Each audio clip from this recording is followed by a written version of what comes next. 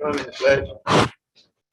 Pledge allegiance to the flag of the United States of America and to the republic for which it stands, one nation, under God, indivisible, with liberty and justice for all. Honor the Texas flag. I pledge allegiance to thee, Texas, one state, under God, one and indivisible. Oh, this. Go ahead, Jack. Okay. Thank you, Lord, for this day and all the blessings that we have. Give us guidance as we move through this time of the budget year that is so very important. Just give us wisdom and guidance in dealing with everything we do. Bless the folks that are here. Help us make good decisions on what's on the agenda and just help us be good representatives of the government of Aransas County. In Jesus' name, amen. Good morning, everyone. We do have we have a roll call. Commissioner Shea. Aye, or here. Pastor Mark. Here. Commissioner Russo. Here. Commissioner Blah. Here. Judge Mills. Aye, we do have a quorum. Citizens to be heard. Anybody sign up? Yes, but virtually through me. Kathy Kane said she couldn't make it this morning, but asked me to read this statement out for her. This has to do with Fulton Beach Road. She said, I would like to speak to you today about the safety of North Fulton Beach Road. In the past month, we've had two separate instances that negatively impacted the road. The first instance was a vehicle reportedly driving at a high speed that misjudged the S curve and hit an unoccupied vehicle. The person driving ended up in the water. Thankfully, there were no fatalities. The S curve is not marked on the northbound side of the road and is poorly marked on the southbound side. The road is uneven and slopes. The second instance regarded an accident on Highway 35 blocking north and southbound traffic for an extended period of time. This caused drivers to seek alternative routes. Many chose the Fulton Beach Road, including 18-wheelers. I was one who took to the Fulton Beach Road via Bay Road when I saw the emergency vehicles. I can tell you my speed of under 25 miles an hour was not loved by those behind me. I walk Fulton Beach Road all the time, as do many residents of this county. Cars drive too fast on it. I hope they are uninformed and don't realize the speed limit is 25 miles per hour. Unfortunately, I don't think that is the case. At a minimum, I'm asking the county to install signs stating the speed limit, to share the road, and to prohibit large tractor trailers. I'm asking the county to erect warning signs for the S curve. Today, there are 3 southbound and only 2 northbound speed limit signs in this almost 3-mile stretch of our beautiful scenic route. There are 10 entrance points between Mesquite Street and Highway 35. Additional signs are needed at the various entrances in both directions. The red marks are the NB signs and the northbound signs, and the yellow marks are the southbound signs. When my family drove to our vacation home in the mid-70s, we asked my dad to take the first road that took us by the water. Once we crossed the causeway, our vacation started. Please protect this scenic route and the people who enjoy it by making it safe. And Ms. Kane is aware that part of the Fulton Beach Road is in the Fulton city limits, but she is referring to the part that's north of Old Cottage Beach. That's it. All right, thank you. We do have a presentation. Kim?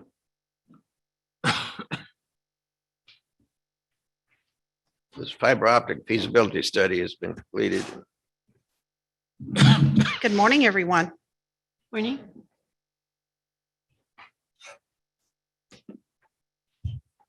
Okay.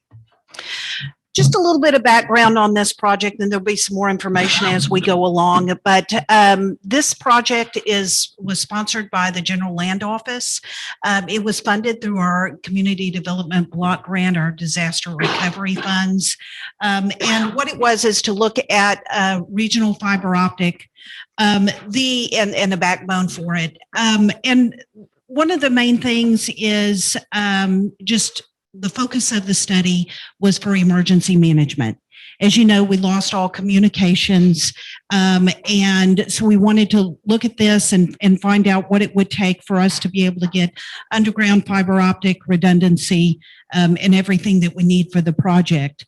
As we moved along, our consultant was extremely thorough in their study. They engaged, I remember the initial list of stakeholders, we had 90 entities on that list to engage, both the public sector. So we would talk to lots of cities and counties and regional entities. We also talked to, of course, entities like TxDOT and the railroad and those type of intergovernmental type agencies. But we also talked to the private sector, and they did some extensive research into what they actually had, what infrastructure the private sector actually had here locally and also throughout the region. So this study was very, very thorough. I want to say one of the biggest outtakes of this is, yes, the primary focus was emergency management, and that it is very well thought through this study, but it also looks at other impacts such as on the education system, on the healthcare system, and the economic development impacts that it can also have for our community and also for the region. So today I want to present Vinita Ram. She was the principal on this study. She'll be going through this PowerPoint, and then I'll be augmenting, especially when we get to discussions about funding.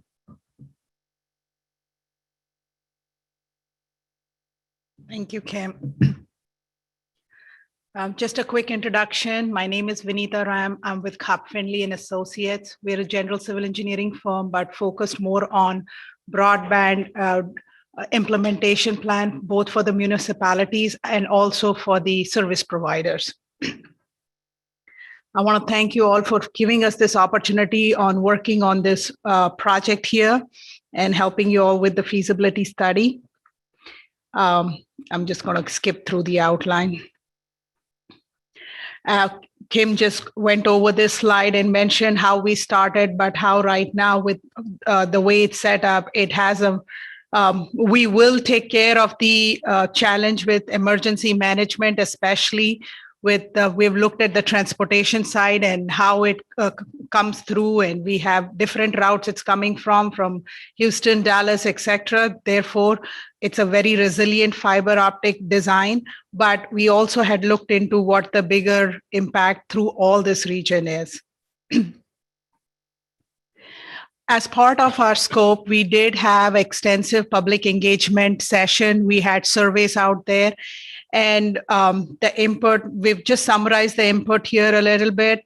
The biggest challenge the residents here feel, not just in Aransas County, we had we got input from Aransas County, some in Victoria County, and in city of Rockport. And the things which stood out was, in addition to, you know, everyone thinking about emergency as the main important concern, there are other challenges here. The internet providers options available right now is very minimum, and the pricing is high for the residents. They also have mentioned that there is the ability to work from home or internet reliability and pricing. They have they all have, most of them said it's very poor. And then we also got input regarding what areas they want to see improvement on utilizing broadband. Public safety stood high up, which includes emergency management. Economic growth was up there, and workforce development and job creation was there. So these are what the residents' concerns are right now. We, in addition to getting input from the residents, we did our own needs and gap analysis. Basically looked through, picked out different zip codes around this area and saw what are the options there. And I know this slide is really small and it's hard to see, but right now, FCC considers 25 Mbps upload and 3 Mbps download as the basic standard. But in these future grant opportunities which are out there, they do recognize that this is outdated. They need to update it. If with today, everything being virtual in some cases, the download speed got to be as close to the upload speed and got to be symmetrical for things to work, like virtual meetings, etc. So most of these future funding require 100 Mbps symmetrical upload and download speed. And on this side, I know it's not clear, but what you see is whatever is just in green are the ones which have that meet that minimum criteria of 25 Mbps upload and 3 Mbps download, the options in green. In addition to that, I wanted to say that these options in green, which even meet this minimum speed, some of these lines, if you look at the details of how they are feeding, most of these lines are aerial. So in case of a natural disaster, it's going to go down. So based on that, we have come up with this route. This route shows you, the map here shows you different colors for different routes. We call them project 1, 2, 3. Red route being the initial plan, but it was expanded into closing the loop with the green route to make it more resilient loop. And then in addition to that, when we engaged other stakeholders and learned from them that they have some big needs too, we extended it into the blue route. Now, the reason for different colors is we have these set up as standalone projects based on the funding available and who wants to participate in it. It could be broken down into 3 different projects. Again, these projects, the red, green, and blue are approximately, I have the mileage there of how long these fiber routes are. And also we have all the demand points like the police station, fire station, medical facilities, hospitals, schools, airport, port, and governmental facilities along this region. When we met with all the stakeholders, we found out where those demand points are. And as this fiber goes through the community, it connects all those demand points.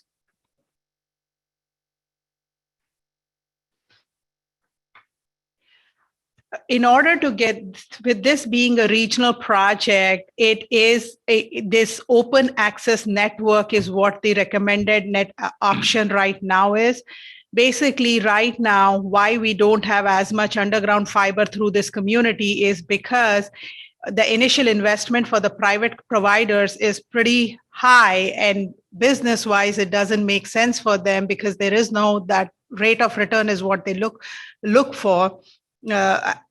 But in this case, if initially a higher capacity fiber with keeping the future in mind is built right now, utilizing the funding out there by the municipalities, then the municipalities can have, like in this case, the county can have an operator who will maintain this fiber network, and they will be responsible for future maintenance and operation of that fiber network because they can generate revenue out of it. So this setup is a win-win situation for all, because you get the fiber you need within the community for emergency management and other things, but also the operators are able to provide that last mile service, better quality service through the community. May I ask a question? Sure. So they would be responsible for the maintenance. Would they only be responsible for the maintenance of what's called the last mile? No, they will be, if they become an operator for this fiber, which means they can, the certain strands required by the county will be set up for the county, keeping the future in mind, will have a higher capacity for the county. But the rest of the fiber, because while we are building it, we'll have some spare duct and build a larger fiber, they will be able to utilize that fiber to generate revenue through it.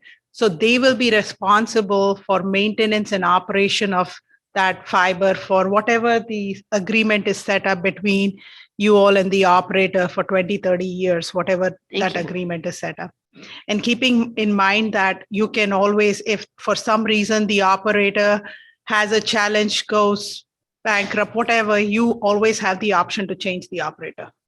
Would this be run like a franchise, like you franchise with AEP or with other people for use of right of way? And Yes. So what would happen is that's why it's called an open access network, that even though there is an operator who would be running this, they will have to allow others to be able to lease that fiber cable. And how would the Others- operator be chosen? My understanding at this point is through an RFP process, the operator will be chosen. But with all the points here, do all of the communities or the majority of the communities need to decide on one operator? Yes. So go ahead, Kim. Because Yeah. that seems to me like that could be a challenge. What we're anticipating is doing a collective bid. And I was going to get to this when we talked about the funding. But right now we've been having conversations with the Coastal Bend Council of Governments and have asked them if they would be interested in playing a lead role. And so what they have been doing is that they actually sponsored a presentation just like this, Benita did, and it was to all of the stakeholder groups, cities and municipalities. And they are working on putting together a memorandum of understanding that we can all work, that we're all going to work together on this, and we're all going to work together on funding opportunities, and that the COG will help take a lead role in that. And so that organization that would be required in the buy-in that would be required would be rest with the COG, where they would take the initiative. And then we would have one RFP that everyone agreed to. Have all of the counties and all of the towns that this will serve, have they all gotten on board with this? Yes. I mean, are they in the same process we are now? They're behind. We have been meeting with them. Vanita's group has been meeting with different cities and counties over the entire period, some more than others. There are some that have a greater capacity and are going to benefit more than other groups. So that has been going on for several months now, where we've been keeping entities informed. We wanted to finish up the study, get all the firm estimates in, start coordinating with the COG, and then now we'll start some additional coordination. It's going to be really important. Timing is an issue. There is, as far as I'm aware of, there's more money out here right now for this type of project than we've ever seen in history. And I'll go over that in a little bit. But one of the big opportunities is our Community Development Block Grant Fund, the mitigation. We're going to be getting an allocation for that.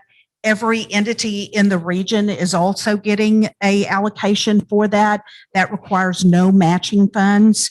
And so we think that's one of the lower hanging fruit options is for the COG, and the COG will be distributing those funds as well. That's the new program for those funds. Instead of going to a second round, the GLO has decided, or we've been notified, that it'll be done kind of like what we got in our regular CDBG DR allocation, where they had a method of distribution, a calculation of how much money we were going to get. Well, each of the entities are all going to be getting the same, from the COG. And I do want to point out one thing, because of how regional this project has gotten. Those in the blue line over there, there's a city and a county that are actually in Golden Crescent instead of Coastal Bend. And that's one more reason why we needed the COG to play an integral role with this, because now we're talking about major multi-jurisdictional areas.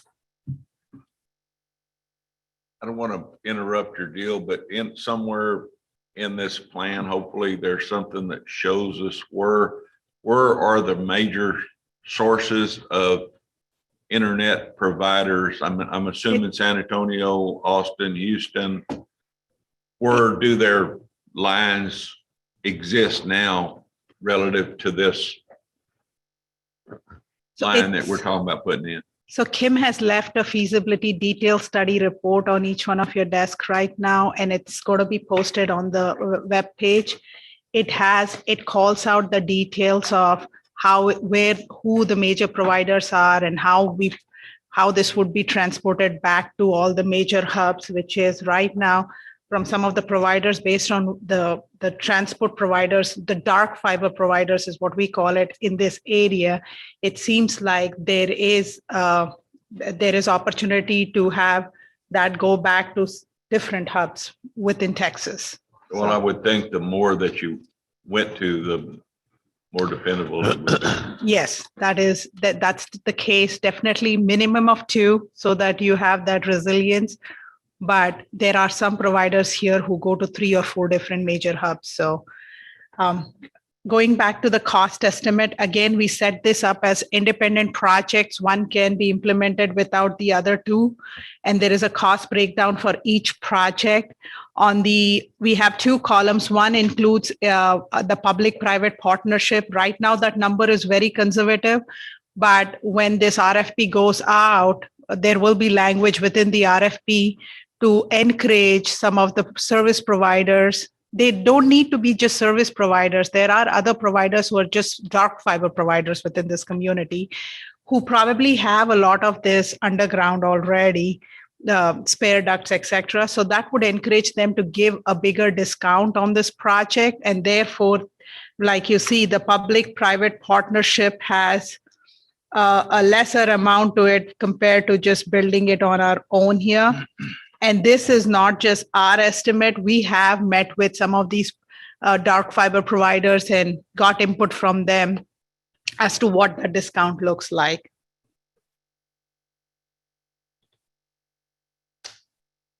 Going back to, since this is a regional project and we have met, especially in the red and the green route, we have met most of the stakeholders, and now we are going through meeting with the stakeholders on the blue route because that came on a later date as we met with B County and Goliad County, etc.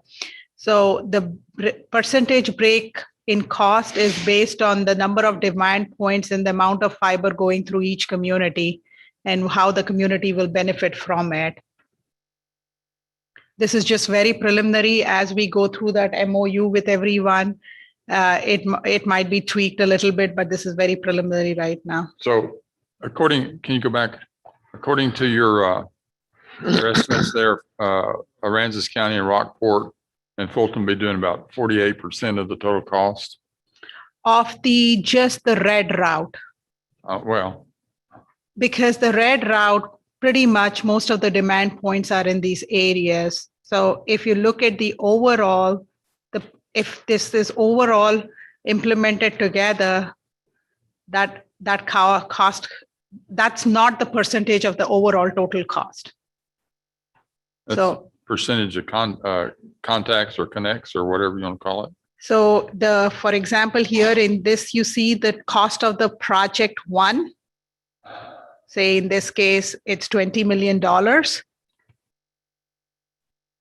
That would be 25% of that $20 million, not the total amount. It's just for the red route.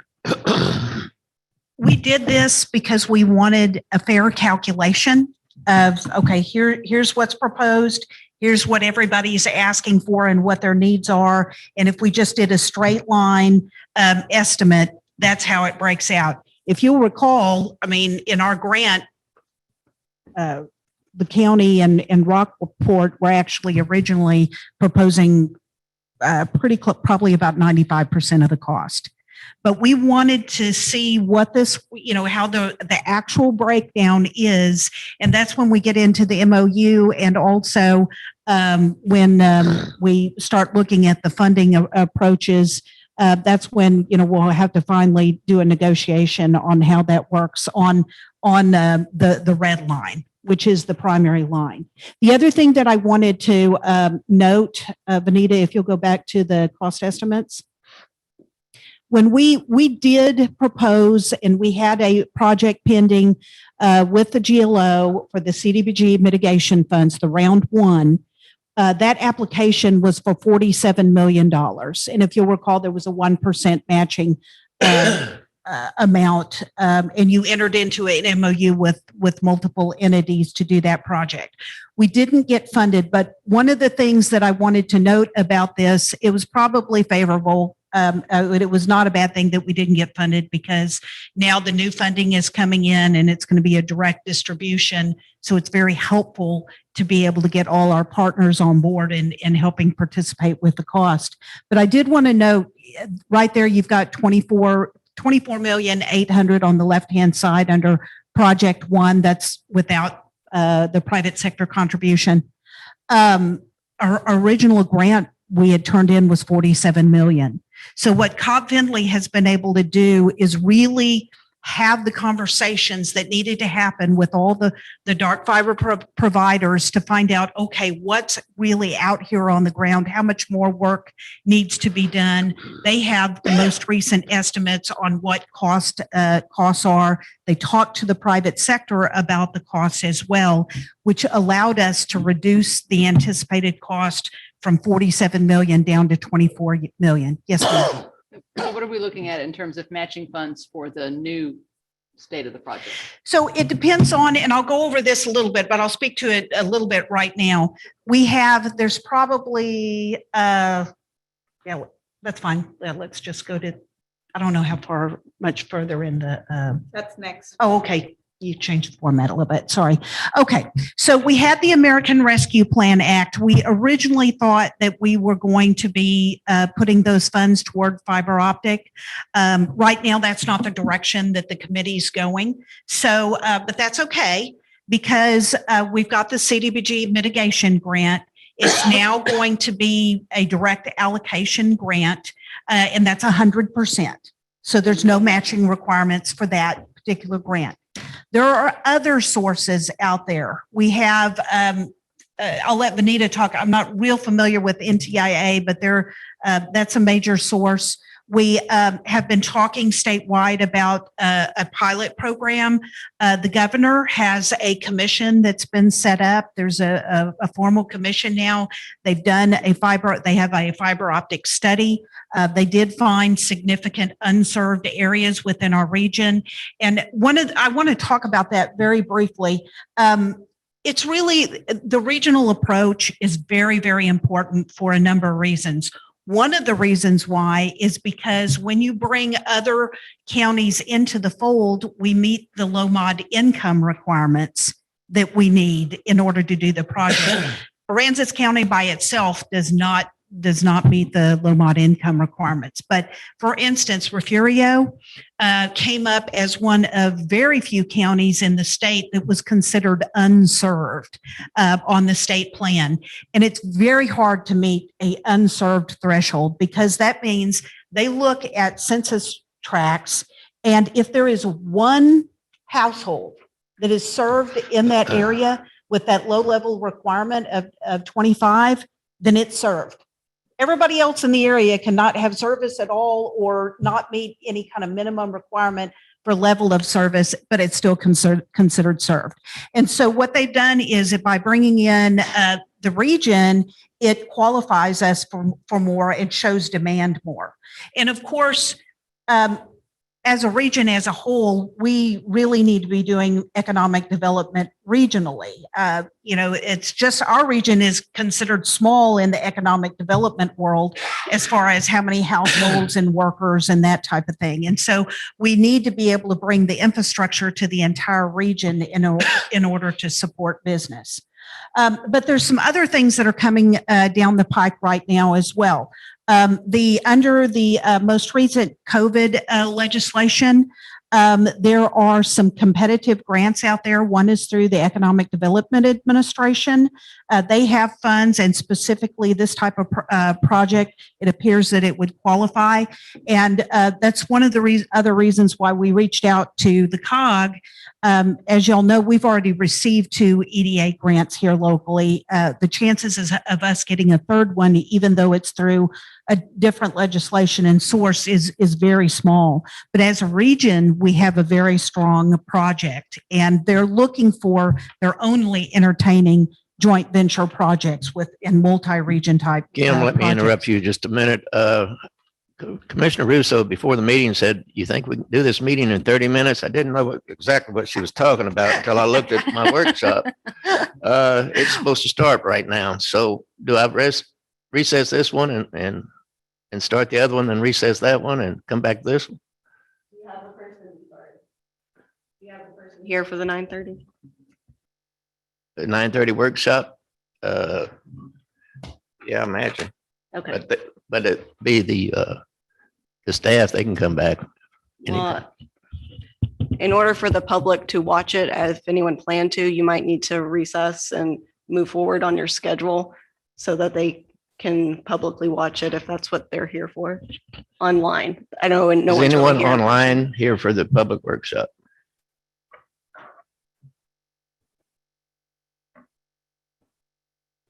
Just because that plan was already set out. Yeah, I thought it was, I thought I said it for 10:30, but evidently I didn't. But anyway, that's neither here nor there. Pardon? Amanda, if nobody from the public speaks up and says they're here for the workshop, does that mean we're safe putting it off you or wanna- starting it and recessing it? I don't want to take too long, but if you wanted to let her finish her presentation before you recess, that would probably But be. then we got a appropriate. whole meeting to go. I know, but you might have to recess the rest of the meeting. Okay, let's I finish mean- the presentation then. And then the other funding source we have, as you know, there's a lot of discussion about an infrastructure bill. We don't know what's going to happen with that, but what we do know is that fiber optic is a major component of any infrastructure bill that might move forward. There is a lot of prioritization at the federal level for getting fiber optic because of the digital divide and the impact that it's having on some of our industries like education. The NTIA grant, which Kim just mentioned, is through FCC, and that one is a What really is good NCI? national, I knew somebody's going to ask me, Telecom Infrastructure Administration. Okay. Good job. I could be wrong, but somewhere close to that. Mhm. So basically what it does is that particular grant requires the cities and counties to have a private partner. So it's like a private provider and the cities work together to bring the last mile to the underserved communities. So we'll be looking at once it's like the second phase of this implementation plan. I just talked about this hybrid approach where right now the two on this picture, the last one, the two shades are the two COGs, and the two COGs we've been meeting with both the COGs to make this regional approach successful. So the next step is they will have a MOU between all the stakeholders. Then an RFP will go out for an open access model, and then we'll bring the private partners in order to make this successful. That's the hybrid approach recommended in this. And with this regional collaboration, it talks about all the counties and the cities involved. And it also at the bottom tells you all the demand points, whether it be the financial sector, of course, all the city and county facilities, healthcare, etc. Everything will be connected through this major fiber route. We actually specifically did an impact analysis just for Aransas County and for City of Victoria, because we wanted to pick a city and a county to do this. And these numbers here are based on the numbers we have, the past numbers we have pulled, and if the broadband is here, what the impact to the economy, health, and pretty much the quality of life would be. And it shows a huge impact based on having high-speed broadband within the community. And that pretty much wraps up our presentation. I think it would be one thing that I haven't seen, maybe it's in the packet that we need to emphasize on that maybe people don't understand is if joining in with other people, we can get this whole system put in, the difference in redundancy, if there's a line break, goes up as we get the whole thing in place compared to if we would just put the red line in. We're going to have two sources as we if we're able to get all of the rest of the stakeholders to join us, that gives us more redundancy if somebody breaks a line somewhere or storm or whatever causes it. to break. What's our timing on this? Are we up against the wall on the clock or anything? It's imperative right now that we get the MOUs going and get everyone on board because Okay, just the various sources of funding are on different cycles. The CDBG mitigation is probably upcoming, probably within the next, of course, you know how that's always a guess, but 3 months, let's say, because right now they're going through the Federal Register requirement. The EDA application is now. The COG is starting to do their background information and well, discussion. let me interrupt you right there. It seems to me like there's a lot of moving parts to this. And I would suggest if the COG is going to kind of administer this, that we probably need to get with the COG and see if we can get a regional meeting where we can spend 5 hours on this if we need to, so that all the parties can understand totally. I've seen this. This is now the third time I've seen it. And, with the way it's growing and everything, I think if the COG's gonna be the solution to actually manning this, I would suggest that the COG set a time up between Golden Crescent and ours that we get something going in the next couple of weeks. Or we can have a large meeting on it. Right. They did sponsor a regional, it was a week and a half ago, 2 weeks, 2 weeks ago.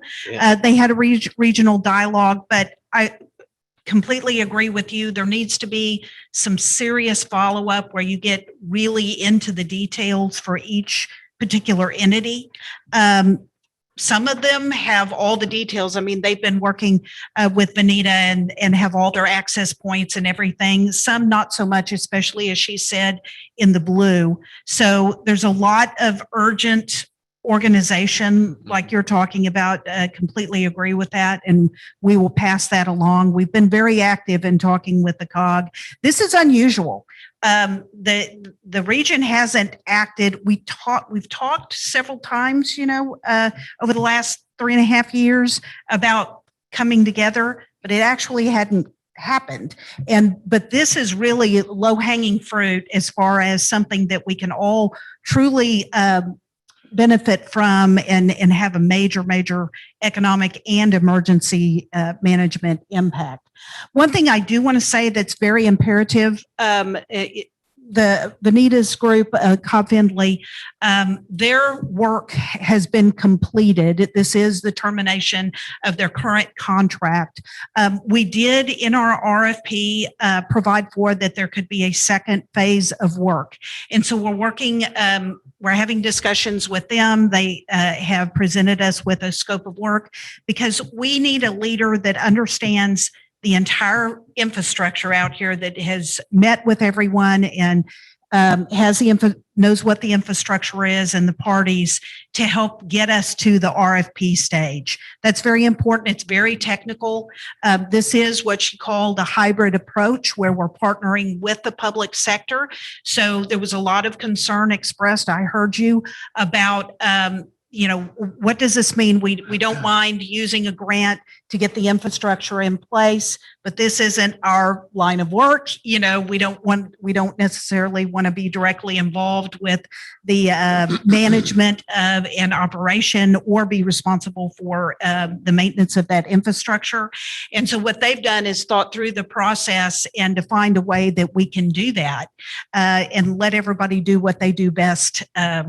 Do it well and kind of stay in our lane. This is a presentation. It's not an action item. So no, but I did want to make you aware of their contract is terminated. This is the information that we've gotten. In looking forward, there's going to be some additional discussion about, how do we try to keep them involved with the project?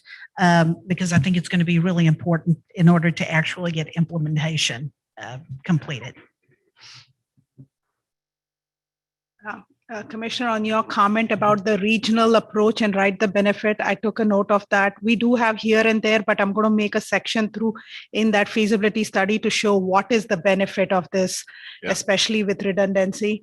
And regarding your comment, to make sure that the COGS stay on this, we have weekly meetings and an agenda item. Okay, how did we go with the MOU? Can we get it signed? So in order to make this progress within the small deadline we have, we are meeting with them every week to make progress. So we are hoping that will help, but we'll go back and schedule another regional meeting and maybe have participation from some of you so that I have that's one more encouraging. question.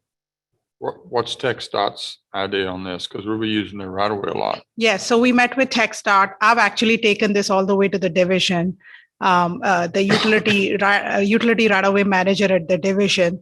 TxDOT actually in 2018, there was a bill passed where SB, I can't remember the one, but basically TxDOT, especially for broadband, they need to provide opportunities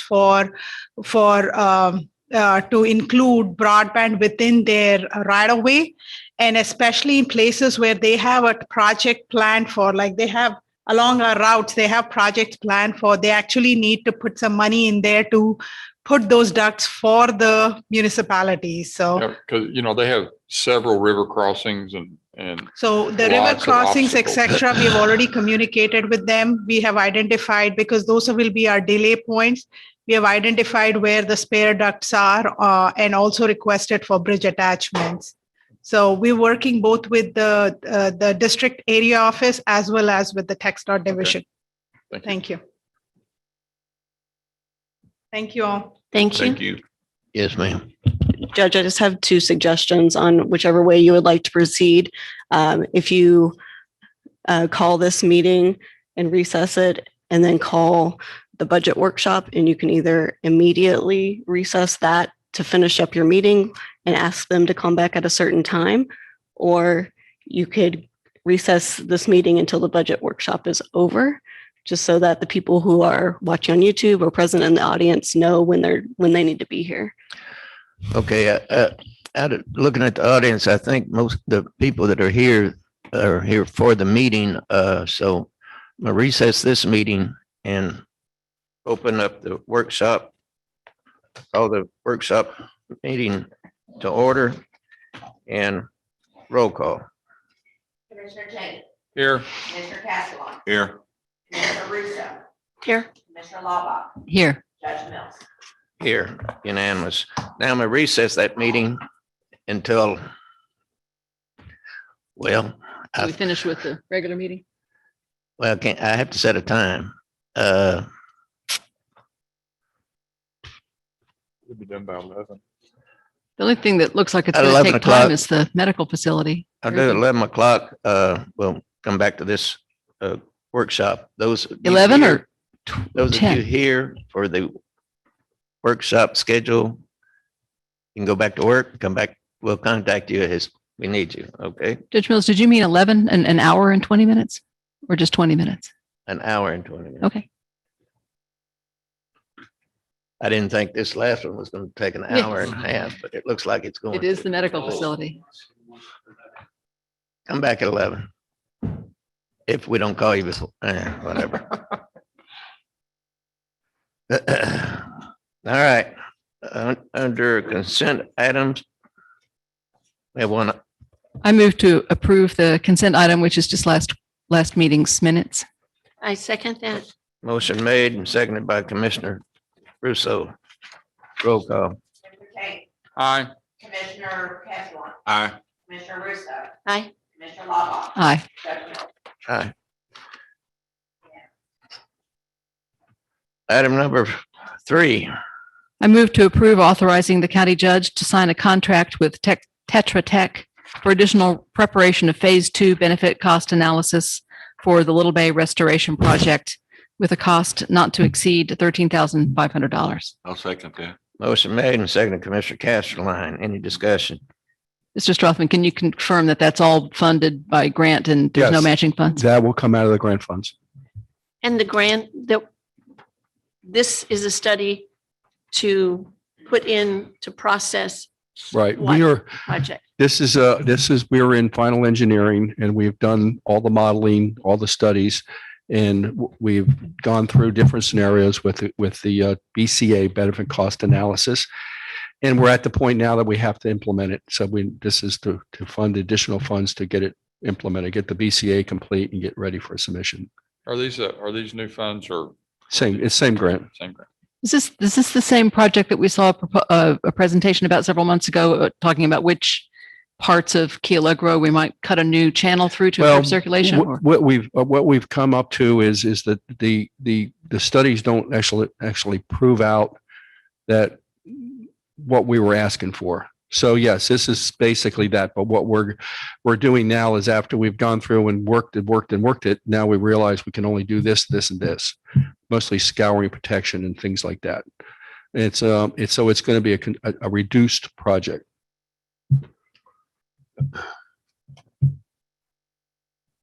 Any further discussion? Roll call. Mr. Cheney. Aye. Mr. Castleton. Aye. Commissioner Russo. Aye. Commissioner Lawbach. Aye. Judge Mills. Aye, unanimous. Item number 4. I'm not sure if I need to wait until after the motion's made to table it, but I would say, as I said last week, that although I would like to hear the presentation about the medical facility today, I don't think we should be voting on it immediately after hearing the information for the first time publicly. Have a motion? Do you want a motion to, as it's written? I would move to discuss the item, but postpone action until a future meeting. I'll Maybe second we- that. Do we technically need to start with the motion and then move to table, Amanda?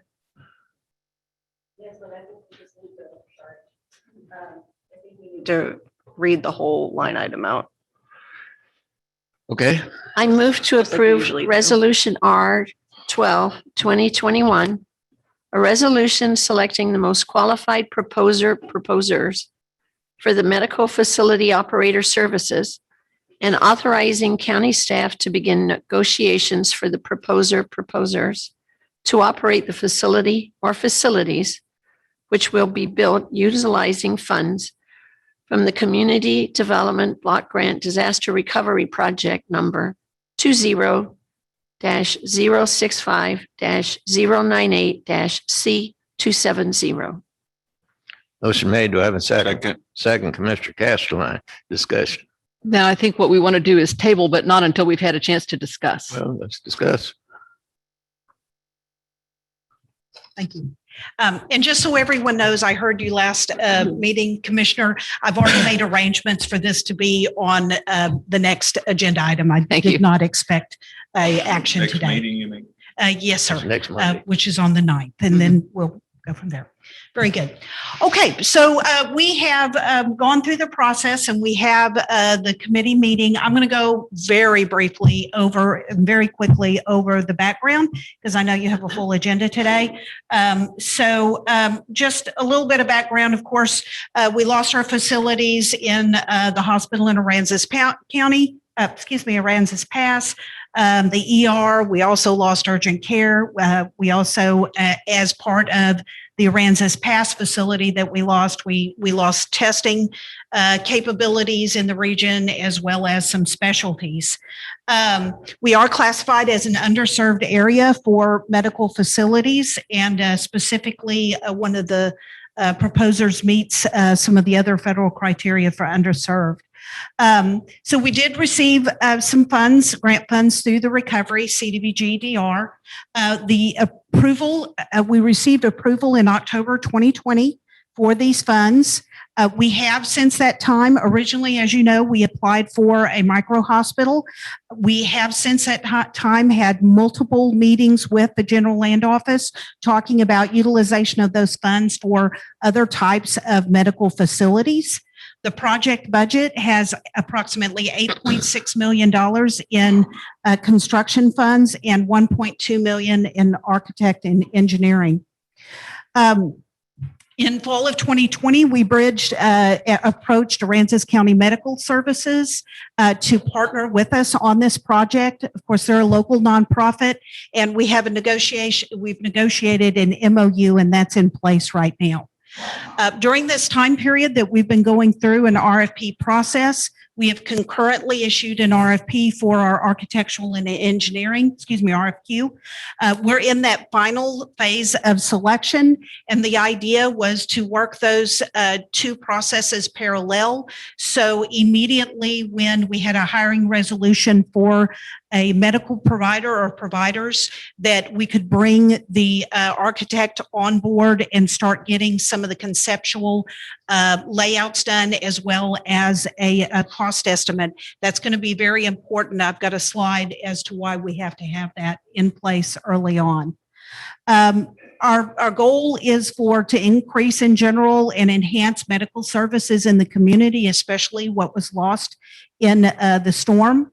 The idea and the RFP said that we're going to utilize the grant to design and build for a proposer.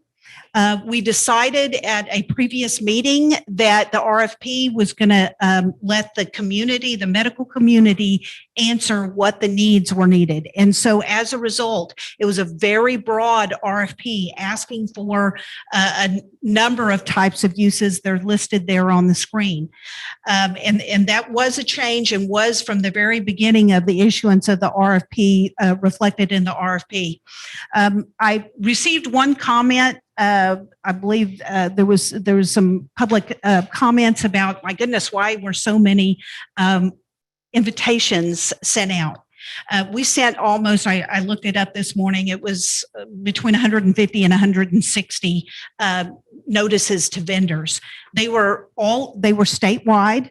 They were also to associations, and it included all of these uses because we wanted to have a very broad look at and make sure we need to be able to prove that it was a very competitive opportunity that we sent out there. Originally, we in the RFP, it talked about a 10-year operating agreement with 10-year renewals. I want to be very pointed about saying that the RFP says that we have $8.6 million and 1.2 for architectural. That's it. If anybody proposes anything anymore, there are any expenses or overages, that is the responsibility of the partner that's selected.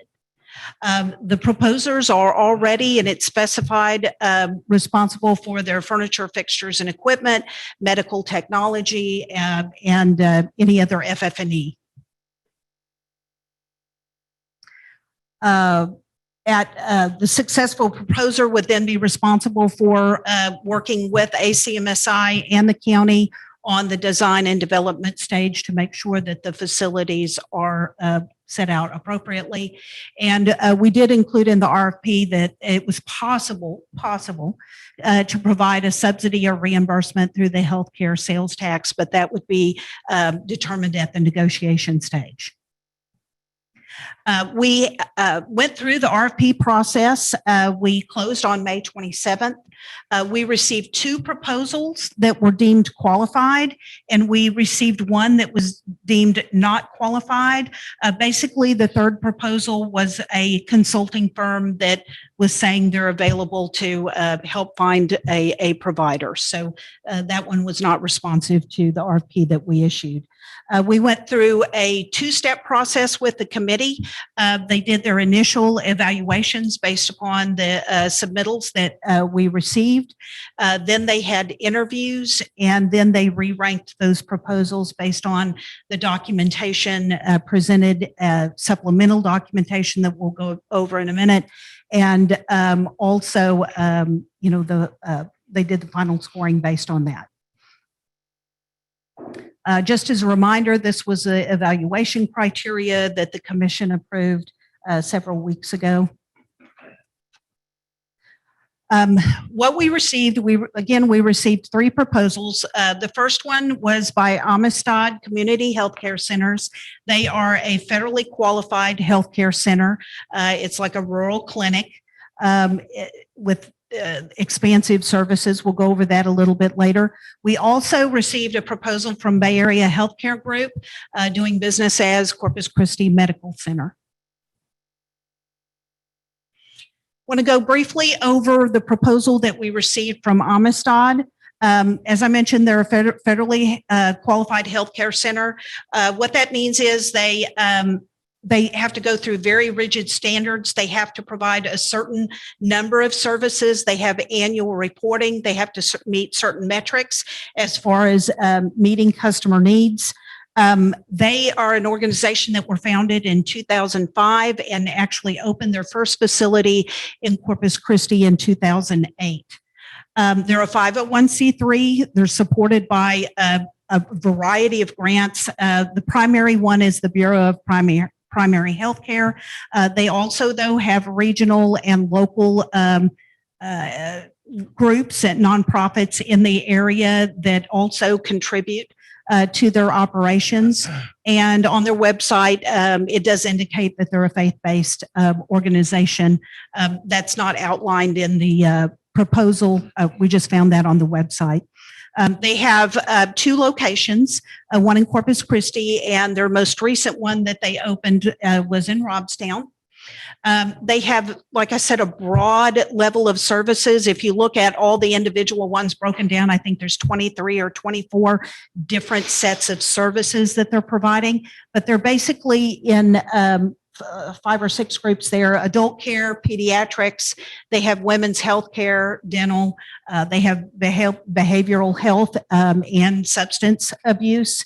And then all the ancillary services that go with that: lab, x-ray. They do provide after-hour services.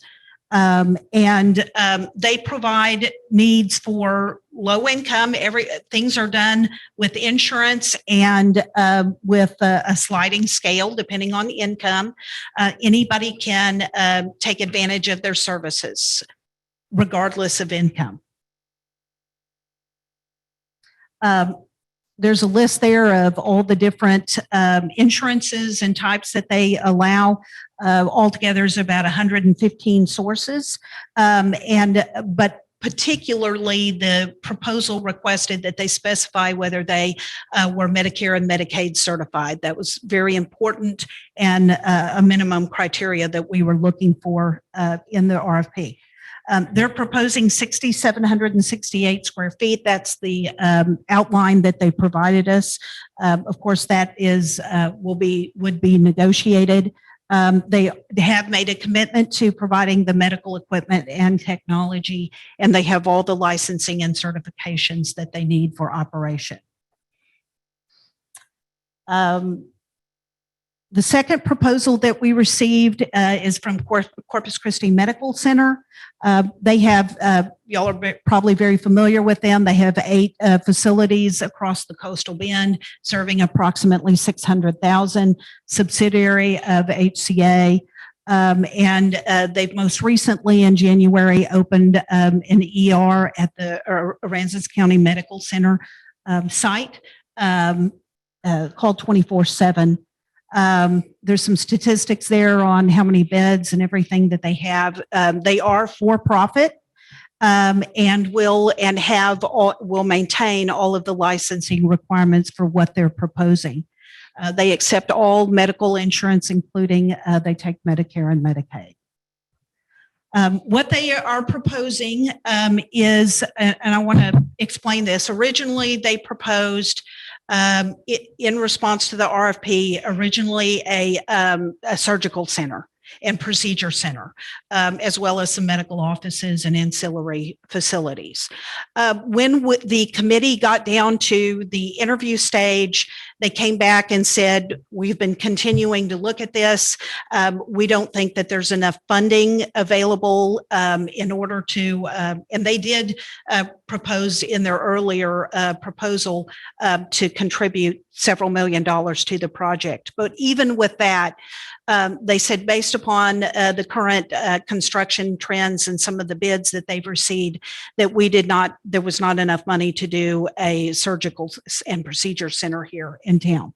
So clarified and updated the proposal and the elements that they're proposing. We have a letter to that effect of what they're currently proposing, and that includes multi-specialty clinic space with a procedure room and with a look of expansion. As the space is designed, they really want to look at the possibility of expansion and how that space might be further utilized for procedure, and ultimately, at some point when it becomes economically viable, a surgery center. They're proposing 6 additional ER beds and 1 treatment room. They've had tremendous success here with the current space, and they really need more space and more rooms than what they currently have. They're proposing additional outpatient ancillary services, which would include things like major testing, radiology, that type of thing. And they are referencing that they are amenable to and would like to have a medical office building together with the FQHC that proposed, because I think that they're good partners. And there on the screen, I have a note that what I've outlined right there is reflects the changes that they made from the original proposal. An ASC, is that an ambulatory? It's an acute surgery center. Acute surgery center. And also they are committing to providing all of the medical the technology, the FF&E, and any kind of equipment that's necessary for the built facilities. What's FF&E? Furniture, fixture, and equipment. The committee recommendation is they scored both proposals as indicated earlier as qualified. They've stated that they believe that all of the services that are proposed are needed. They're recommending, and this is, they signed a paper that says they accept both proposals and the amended proposal that was submitted. And they're recommending that as a result of that recommendation, that the commissioners consider and approving both to move forward to the negotiation process. One thing I want to mention right now is that's kind of where we're at. It's just like almost any other kind of proposal. You decide who your partner is going to be or who your engineer is going to be, who you'd like to select. Then you go and you negotiate the details. That may or may not mean that it goes forward. If you can't come to agreement on the details of the negotiations, then one of the proposals or both of the proposals would not come back for lack of being able to come to terms. But so if you can legally jump off, figure out all the hoops to jump through, it might even be possible that both of these groups would be housed in the facility that we would build. Yes. It is possible that the budget will tolerate both uses, but we have to go through that process. And I've got a slide here, why it's really important that we've got to go through that full process because there's a step that we have to take. Once they're selected, as I said, we would go through and negotiate things like budget, time frame, general scope. As you'll recall, ACMSI is our partner. They would be the primary negotiator with one or two of the entities and come to terms. The county would still be at the table to do a couple of things. One is we have to make sure that everything that's agreed upon, they are, our ombudsman for this project. And so we have to make sure that everything still complies with all of the GLO requirements.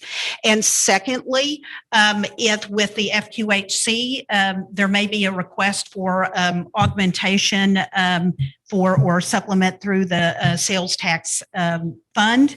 And so that is something that the county has to stay engaged in and play a lead role, that particular portion in that particular aspect. Now, one of the things that's really important that I want to talk about, where this is all leading up to trying to get these changes approved by the GLO, we would have made a formal request. We've made an informal request and had lots of meetings about everything that we're doing. However, we're not allowed to make a formal request until we've selected our partner. We've got a firm budget and a firm scope of work. And so what we're looking at this point is, I wanted to be sure that everybody understood GLO approval is required. The granting agency, and there's several things that they want for the revision. They want to confirm, the medical facility, and we have to be able to tell them what the uses are. That we need to make sure they understand that we are building a building and as opposed to rehabilitating, because that's kind of been back and forth with them over the last year about what was going to happen. If you'll recall, we had some discussions and some middles with them about Little Bay Primary. So we have to solidify that.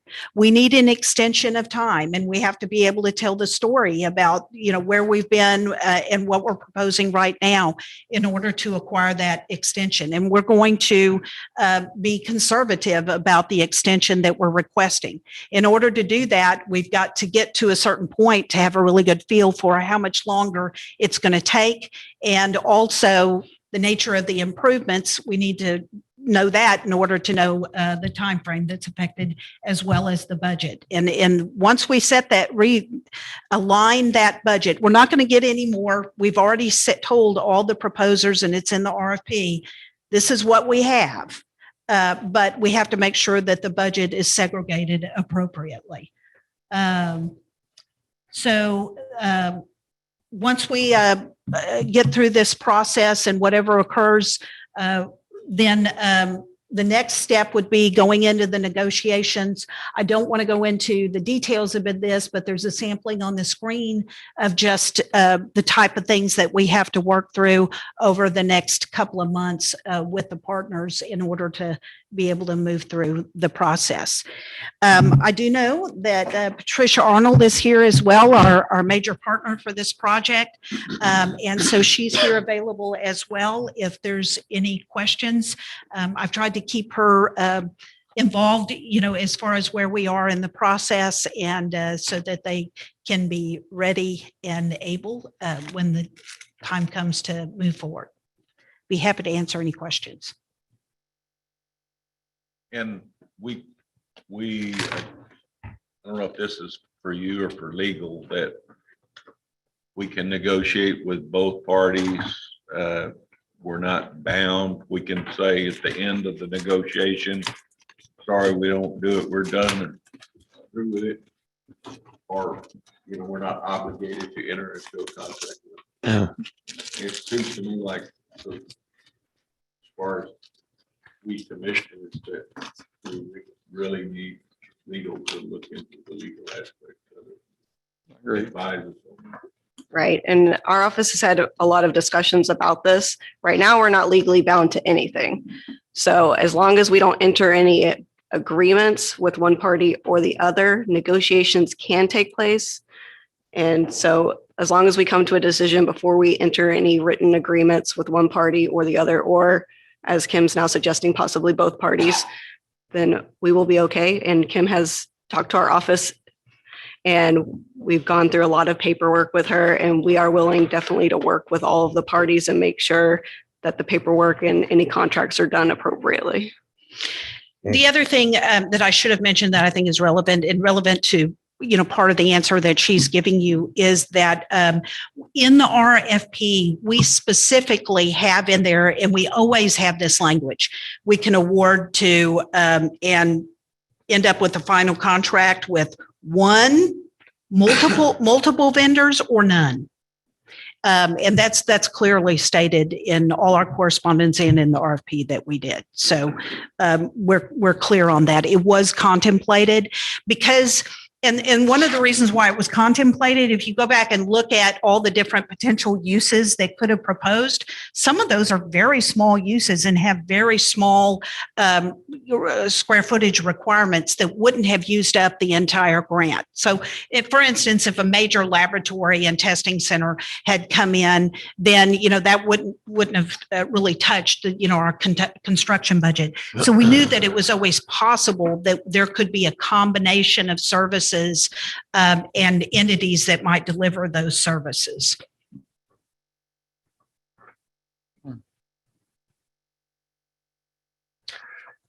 Any other discussion? If I may add one thing, commissioners or anyone else that has questions, would like to encourage everyone to be forthcoming and bring those to our attention so that we can answer them. It's really important that we not delay. As you know, we're specifying that we're having to ask for an extension, and we really hastily need to move forward with our analyses and the process. The longer we wait, the less likely it is that we'll get a generous extension. So I'd just like to say thank you to the team and to ACMSI for all your hard work in the last, it's more than a few months. Well, the committee, of course, that's part of the team, and a lot of hard work. Just appreciate everything that you've done. We'll try to get this settled next month. It is a pretty interesting deal that you could have both of those groups in the same facility, and maybe even some others, or room for other medical services to come in. So that's The one thing- surprising, I think.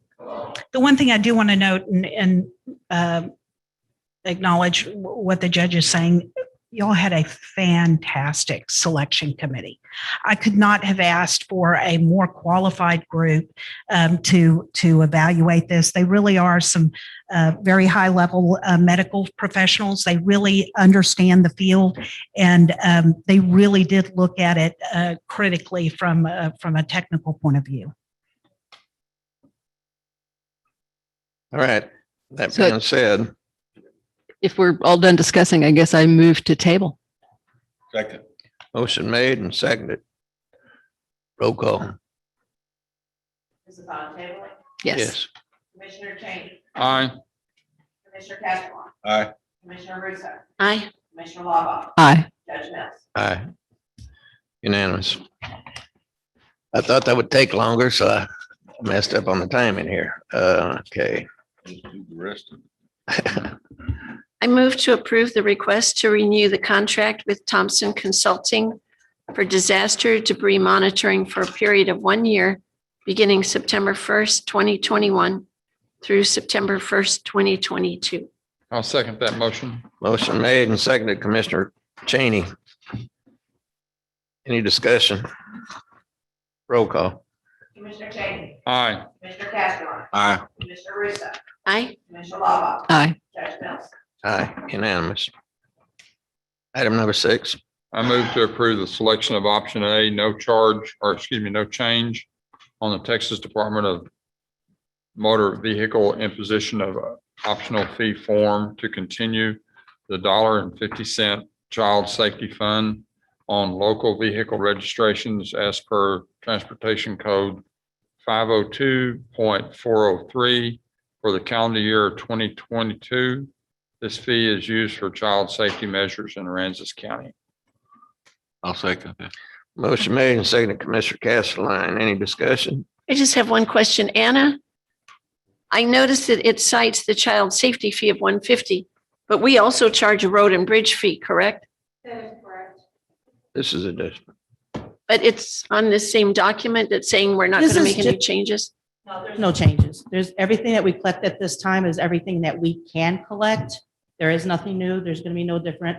Every year we have to do this. It's just an update to the contract stating that we're going to collect the same fees.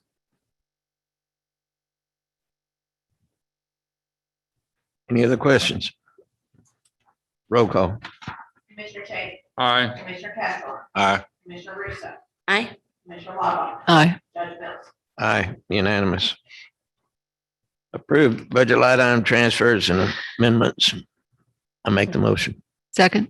Second, Commissioner Laubach. We have none at this time. That's a good one. Roll call. Commissioner Cheney, Aye. Commissioner Cashel, Aye. Commissioner Russo, Aye. Commissioner Lava, Aye. Judge Mills. Aye, unanimous. Item number 8. I move to approve authorizing the county judge to sign the renewal of the county's adoption agreement and certificate of resolutions number R14, 2021 for the Section 125 premium only plan. This plan is offered to all eligible county employees as a benefit to reduce their tax liability on payment of health, dental, and qualifying life insurance premiums. Second. Motion made and seconded. Any discussion? I just noted that in the paperwork that Stone gave us, that this saved our employees $134,000 plus in taxes last year. So this is really a great benefit for our employees. And then it saved the county about $45,000. All right, any other discussion? All right, roll call.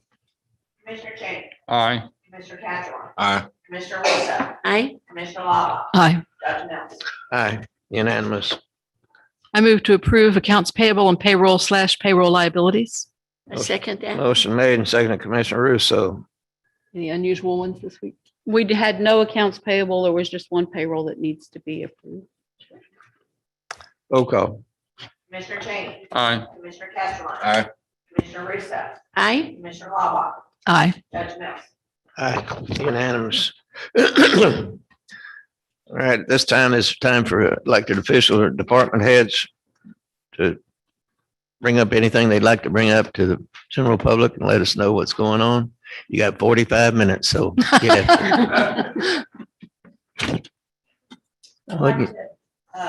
Just this is with the medical services account. And I think this is kind of an exciting time for the county. But for me, not being on the committee, I would like to see, if possible, a sort of a graph situation where if we're looking at, if we're doing just the OMSNAP, what the services are that would be involved, if we're doing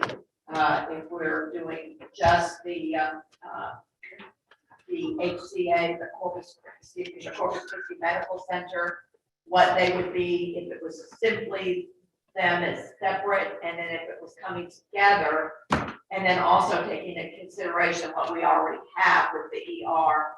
I just kind of, maybe it's clear to a lot of people, but if it's not completely clear to me, I have to think maybe some other people might be looking at that as well. Kind of, if we do this, what do we get? If we do both, what do we get? And then how does that insert into what we already have?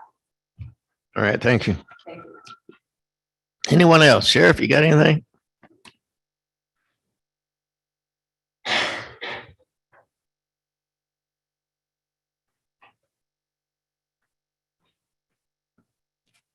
Not so much for the sake of killing time, but we did complete last week. We had an audit from ICE who came in. It's a semi-annual deal that they do every 2 years.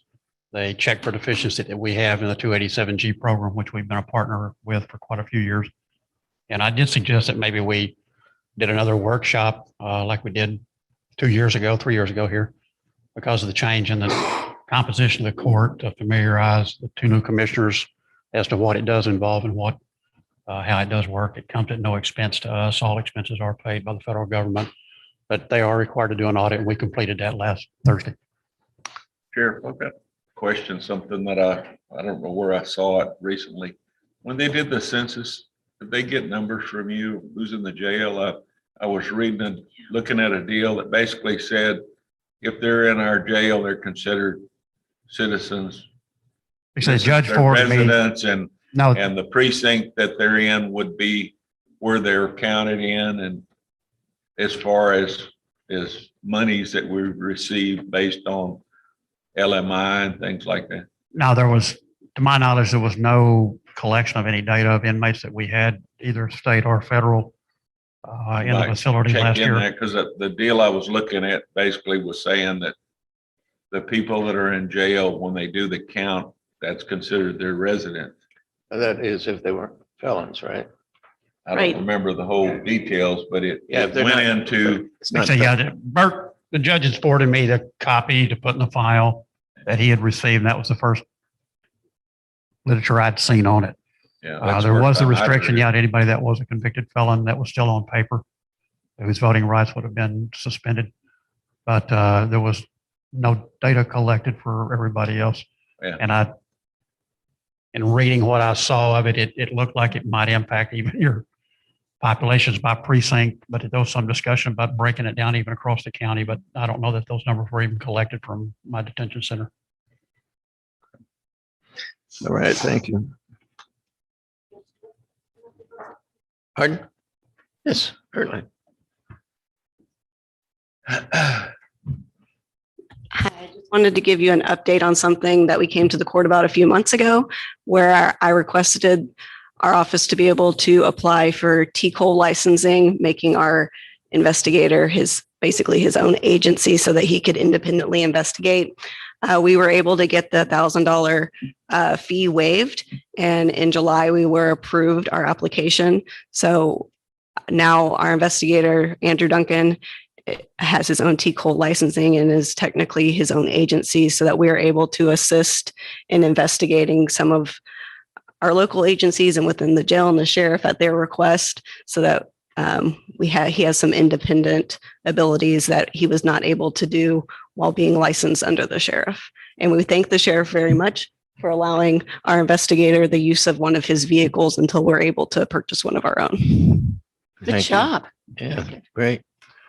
All right, we still got 40 minutes. We can take a restroom Maybe break. we take a break. Yeah. And What I could was we just start thinking. calling? Well, people a little bit? we could also make a motion to adjourn. I move to adjourn. Motion made, Second. second. All those in favor? Aye. Aye. Be back 11 o'clock. Kim? No, we can't call it earlier We can't. because I said 11 o'clock. No, I'm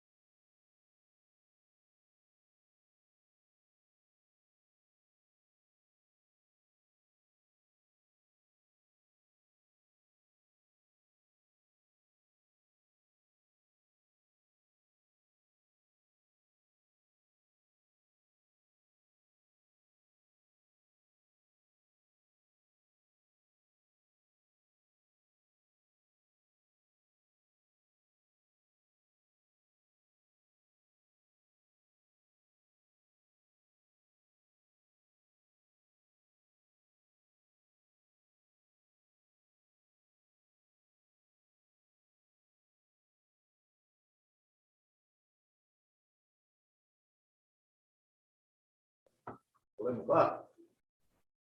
Fox, Judge Johnson.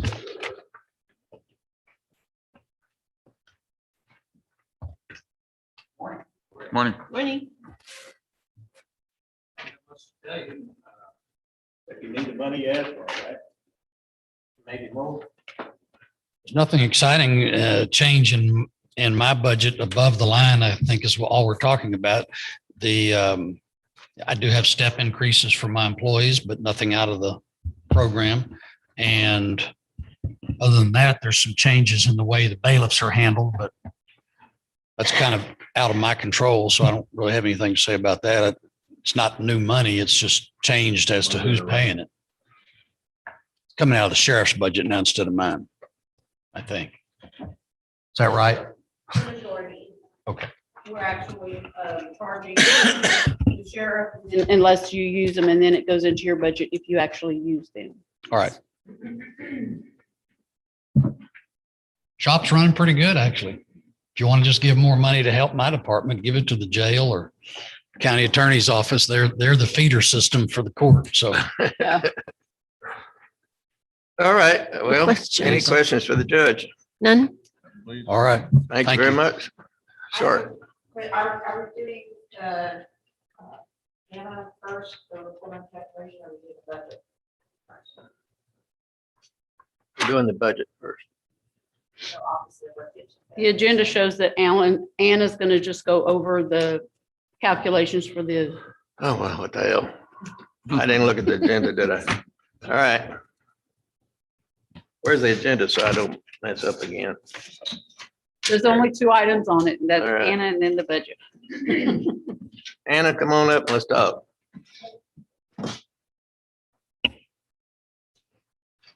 Oh, there we go. I do have an agenda.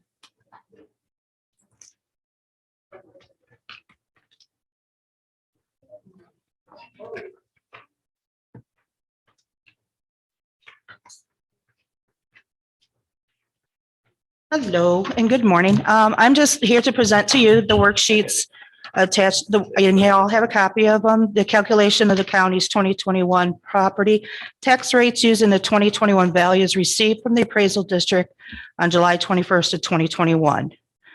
I have it broke down for you between no new revenue rate and your total no new revenue rate for the totals of both the general funds and the road and flood funds.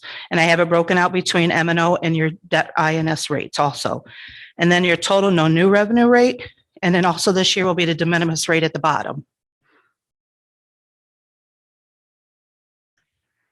And I think I heard somebody in the community say that the tax appraisal's total value is up about 280 million over last year. Does that number sound right to you? The certified value that I can remember from last year, because we were talking about it. If I want to, don't quote me. I'm just off the top of my head. I think we went from like I can't remember if it's 4 or 5 to 3.9.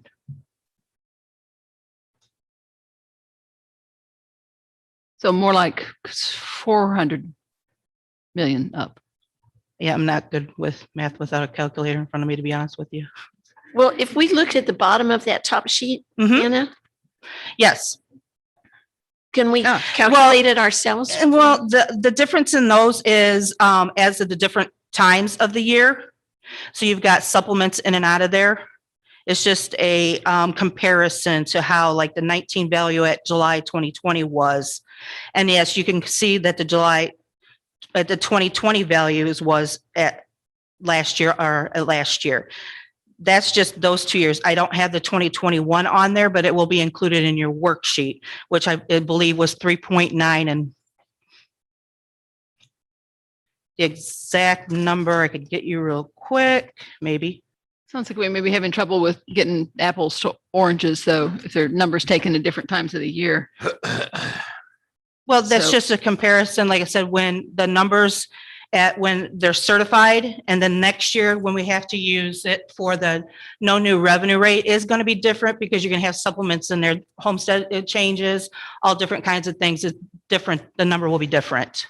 Where what's the best way to get a number that just kind of roughly tells people part of the tax picture every year is how much the appraised value has risen in bulk. And I want to use a realistic number that doesn't. Well, you can look at like the 2020 values as of July 2020 was 3.422777460. And then on the worksheet, the certified value, which would be under the voter approval section, is going to be on line.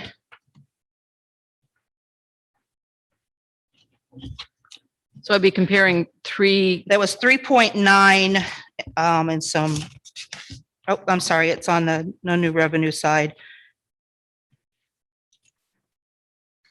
So I'm comparing 3,421,777,460. It's line, it's number 18A, your certified value for 2021 is 3.926005420. That would be the difference between 2020 at this time and 2021 at this time.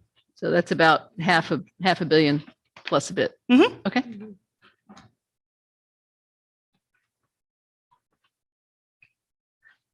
And just one question. Yes, ma'am. The second item at the bottom of the page where it's showing adjusted values, should that be 2020 adjusted values as of July 2020? Or should that say July 2021? No, that's July 2021, I believe. But it could be, I would have to look at the master. Okay. Right here, I was just on. I'm on the front page. It may be a typo where those two are supposed to be changed. I will check into that and get with you. Because I was doing this off of another sheet. They're probably switched. And it said the 19 says as of July 2020. So maybe Right. that should. No, that one is correct. maybe Because that- we're looking at the, as of July 2020, Mhm. it's just a comparison. Okay. So then the next one would probably be the 2020s as of July 2020. And then the first one is the 2020s of July 2021. So I just have the wording on the two switched. Because you see your numbers are going up. Okay, let me make sure. It should be 2020 adjusted values as of July 2021. I will check in to make sure that I am correct. Okay, As but what as you're- it reads like right now, or I want to go back, I would have to look at my screenshot of my other one to make sure that it's not. I don't want to, correct it Right. when it shouldn't be. Okay, If that makes sense. but it does look like 2020 and 2021. To me, it Right. does, but like I said, I don't want to say Right, yes no, for I sure. understand. We'll confirm And I that could later. be, this could be right. Hope not, because that would mean. it's wrong. Well, I know, I hope not either, but And we're just looking at this today. Is it correct? yes, because I am I completed the worksheets for you to turn over the numbers to you. Okay. Yeah, Now we can run with them. if you look at line 21, that's with the standard deductions. Items under protest, exemptions and that sort of thing. It takes it from 3.9 down to 3.3, almost 3.4. Where are you, Jack? Right, because we still have value out there that's under protest, Or 21. but eventually they'll be back with us. They're just under protest at this time when they're not certified. What is the date that we should have our certified numbers by? Well, we have the certified numbers by July. We have to have them by July 25th. Oh, okay. So Yes. you have them. Mhm. And they were actually given to me on the 21st.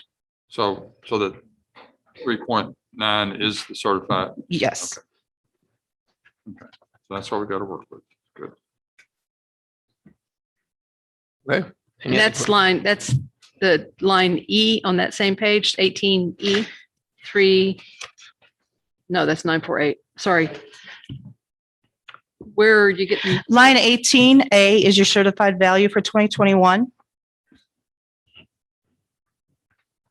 Then we, 3,948,516,746. No? 3926. it's 18A.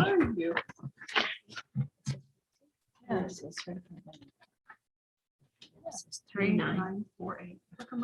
Oh, mine's different. She does have a different value on hers. That is weird because I weird. printed them all off together. Well, Maybe it's, let me get those numbers. I'll get those numbers from you Okay. later and see whether I have a Here. strange copy. Yeah, does yours? Yeah, this is the one that I think is funky. I think it's the same page. I think she's in the road and bridge, is she or no? This one says 3948 also, but Pat says 39. Am I not on the same page? Sorry.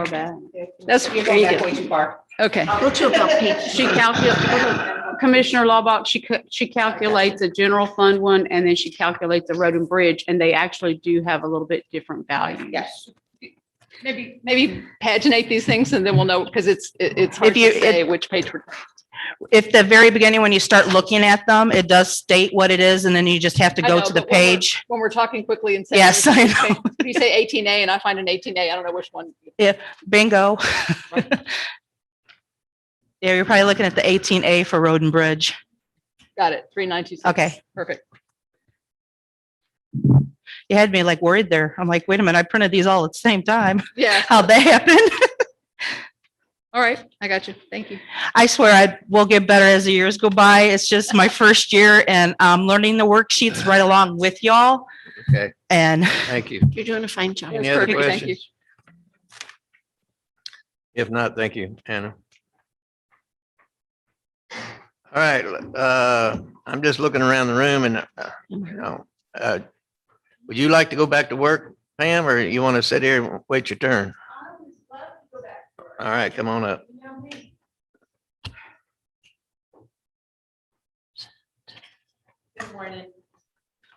Morning. So everybody see my budget? It's Yep. pretty much the same for years. We try and stay within the estimate, and I suspect we will this time too. But there is one other thing that I wanted to visit with you about.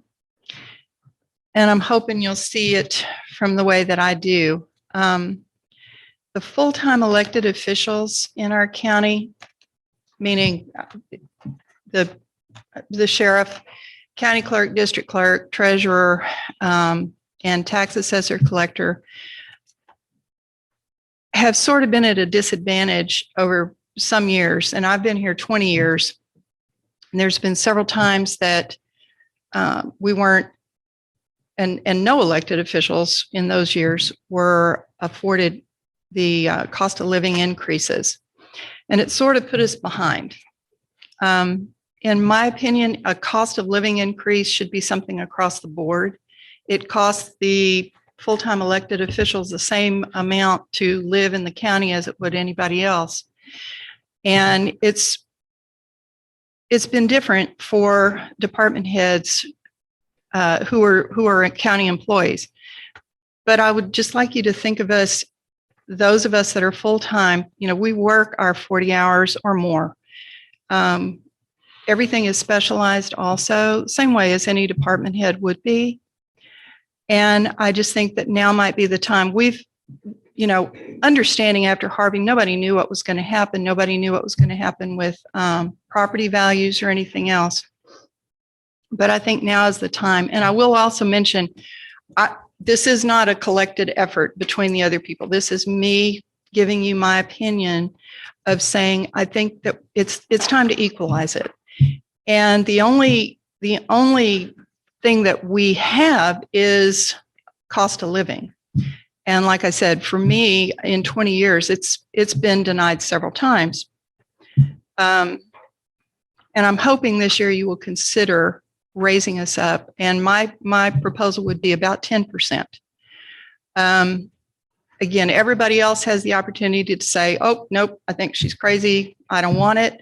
Or they may think that it should be more. But just throwing out a number, that's what I believe would be fair. So if anybody has any questions or anything on my budget, I'd be happy to talk about it. Any questions for Ms. Hurd? None? Not, thank you very much. Thank you. May I be excused, Judge? Yes. I will go back to work.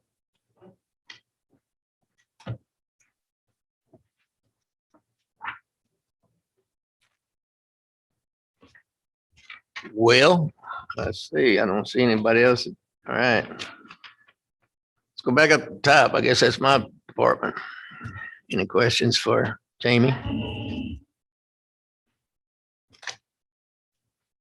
If not, I have some. Oh, go ahead. Sorry, I'm trying to get to those pages. What page are Page you on? 14. Page 14.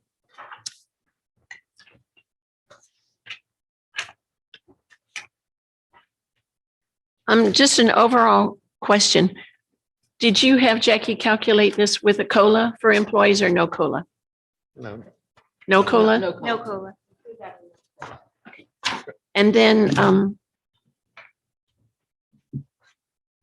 under the group hospital insurance, does that include the rate increase Yes. for the different departments that we experienced, that we voted on the other day?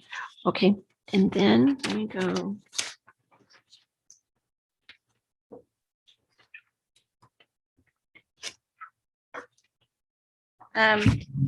We kind of went with last year's model and the increase was taken into account in a 15% increase overall.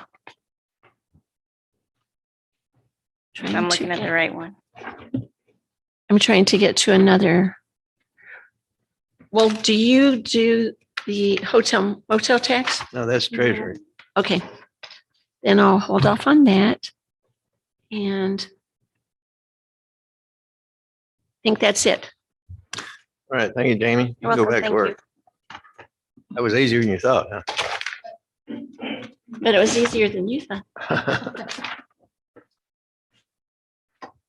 All right, John Crow, his is the same every year.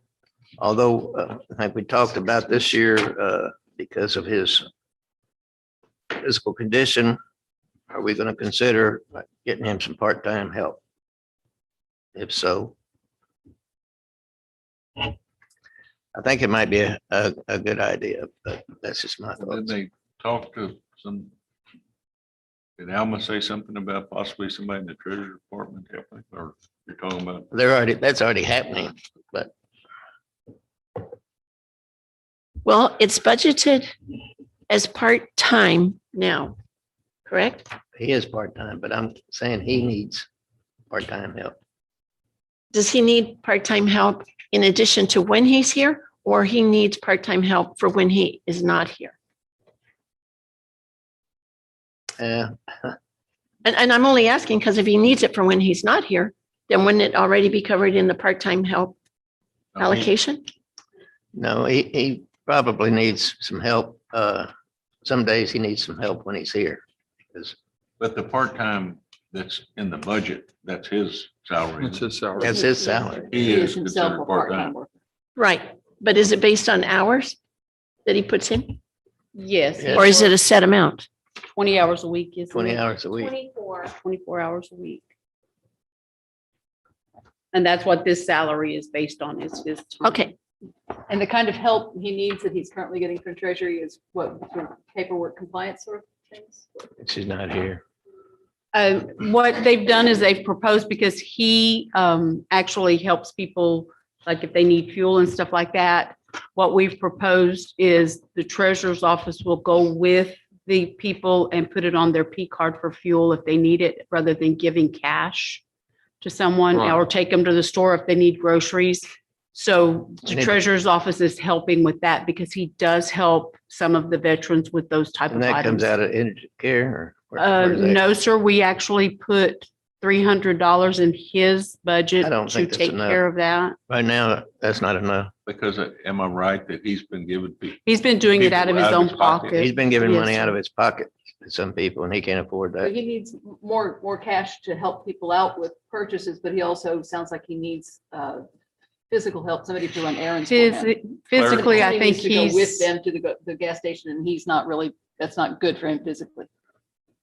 I think some of it's just even office work, just being in the office, that there's times that maybe he's, comes in when he doesn't feel like he can, just because that's when his hours, when the Okay, people so expect him here. Covering And the maybe desk for to him, cover for him. covering the desk for him, running errands, and then we're talking about cash increases so that he can actually.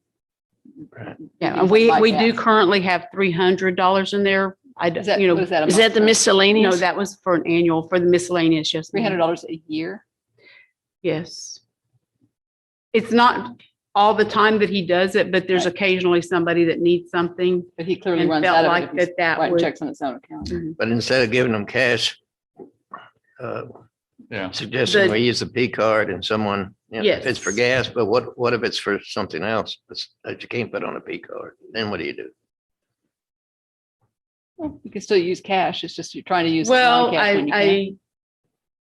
I'm not sure what they would need that we wouldn't be able to put on the P card. I mean, we can put the groceries on there. If they needed medication, we could do that. If they needed fuel, we could do that. Yeah. I'm not We sure that we want to help suggesting them that with we much need of to anything. increase that from the Yeah, 300. 300 for a whole year. That's not a whole. That's not much. But we probably need to hear from him. Alma, they're talking about veterans. Do you think we had originally put the 300 in to help him with some of the expenses he helps people with?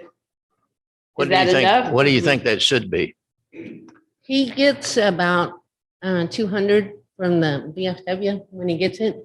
And he doesn't spend that in the whole year, so 300 is probably, with what they give him, is probably good. Is it? Okay, Why well, is he spending his own money? Pardon? We hear that he's spending his own yeah, money. What I'm leads hearing us to do that? he gives his own money sometimes. He goes and buys sandwiches or, you know, feeds them, whatever, that's. um,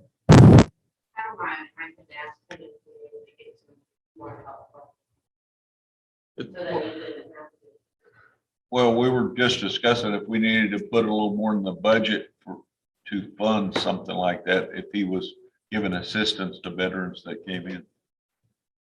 Trying to figure out, if he spends his own money out of his own pocket, do we need to increase his cash allowance every year? So that he doesn't spend his own money? Yeah. Well, this is the first year I think it's being Right, he allocated, has- This correct? will be the first year. That's what we're doing, is giving him this because he has been. Okay, Oh, okay. so you think 300 would cover what he typically does in a year? think it would, unless I wanted to spend more. Unless, and she also says VFW gives him 200 on top of that. Right. Okay, so that's $500. Could we use the floater that's in the HR office to help him when he needs additional help? He had considered getting another part-time person, but you know, there's a lot of training and stuff that they have to know the programs and everything, and he thinks he's okay with just him doing it for now. Okay. All right. I guess the floater could be used to help him. All right, well, if he needs something for clerical, then the floater could help in that, and we'll go from there. Let me ask you a question, with indigent health, or the indigent, folks that you have in your office, if he has people that needs that, can he send them to indigent and help them out with medicine and stuff like that? And that's what we're working with him for, people that fall out between applying for the VAs. Of course, if they apply for the VA and get the VA benefits, then they don't qualify for the indigent. Right. But it takes quite a while to get qualified under the VA, but once they do, everything is taken care of. He basically has a hard time just getting them to that point. All right. I guess I'll leave it alone then. Okay. All right. Strike all that. Thank you. Carrie, how much time do you need? We're gonna recess at 11:45. Was that me? Yeah. I think I'm fine unless you all extend, the time. Are you gonna need all that time or? I guess it really depends on you guys, if you ask me a lot of questions. I'm not in, I talk, So how fast can you do it if we promise not to ask any questions? well. No, I have questions. I'm just kidding. I think you need to ask the questions. I know, of course, of course. I'll go up, Think we're I mean, unless you don't want me to right now. No, go ahead. Go ahead. Page is she on? Oh, 15. 403 and 15. It's right under. Okay. And Amanda, if you want to, She's right under. when we come back at 1:30, Are you available or no? okay, all right. Do you want to do before I have to be there, it doesn't matter to me. Why don't you let her come up and do it? Sure. All right. All right. Okay.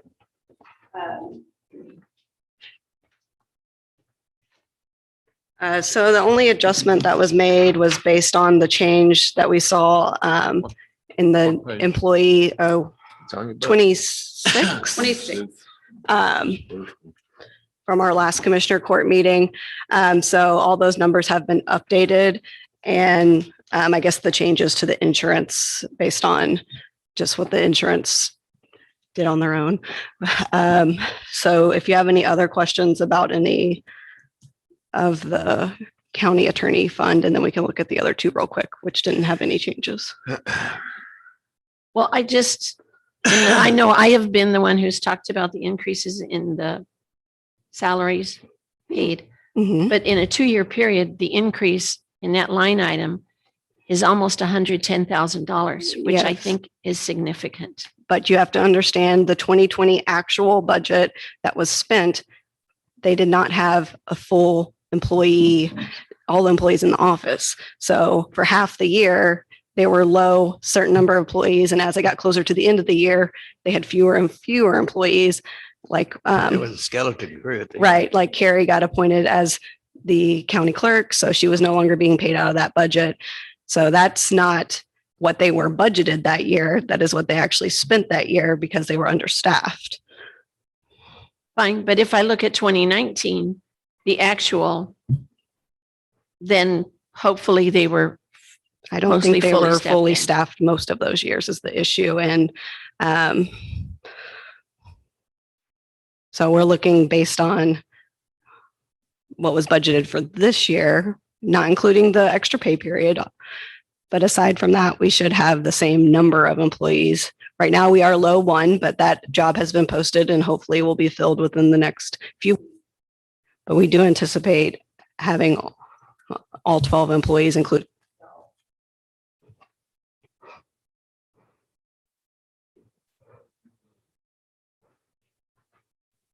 Well, and y'all are also handling a lot more court cases than what have been in the past. Well, last year, due to COVID and other issues, most courts didn't see quite as many cases, but we are back in the ring of things. We've had multiple jury trials, and we are taking full advantage of all of our staff. Our investigator has gone above and beyond. He drives to pick up witnesses and victims. He's driven all the way up to outside of Austin to pick up a victim and bring her to testify and take her home. And goes to Corpus to pick up other people from the airport. So we're really doing as much as we can. And that's variance of on that line item of less than $10,000 is a step increase for the employees. No change to my salary.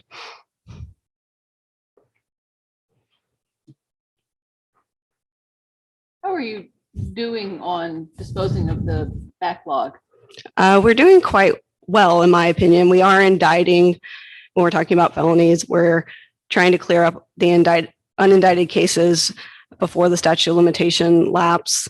So we've caught up with most of the 2018 and 2019s, and there are still some 2019s that we're indicting and moving forward to the 2020 cases and some newer cases.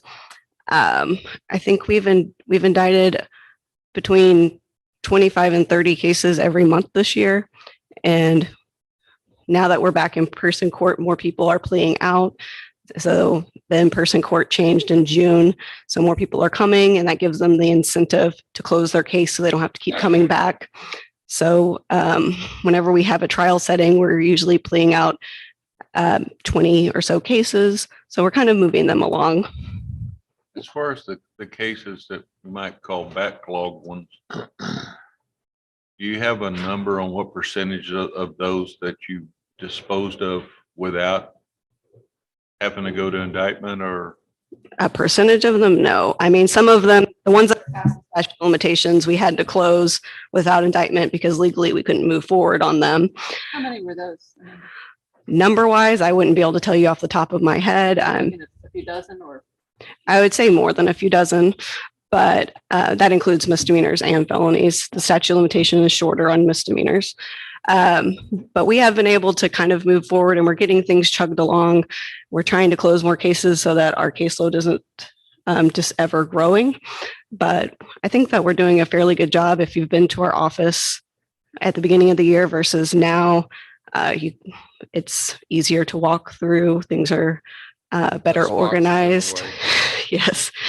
And hopefully it shows that the people who have worked there have really dedicated their time to making sure that it's taken care of.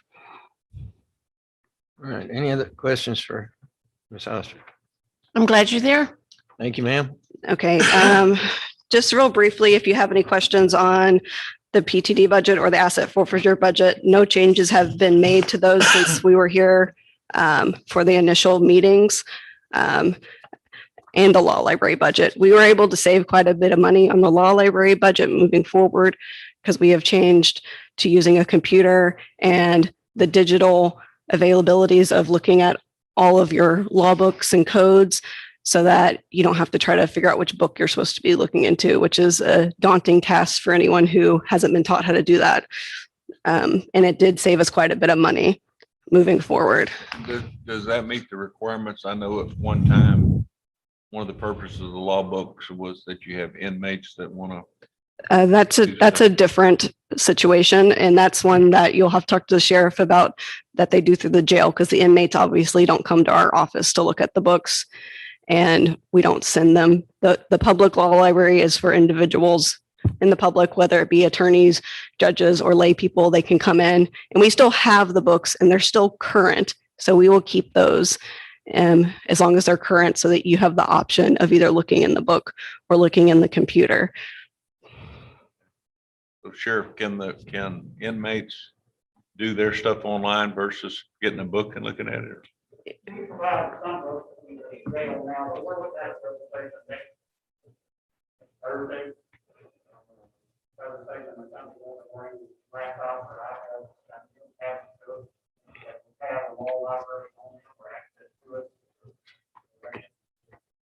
Because aren't we still required to give them access? Right, but so that's funding that goes through the jail though. It's not the same as this law library.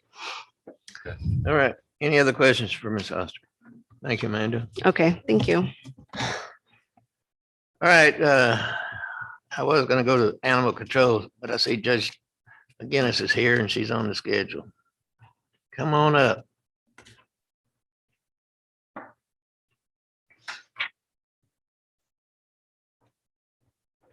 I don't have any changes on my budget other than I asked for, I believe, $3,000 for furniture. Any questions for her? Is that for computers or other kind of furniture? Other actual desk. Yeah, IT takes care of computers. All right, thank you. Lori, come on up, animal control, so you don't have to come back. You all saw my proposals and changes. The only thing we asked is their laptops in our trucks be updated. That were He's pretty got old. that in the program. Okay? He's shaking his head, yes.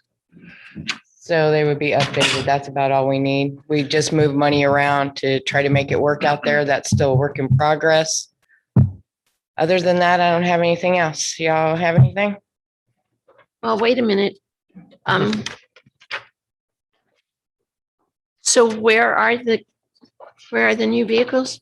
Not vehicles. No vehicle.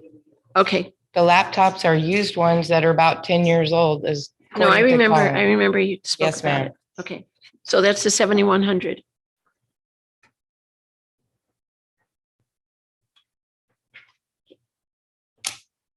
Any more questions for Lori?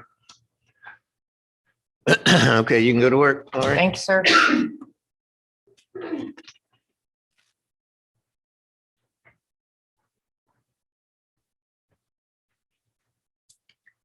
Let's get a favorite librarian up here. Jackie said it was good, so I thought it was. Yours are short, so. Well, I didn't have any changes to the budget, so. But if you have any questions for me. Wait a minute. You're one of the departments that rarely give your employees a Starts on 91 pounds. Step increase. step increase. I didn't have it in this year's Yeah, look, budget for that. But do you have people that have been there a long time and? or Yes, sir. where's the, And I have been giving some maybe every 2 to 4 years or so. Okay. They're not having any problems there. They've been there forever. I think it's probably been about, I think it's been 4 years since the last one. Any questions? Well, I had visited with Iris about this a few weeks ago, and I just bring it up now. She's placed $150 in for postage, and I see year to date, we're at $26. And in 2020, we spent 40. I just heard, as I mentioned to her, from some residents who had a concern because when they were trying to do interlibrary loans, they were told they needed to pay for the postage to have those books shipped to us and then shipped back. And that the Portland and Corpus Christi libraries don't require that postage to be paid by the patron of the For library. interlibrary loans, we always charge postage for them. Now it's the actual postage to send the item back. But before, in years past, I think maybe, oh gosh, 18 or more years ago, it was 75 cents for every book or item that you would request through interlibrary loan. Now we charge the actual postage that it takes to send it. When it comes in, we look at the postage and we charge the patron that amount to send it back. So how much you're talking about? It varies because sometimes they come insured depending on what the patron requests. And sometimes history books or genealogy books are sent insured. So they will, in case they get lost. Could be what, $3 or $4 or? Sometimes $10. $10. We've had, yes. Mhm. Well, I'm always And- in favor of using user fees instead of general tax revenues for services that are very special to individuals. Yeah, I would rather see you stay using your system of charging the users for the postage. I'm trying to think of what else that we do. Same thing when patrons ask to use the phone to call for a ride, or we're very particular about, because some of them are long distance. So even then I'll ask them, is it long distance call? You know, it's some patrons request, 5 or 6 items at a time through interlibrary loan. So we're trying to make it, I look at it as, I don't want to be paying for one person to be getting everything. When we have the whole county that should be able to do interlibrary loan, but a lot of people don't. Sounds kind of So- strange that you would have somebody using our library that need to make a long distance call to get a ride home. I do let them do that to get a ride home. No, but I- not to call for, Oh, hey, call. to talk to somebody or no. No. All right, any other questions for? Thank you. Iris, appreciate it. And I'm guessing Kevin Stroud, we told him he didn't need to come in? Yes, sir. He's not here. Okay, Jackie, y'all want to go next? Sure. Sure. We don't really have anything. Let me find this.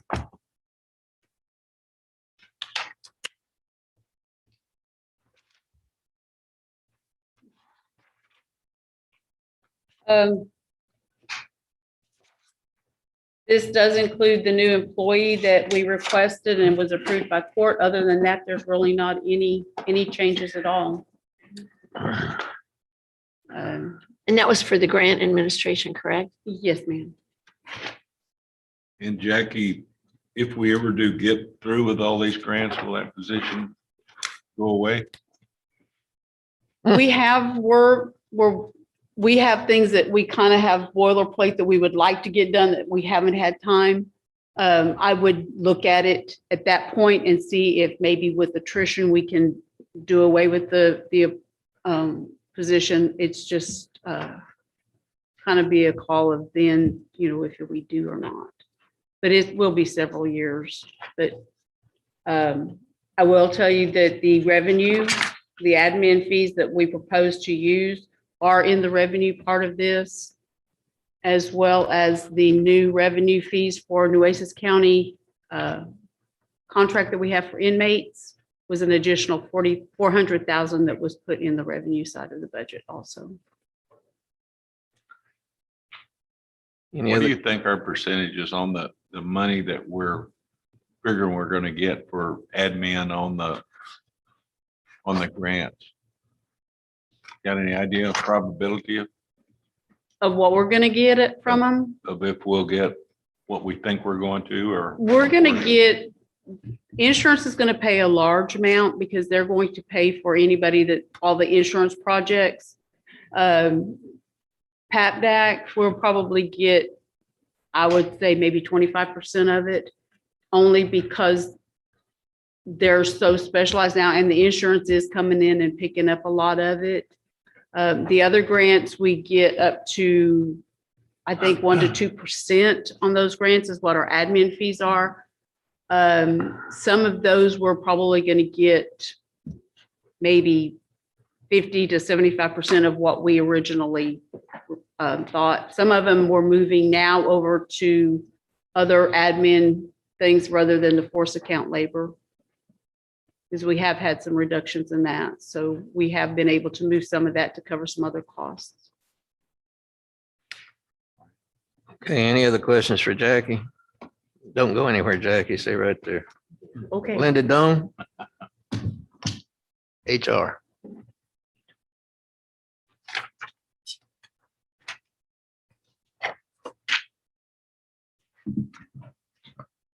Other than step increases for my employees, I really haven't requested anything different. So if you have any questions?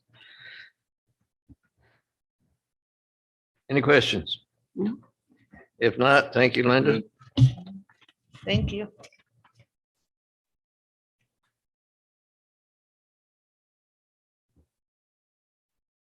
Well, Alma, you think we can do your departments in 4 minutes? No. 4 minutes.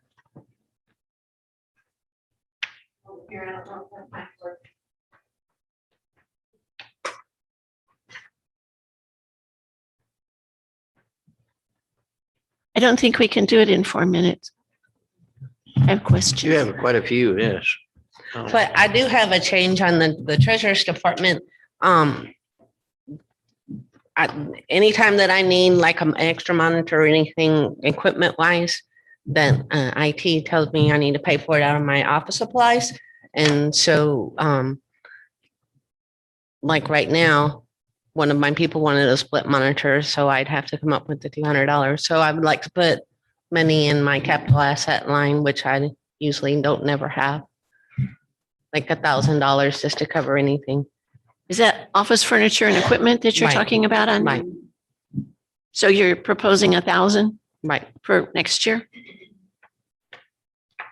Other than that, I don't have any changes from the last time I spoke on the treasures. Okay, I already see that there's going to be questions about hotel motel because she tried to ask me. So why don't we go to recess and come back at 1:30? Or no, come back at 1:15. Okay. All right. That'd be you, Renee. Do you want to?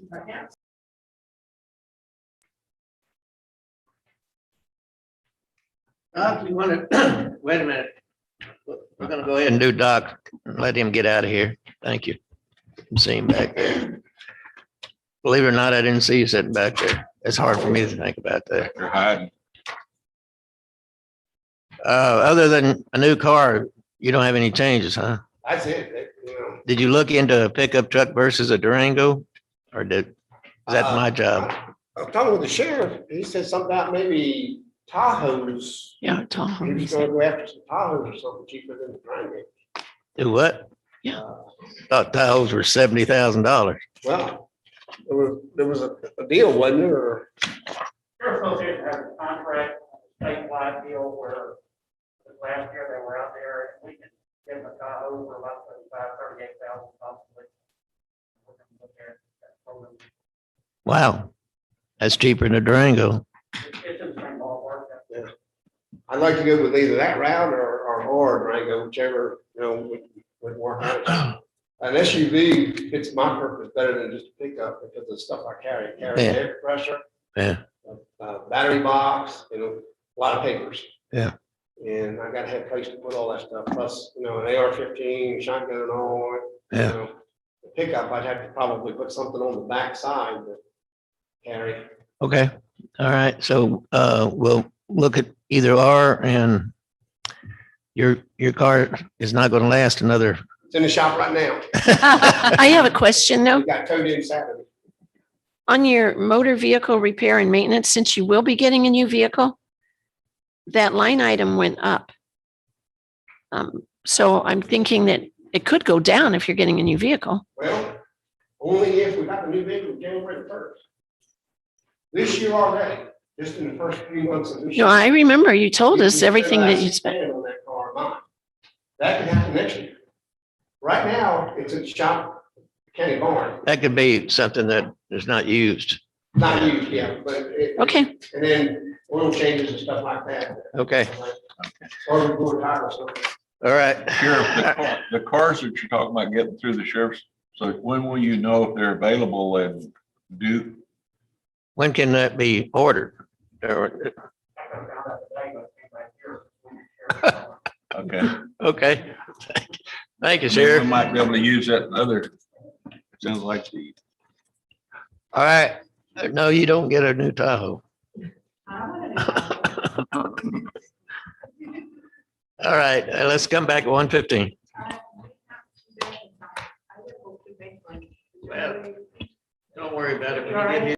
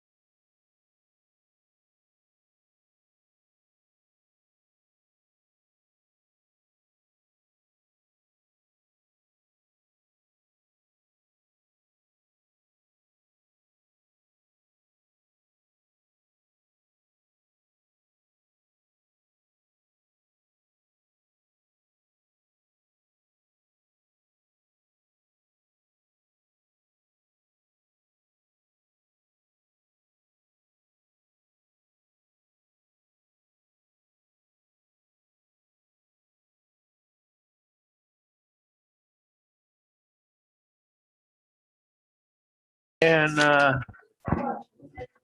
what the hell we got here?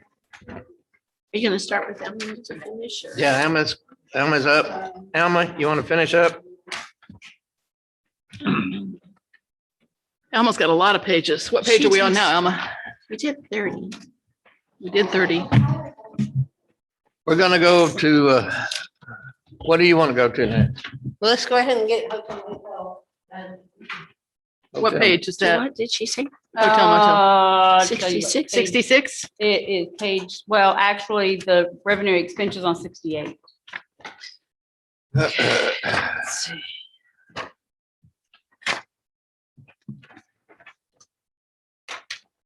So one thing I want to bring up about the hotel and venue collections, looking at the last 4 months, this month, our collections went over the roof.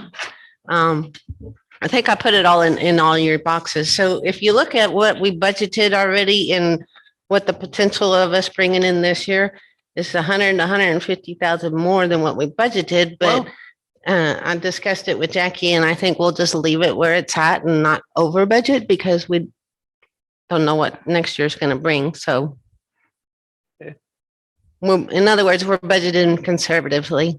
We had a lot of pent up travel. Maybe that won't last. But this still Nice though. includes a 6% increase over last year's revenue. Of what we had guesstimated that this year would bring. And then as far as the request, I don't know, Jackie, you want to go over what they asked for the cultural arts district? Well, we do give the Rockport Center for the Arts and Museum the 4%. And then the others are by percentage or actual request. The cultural arts asked for $20,000. We gave them 10 last year. So it's, y'all's choice if you want to go with the 4% like we are the other Rockport Center for the Arts and Maritime Museum, or if we want to leave it at 10. If we did the 4%, it would put them at the 19,300, just like the other two entities. But get y'all's direction on what you want to do with them or leave it at the $10,000 flat. Can one of y'all give us a little better overview on what they do than, I'm curious if there's something in my mind that they do that I don't realize, other than I'm not promoting sure what they do. that district. That's what I understand that it is just like a promotional, they organize some things. I For don't that know. whole area down there. The whole area, but it does Have- affect have the festivals and- whole county. It affects Fulton too, but yeah, it's mainly for. the district. Tourism. and- Well, they do a makers market. One of the shop owners is in charge of that. I don't remember if it's Michelle McMahon with Daily Grind or someone else, where they invite people who produce any kind of artwork or make bread or cookies or that to come down and set up little stalls downtown. And then they also do a farmers market where people, if they have any fresh produce or that, they come. I'm fine with leaving it at 10,000, to be honest with you, because although they may do some promotional things within the area, as far as advertising, I know when we get the quarterly reports, they talk about using the webpage and Facebook. And those, other than just your broadband or related expense, are fairly minimal. What I would like to propose, or were you going to give any more information about what the Center for Arts asked for? They did request $28,000. We did just put it in at the 4%, which is what Commissioners Court had always had us do. So it's, The Your 4% direction on is that the would be- 19,003. yes, sir. If we reach our budget, if we bring in more than the budget, they're still getting 4%, so it Right. could be more. I think I'll just leave it. I do too. I can't. I kind of have some issues with raising there. Okay. What is the procedure for adding somebody to the hotel motel tax fund, or even, can it even be done? Is it set in stone who's eligible? No, well, it's by statute what is eligible for it. And that was the next thing I was gonna say. I have gotten a request from Children's Advocacy Center of the Coastal Bend for $10,000 out of the hotel motel tax. If y'all remember, hotel motel is heads and beds, so it Yeah, it has to isn't- be something that Yeah. brings tourism in. What's their, I spoke to Alma about this one, and we don't feel that it's eligible unless. Yeah, I don't y'all see the have- connection. And that's kind of the thing that I'm thinking about the cultural arts district. The things that I knew that they were doing, and they were some of the ones Pat was talking about. I can't see those drawing people from out of town to spend the night to come to those. Might be something for somebody to do. I would, I'd argue against that. I mean, we only moved here 15 years ago, so I still have memories of being a tourist here. And when you are a tourist and decide to come here in the first place, and then where to hang out. I mean, one of the things that draws you is any kind of a street life, street food, street cookies, artisans giving presentations. I mean, it was part of the charm of Rockport that you could come and there would be events like that. It wouldn't be something you wouldn't decide to go because of that event, but you would decide to go to Rockport because it was the kind of place that had that kind of event. But, generally, most of the people we give the money are using it for advertising. Right. To True. advertise to people in outside, whatever it is, 70 or 90 miles to come 70. in, not to use Sure. it on their event. Like if we give to say the deal at Lamar, they use that money for advertising. I don't think using it, you're not supposed to use it in local advertising in Carthage or somewhere like that. No, it's supposed to be. So I don't know. I think we need to scrutinize some of these.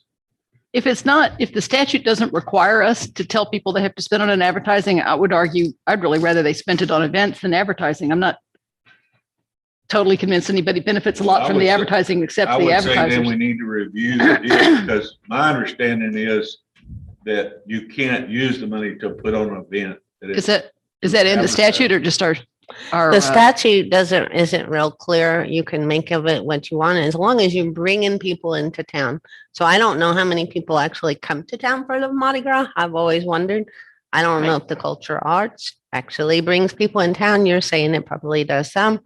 So if they do some, then you would leave them at the minimal level.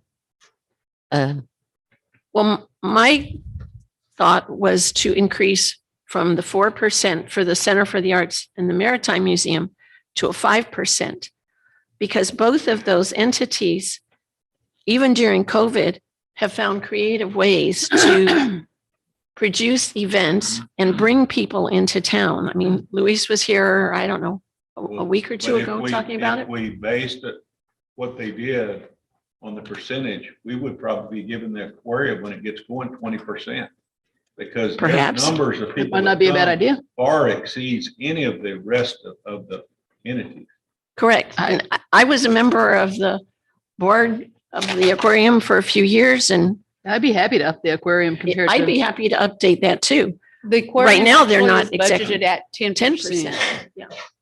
And like Alma said, you know, if our collections are more than what we've got, then they are automatically going to be increased because they'll get, we don't cap it at the 19,000. We give them 4% of all the collections. Right, we're just Right. talking about Or giving them a if it higher were percentage. 5%, they'd get 5%. Yes.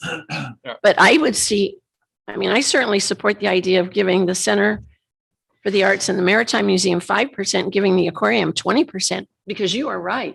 The aquarium was the number one draw while it was still here.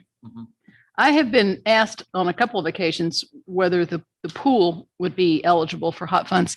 We tried and tried to get them to make themselves eligible, but they never, What would they need to do? they would need to, they used to have swim tournaments that people came from out of town to come. So it'd be When the like school more was events. involved. Yeah. And you would have people from out of town that came. I used to have them come by my shop. But Yeah. they came and spent the weekend because their kid was in a swim meet. Right. But they Don't do those anymore. quit doing it because it, The school dropped out for one. yeah, but it sounds like you have some groups that use the swimming pool that like to monopolize. They want to do what they want to do when they want to do it. Right. And so they have a hard time scheduling, and we tried and tried to get them to do it. But they never came through. Well, the pool people tell me that they get a lot of people who come here for the weekend for whatever reason, think they're going to hang out at the beach and decide after a while they don't really like the salt water. And so they come to the pool. So in other words, they claim that there are a lot of out of town people using it. Now, I haven't seen numbers on that and they're not checking zip codes. There's a lot of out-of-town people using it, but that doesn't necessarily mean they're coming here to use it. Well, I mean, I don't Well, think, it's again, like- it's one of it's those like things where Wayne nobody Gretzky. comes because they're coming to the Yeah. pool, but you might come to Rockport because it's a great place to spend the weekend where you'll have a pool and a cookie cooking contest that- and an art gallery That's and one of things. the things that they wouldn't do is keep zip code. Right, I understand. They're not eligible now. I'm just saying if they did certain things, I think that they might be They- somebody to consider. We told them that over and over, Okay. but they Well, never. maybe we'll tell them again, because I use the pool when I have a chance, which isn't too often lately. But you're right, there are some people that think, no, this is our time slot. But I will say that Rick Martinez, who's the Parks Director, has changed some of that. Yeah. So people understand, no, we don't really have that locked up. And my husband has started going there to swim. And when he went to do laps one morning of the holiday weekend, the 4th of July, there were double the number of people, and that's at 8 o'clock in the morning. And it stayed packed for the whole week. or Well, week and a half. I think that more than once, we told them, if you'll do whatever you need to do to show that it's, but I still think that a big, if not all, a big part of the money that we give them is supposed to go for advertising. That supposed to part is what gets me. If it's not in the statute, then it's a question of Well, whether that's I our, would that's agree. our I tradition. would say you're an attorney, get that code and go through it and come up with a reason and get somebody to support the legal opinion. Yeah, I mean, and come if up the with- law does, if the statute requires it, it does. But if it doesn't, and then we're just talking about, is that a good policy? Should we think about changing it? Maybe, maybe not, but I'll check into it. I bring up the pool because I sit on that, that board. And because they're, of course, having terrible trouble with money. I think they have for a long time, but especially They last always- year when they were shut always down do. half the They time. always do. but it was worse this last year. It got critically into the red ink because of the pandemic shutdowns. I think that I think they need to raise their fees, their user fees, but I'm trying to help them look into whatever, avenues they I have. think, and I suggested to Alma, but I think it fell on deaf ears, that we need to do a survey from the people who we collect, because ours is Yes. out of the city limits. Yes. And try to get a feel of what they think, because, and, I mean, to me, most of the money we spend, all of the things are downtown Rockport. Yeah. That doesn't seem right to me, that we spend so much of our It's at Mardi Gras. hotel money that we collect from outside the city limits. I know people come to go to all those things, Mhm. but it just, I mean, what do we got outside? We have, Boat we ramps, have the things like boat that. ramp in Lamar, we have and I'm not suggesting that we need another boat ramp, because that's, Do you know if if the pool gets any money, not from the city itself, but from the Oh, yeah, city? the city writes a hotel, check. From their hotel motel? Oh, I don't tax? know about that. I don't All I think know so. is they get a big check from the city every year to close No. whatever their huge budget gap is. Now, what kind of city money that is, I don't know. The survey is in the They- works, by the way. They want the Okay. money they want the money for maintenance and upkeep.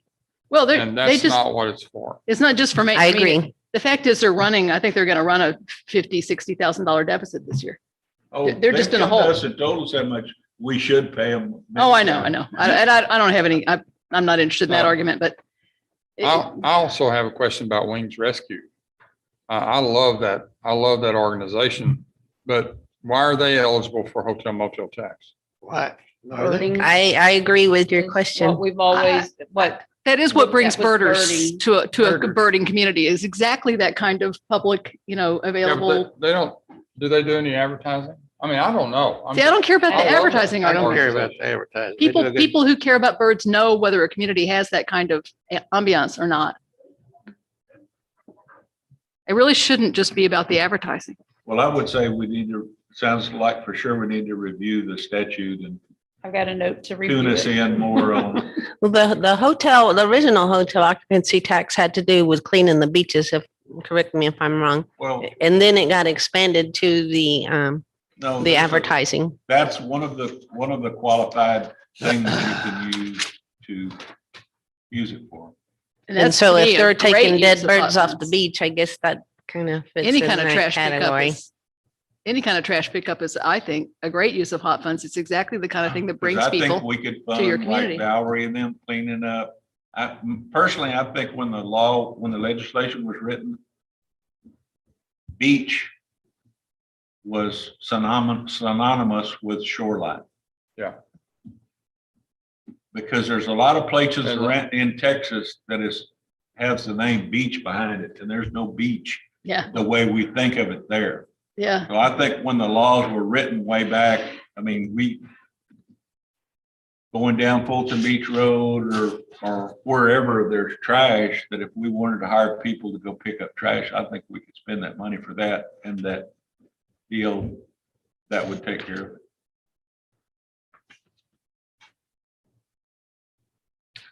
Okay, any other questions on hotel motel tax? Well, have we made any decisions or we're just going to wait and see what the statute says? We And, don't make decisions. right? well, I mean, about making any kind of recommended changes? Or we're going to see what the statute says and then come back and talk about this some other time? Yeah. Okay. So did we have any new requests? The only new Except the request was Children's the Children's Advocacy. Advocacy Center. And we can't That was do the that. only new one Yeah, that I I don't, had. that one doesn't fit. It I just- deserves yeah, I money, can't. but I think yeah. they also but not asked from this about fund. money from the rescue deal, and I think we found out they didn't qualify for that either. Am I right? The Or risk. close, from the American Rescue? No, the Rescue Act. No, that was a different one. That was Children's Coalition with the daycare, that was a different group. I know which one you're talking about, the Children's Coalition here locally. Yeah, that was for the American Rescue Plan money. Okay, I think we ought to leave hotel motel tax it is right now, but I think we need to look at this real seriously over the upcoming year. And that way everybody is aware and they can, I think we all agree on that. What a venue tax. Well, wait, I don't agree that we need to leave it where it is. I don't have it. But I thought we said we could take a look at what the statute said and come back and revisit. Well, that's what I thought too. Okay. But that doesn't have to wait till next year. Right. I don't want to wait till next year for it. Okay, that's fine with me. Okay. Venue tax. Venue tax. Any questions on that? And that is, oh, here we go. The admin is all I have really control over, and the rest, to the general fund or to the INS, that's well, the INS and venue projects. That's just, Jackie, where are we at with the money from the bond? Have we used it all up? Or? John is using some of it now, and we have $100,000 left that I think the board is looking at proposing some projects to use that up, and then the bond money will be complete. And then if we don't do another bond, we'll lose the venue tax, right? Because it's used. That's something I will have to study up on because that was done long before I came here. But Yeah. we still have the maintenance and operation, so I don't know if that qualifies for part of the bond, the revenue or not. I don't either. You just And couldn't, we still have the INS. It's not paid off. And that money is used to pay for the interest and sinking also. Okay. So you're saying the Pathways Board is looking at some possible Yes, new ma'am. projects? Mhm.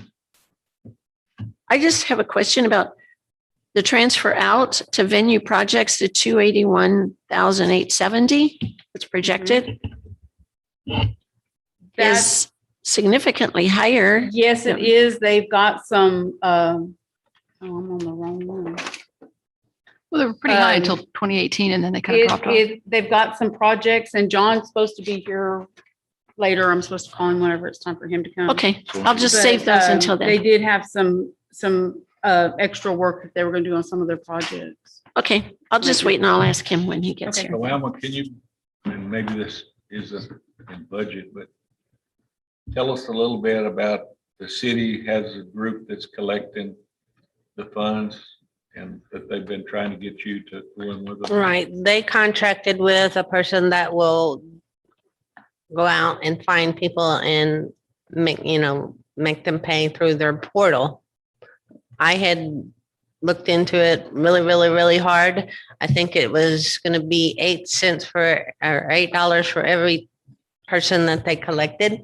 And so we had made, and I discussed it with the judge at the time.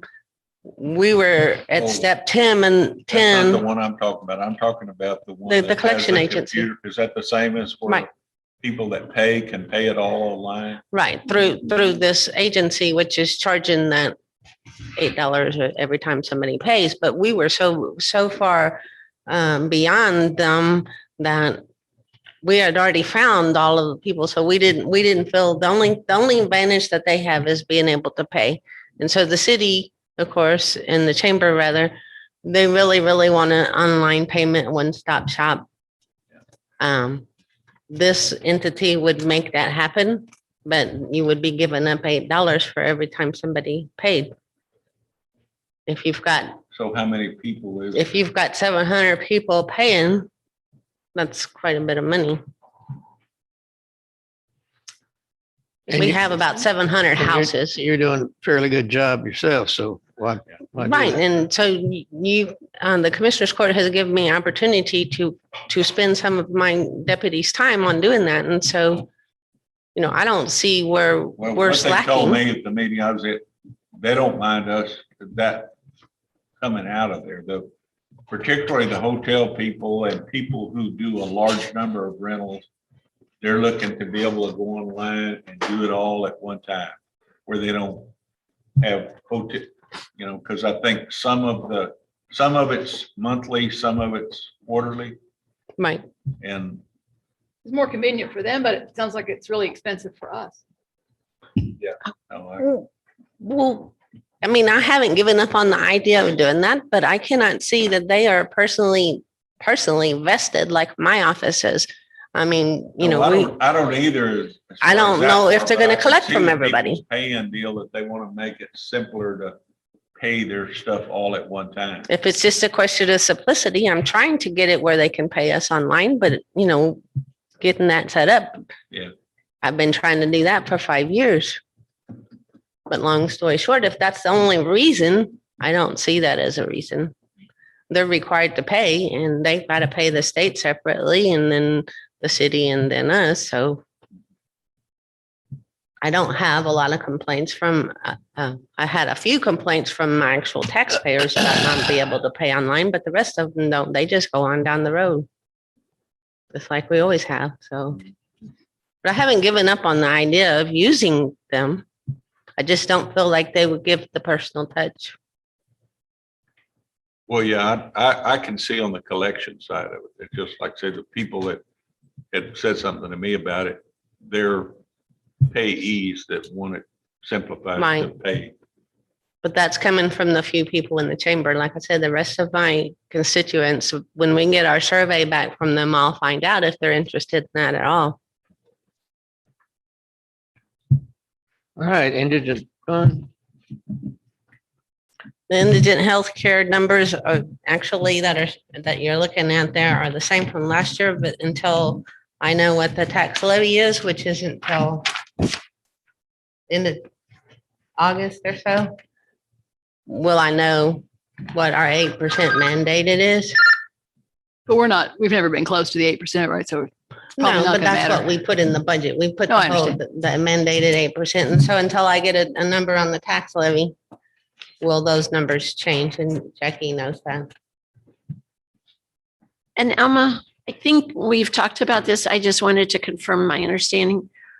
If the money is placed in the indigent healthcare fund, but it's not used for that at the end of a budget year, it could go back to the healthcare sales tax fund. Yes. Okay, thank you.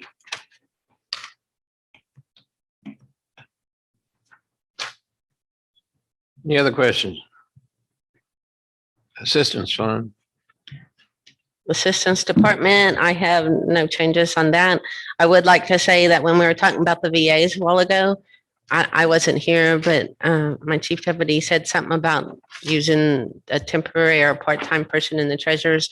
Well, what my assistance deputies will do is when John has somebody that needs, say, gas to get to somewhere, instead of John handing them a $20 bills, one of my people will go with the P card, go to the pump, swipe it, put gas in. And so there's no pay involved in that. They're just doing that to help because that's part of what they do. Okay, thank you. And And thank you for helping him too. They're also going to, we're going to have a kiosk set up in the interview room and they're training right now to help people apply for SSI and disability. So that's kind of a plus for our office, helping people. Sounds great. Any other questions for Alma? If not, thank you, ma'am. But we got healthcare sales tax. Oh, You have, did I miss that one? Okay, let's go for it.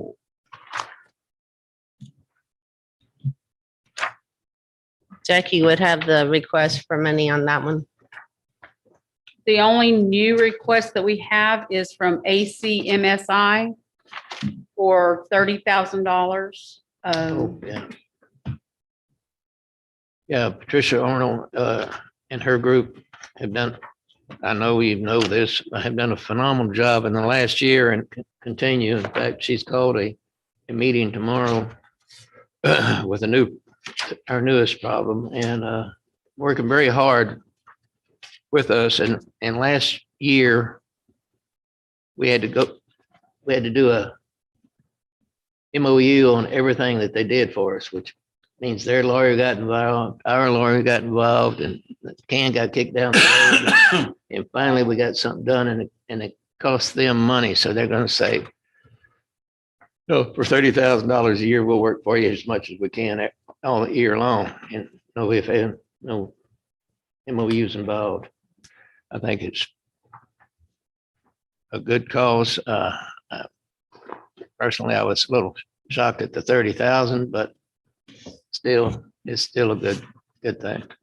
You've done a terrific job. I mean, agree. really, we were making a larger payment every month to the private Code 3 than we're making to HCMSI in Right. 1 year. Right. So I'm perfectly in favor of that. the health facility subsidy, is that the clinic that we support, Alma? Right, that Okay. we read a little supplement. That's what I got. All right, thank you. But with the 30,000, would that be an additional to anything that may come to play in the facility going in? That's just a ACMS. That's not to whatever's coming up. Right, I didn't know what anybody was going to That'd agree be- upon on that. That's so- something down the road, a Okay. year or two. All right, now I'm done. Now Okay. you're done. All right, thank you very much. Have we I know at one time we talked about hiring somebody for a county health officer. That's a different. I mean, I Oh, know oh. the heat of the deal is over. Well, this $30,000 will help. Oh, you wanted a health department I'm not director? suggesting we get one. I just know that. Well, actually, we Has come up. we should, and we probably are required to have one. Now, that's a different story when, as the judge knows, when we went, here comes pandemic and we went around looking and they were throwing dollar bills up in there, right? Yeah. So it's not as easy to get somebody to, They're throwing to like- do Yeah, that. well, I know when we looked at what the ones we talked to wanted to, but, But I think Just that, I thinking think that we maybe we- need one, and it could come out of that fund or one of Right. those funds. if nothing else, I but to think be we the still voice need of to keep looking anything. For Well, a good candidate that would meet all of them. Isn't Yeah, a good ACMSI candidate is- serving is in the- that the thing. capacity though? They Right? have to has to be, be a doctor. they have to be a doctor. No, we don't have a medical director, except out of Harlingen. But Patricia's doing a hell of a job in helping us in that capacity and in coordinating with Harlingen and getting things Right. done. So yes, we do need to look for one, but yes, we need to look for one that will do the job and when we need it instead of, never mind. All right. Anna Marshall, let's get you in and out of here so you can go back to work.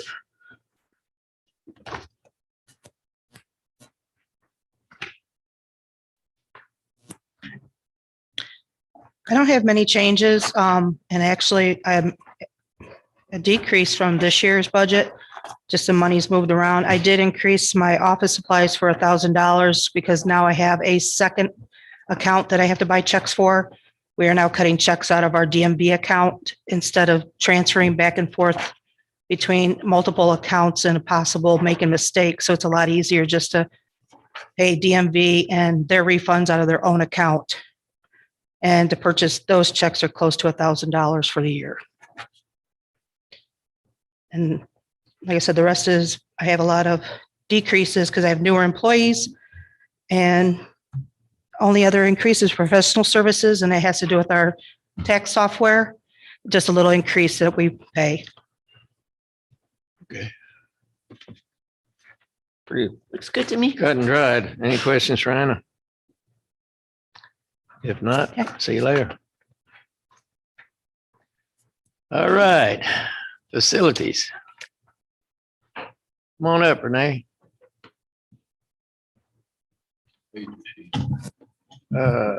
32. 32 and 51.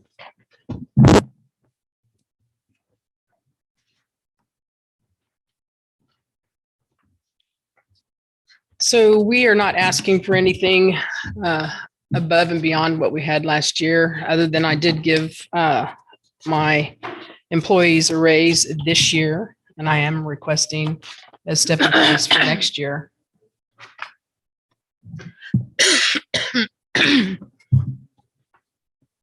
My understanding is you are now using in-house employees Yes. in lieu of a lot of the contracted work we used to have done. Yes, ma'am. A lot. We don't Plumbing, have, I'm electrical. sorry, we don't have an exact number because we've been through a few catastrophic events, as everyone knows, since Harvey. And so it's been kind of difficult to keep track of those numbers.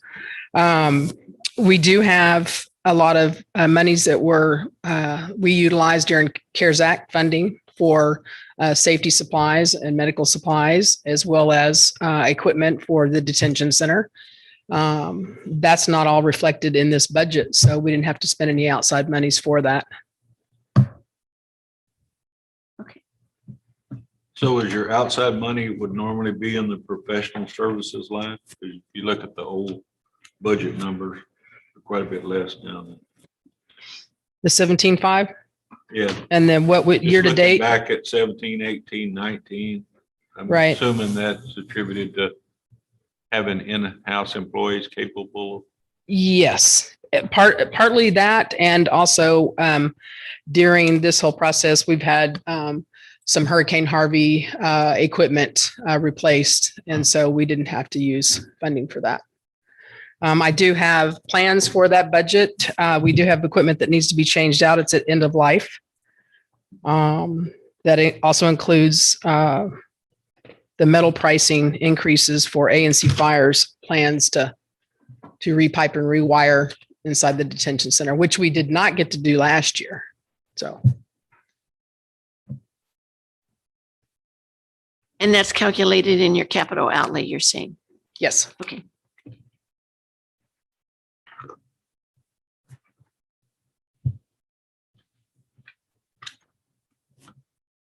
Any other questions for Ms. Butler? Are you going to talk about parks next? We can. Okay. Any questions about that? Yes.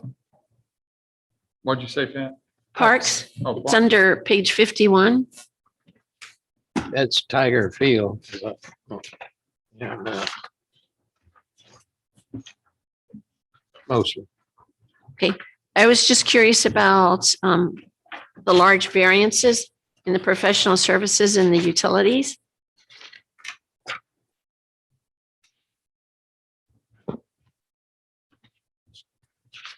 Okay, so the professional services would be anything that we're charging out to Tiger Field or to Lewis Park on, and that pays for Laura Clark's salary. Yes.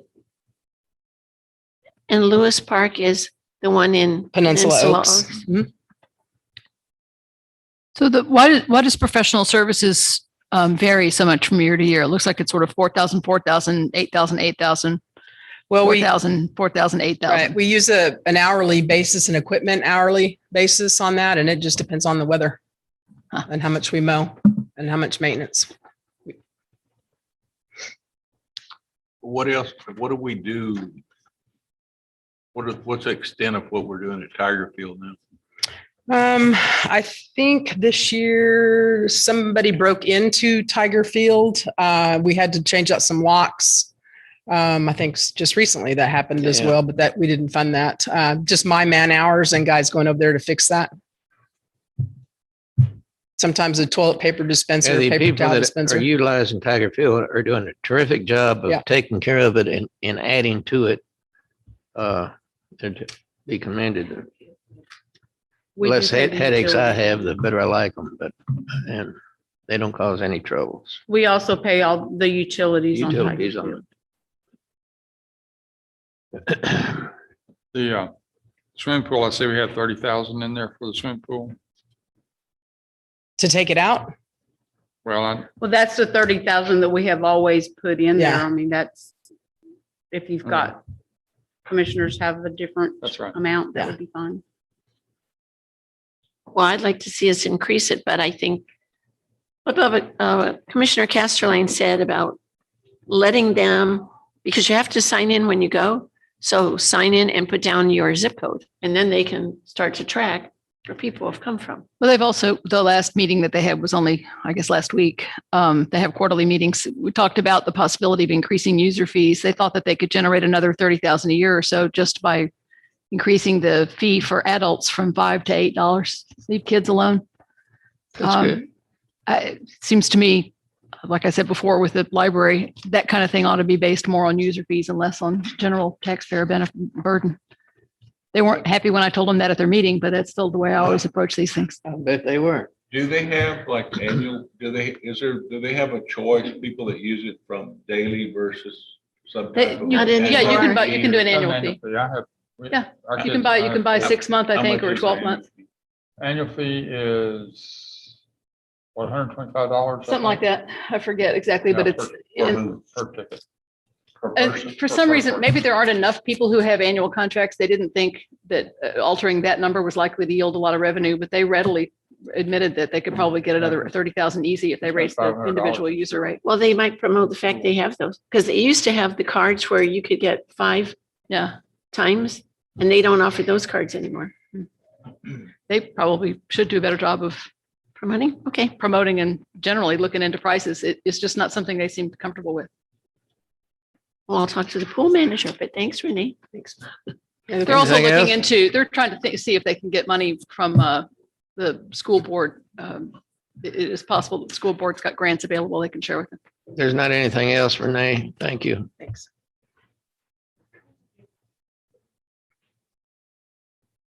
All right, Sheriff. I know it's about time. Oh, they lost the Friends of the Pool too. It's shutting down. That organization is disbanding. They used to get a lot of money out of them. Yeah, they did. 6.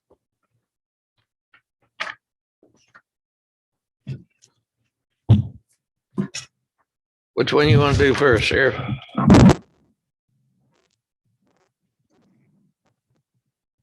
One of them, page 36. If we're gonna go by our list, it'd be, the way station. Gonna be 36. I think it's 36. That's just Not his sure. general department. Getting there. Okay, I'm looking at a different one. All right, 36. 36 and then 38, 39 and 139. Yeah. Jail being a big one. 36, just the sheriff's office budget, correct? I have a No question change. on this for either you or for the auditor. When we were talking about the courthouse security position, there was a position that had been vacated by a deputy sheriff some years ago and never filled. And we wanted to make that the courtroom security position. Did that happen? Yes. That is. Okay. And you said you moved, some of the security used to be in the judges and it moved to the sheriff. Is that? How That much is money this is that? position we're talking about. How much yes. money is that in the Well, budget? the whole position is in there, but we still split out and the courts pay for when they use Right. the bailiff. But And the bailiffs are it sounded just like used that now it- just for there were some that courts. used to be in the judge's budget and that number in the budget has been moved to the sheriff. Right, that was Is the court reflected in security. this? Actually, what happened was we took that position and put it into the sheriffs and they work strictly court security. And then, courthouse security. And then the bailiffs are now charged between the courts that use Okay. them. I understand that, but how is that reflected in the budget? Does that make an increase in the sheriff's number? No. The variance is almost 300,000. Is that a lot of that explained by those movements of security personnel? The And- 300,000 is the additional that to purchase new vehicles. And I'm looking The at, salary portion is only like 22,000. I'm looking under detention center. Maybe that's not where I should be looking. No, ma'am, it's under Okay. page 36 sheriff's office. And the biggest portion of that increase, the 22,000 is the 18, almost 19,000 for TCDRS. They actually had just like a $3,300 increase. And that does take into account the person that we hired full-time for the courthouse security. So it didn't impact. Okay. Because of the attrition of not replacing that one, that covered the salary. Well, I realize that, but you were talking about moving one thing from another, and I thought I heard the judge say that maybe the number would drop in his budget, but increase in the other one. Yes, because this year, prior to doing that, their budgets were paying for the courthouse security portion of it also. Now that is in the sheriff's office. So the big changes I'm seeing under number 36, the sheriff's office, the biggest one is the machinery and equipment. Is that the It's the vehicles. The We vehicle replaced purchase 18 of them in program. 2018. And then small equipment, would that be associated with the vehicles or two items up from Small the equipment is machinery? equipment? electronic ticket writers is what I Ticket writer. have shared. Okay, requested other things those. we've talked about in court already. And then, some good sized numbers for maintenance agreements and. Maintenance agreements picks up the Motorola maintenance agreements that Right, for the warranty new had radios. run out on what we purchased in 18 for the radios and that equipment. So in order to protect ourselves, it's pared down to a $25,000 figure. Plus, I think there's two separate ones and it's around 30 grand that we would spend on maintenance deals. And what did you say the number of new vehicles proposed was? 6 a year, 6 this year, 6 next, and 6 in the third year out. So we will start some this year that we will be disposing of will be traditionally lower mileage than what we have in the past. 6 next year should be about on target. And we will take 6 that we'll push an extra year to try to get back into a rotation like we used to do before. So we don't avoid this. We can avoid a big Yeah. hit on 1 year of 12 or 15 vehicles.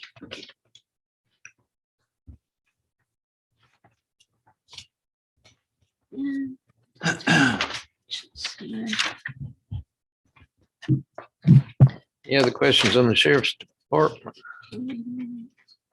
If you would, I've got something I want to share with y'all. Yeah. 5 hours the other morning. You're not going to want to hear it. I don't want to offend anybody. Don't want to make you mad, but I think it's time that we discuss it. We haven't discussed wages in the previous meetings. We talk back to blue and that rolls off your tongue real easy. But how many of y'all know a deputy employed in my department outside of work? Do they go to church with you? Civic club, Lions Club, Rotary, Chamber? Probably not because they can't afford to live here. I know we're not going to get in the housing market, but twice in the last 2 weeks, the pilot has had letters written and articles run about cost of living here. And while we can't control that, the reality is you've got people moving in this community buying $300,000, $400,000, $500,000 homes. They want to live here, but we're not able to provide. We're not going to be able to at some point to provide the quality of service that they're wanting to have because the people can't afford to live here and they're going to go elsewhere.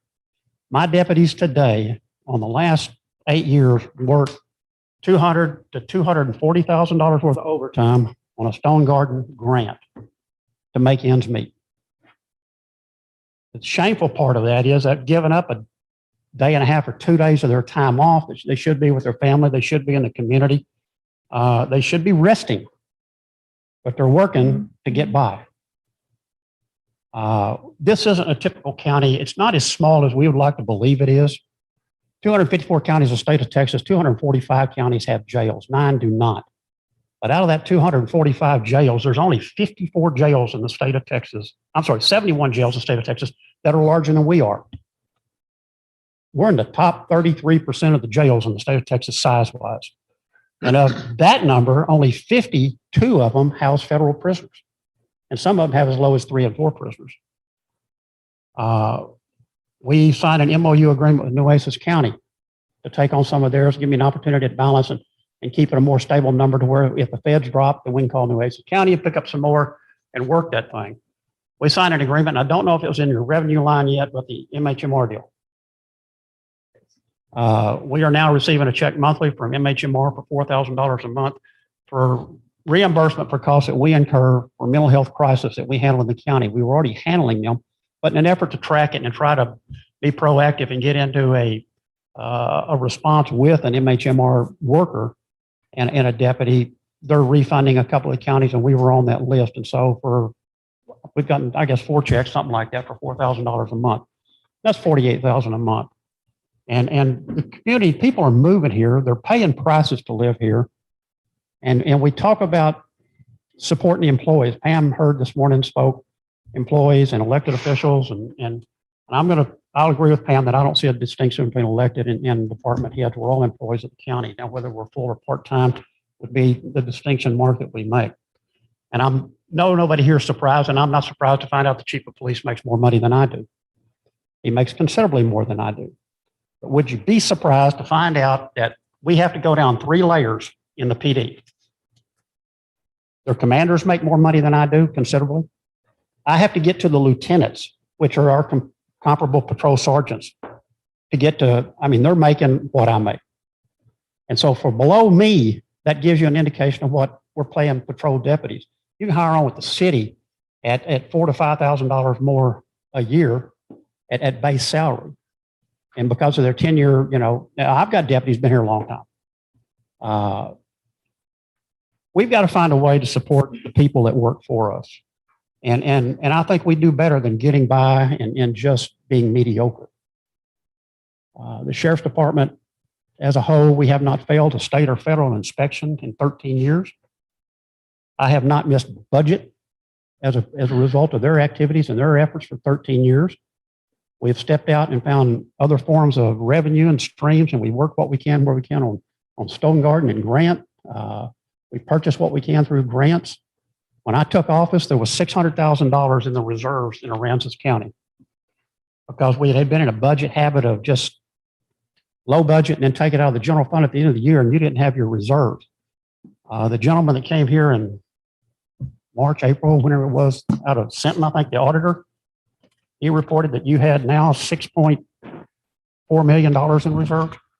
And for the last 2 years, he's acknowledged the efforts of the sheriff's office in meeting budget and try to bolster the county up. We came out of Harvey, and everybody understood things were going to be tight, and we waited.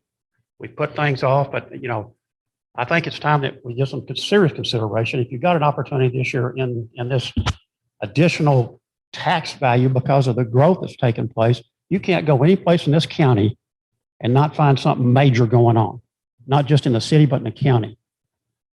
I took the time Saturday to drive through a couple of trailer parks that I hadn't been in the city and didn't realize how deep they went and how big they were. That's going on in the county as well. Everywhere we go, I know everybody's asking for something, but people are moving here. They're coming here, and we're spending a ton of money promoting tourism. And I'm not against chambering the tourism, but we're going to get to the point that we're going to price the employees in this county out of living here. I'm on Social Security, and if I didn't get a Social Security check, I probably couldn't pay my bills monthly. And I don't have a mortgage. It costs to live here. And as an elected official, I have to live here. Y'all have to live here. But when you trickle that down and you take it to my employees, the letters in the pilot this last week talked about cost of living or affordable housing, it being 1.5 times your annual income. And so my employees would be looking for a house in a $90,000 to $100,000 range. You don't even need to pick up the paper to say that doesn't exist in Aransas County. We've got a problem that we've got to catch up. We've got to get to a respectable place and wage to where that employees are content. And I stand here today and tell you that as a result of last year's and year report actions, my paycheck that I take home is less than it was 2 years ago and last year. I make less money than I made, and I didn't add anything to my check. But because of cost of living, it chewed up more of it.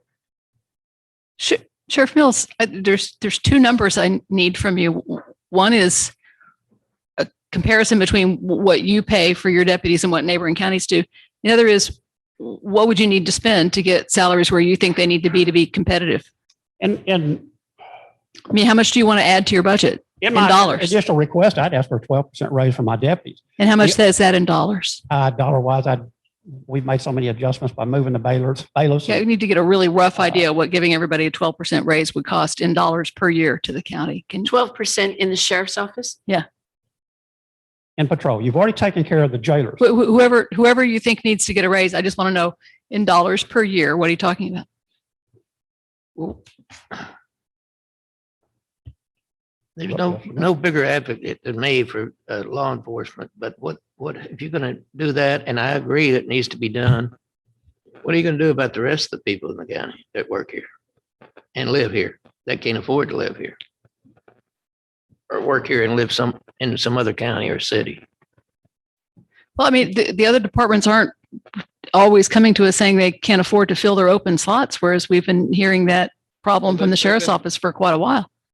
Commissioner Laubach, they've been doing that for a long time. You just don't have the not in the last couple of years. They don't have the exposure that the sheriff does. This is a bad deal. I mean, it really is. Well, it is. And this morning, while we were sitting back here, I got a notification that the Homeland Security has pulled the 2019 or closed the 2019 Stone Garden. I don't know how much money we still had left in there, or whether we had. Okay, they've closed it out, and our big concern is that money is going to be rerouted to the border It won't even be available here for my deputies to augment their income. And it's shameful that they got to go work an extra 2 days a week to make ends meet. I mean, I can't even begin to talk about convincing or unconvincing anybody unless I know how much it costs to do what you want to do per year. Well, Tana did a quick calculation. For the deputies alone, for the sheriff's office, it would be a 12% increase would be approximately $231,000. Okay. And while we had a problem with the jailers and the problem with the jail commission and the vacancies we had months ago, and I appreciate what you did, it had to be done. Otherwise, we'd be all over the news like Nueces County today. And it's not just a crowding issue. He's got a staffing problem. But when we did that, we put my jailers in the detention center on the same pay scale as a deputy. Right. And a comment was made in this courtroom then, what's the problem? I can hire a jailer. I can hire an 18-year-old with no license in the state of Texas, and he's got a year to get his license.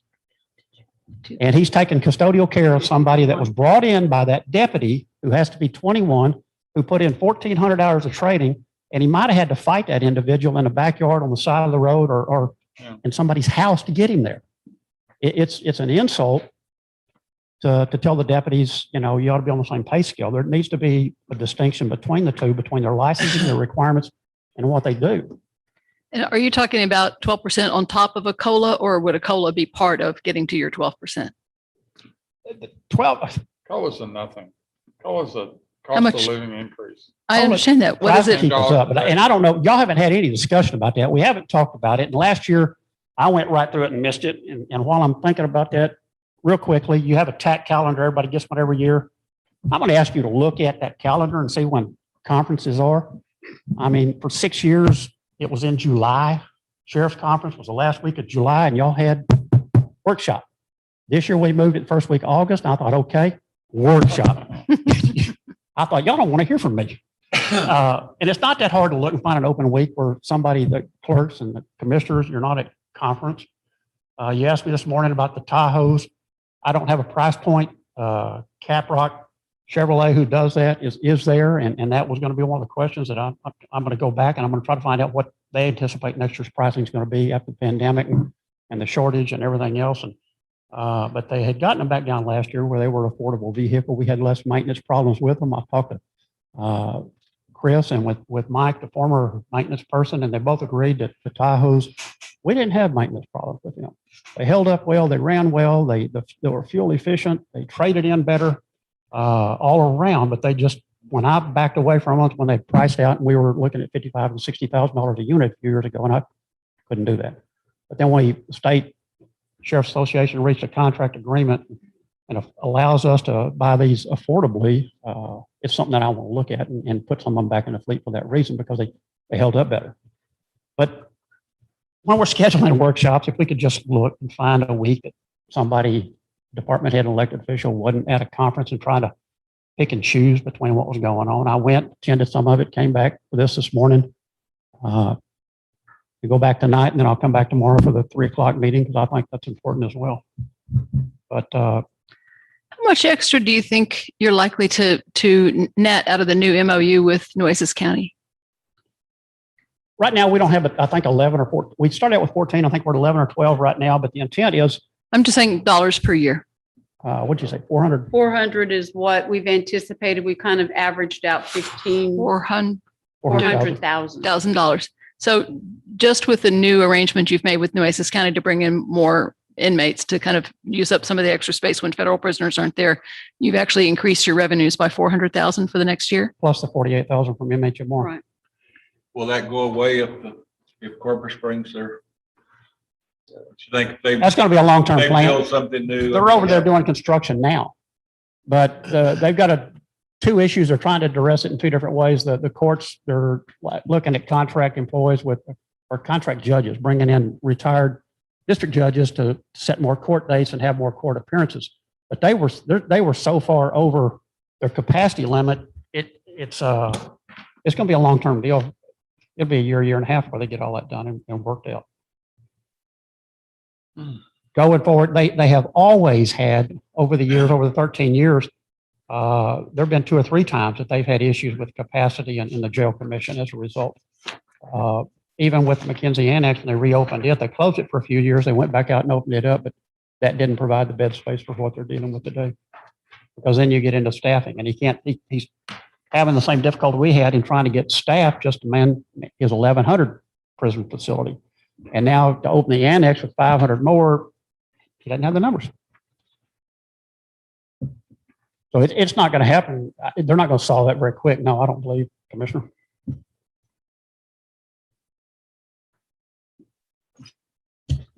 Sorry about that. Had to get that in. It's fine. Appreciate that. I think it's part of the sheriff's budget. All right. I have a question. Is the DPS coming to open the license and wait building any more regularly?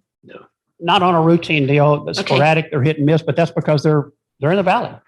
The two different things right now that impact my office that I don't control a lot of is the valley activity with DPS and the pandemic with movement of prisoners. I mean, we have 4 employees out today and 5 inmates in the facility that are positive. My jail administrator's wife is in the hospital in Beeville. She spent 2 nights in the ER in Portland because they couldn't find her bed in Corpus, and now she's in Beeville. So it's alive and well in the county, and people need to pay attention to it. And I think get the mask on when and where they can and do what they can. I'm not advocating somebody has to do anything, but we can't ignore it, and it's not going to go away. But those impact what's going on today. All right, so license and wait, not much we can talk about there because of what you said. Is that right? Well, we've got that refilled on a permanent deal. He's finished his training certification. The best indicator to find out just how many times they get over here would be through JP1's office and find out how many DPS tickets are, because when we moved that to Refugio, when Sharon Laughlin retired, I don't see the numbers of tickets and couldn't tell you how we stand there until we get back to JP. From the DPS standpoint. Well, I would say we need to talk to them about getting the sheriff that information on a regular basis. For sure. All right, Sheriff, detention center. Boy, howdy. The only real unknown, and you're starting to see it now, if you pick up a newspaper and follow the market and look at stuff, is pricing in corn. Corn market bad. When corn futures fail, and for 13 years, Glenica taught me to look at that, and my jail budget will follow that terribly close, because there's a lot that goes on in the jail that's impacted by corn. It's not just fuel and the vehicles outside, but a lot of the commodities and stuff that we use for food and the products stuff that we buy is driven by that. At lunch today, we were talking about that. Corn was running about $3 a bushel 3 years ago, and now it's almost $12 a bushel. And we'll see it in the jail budget. So are you explaining the $30,000 increase in food with that? Yes, ma'am. Just a precautionary, that and the fact that last year's budget, when you did the run rate, we weren't at capacity a lot of the time because of COVID. And we kept a cap on that, so we didn't feed as many. We weren't actively trying to fill all the beds back up at 190 because the pandemic and everything else. We're talking with David this morning. You're almost at capacity now. Right? Yes, sir. We're close to that. We're running 185 and 190.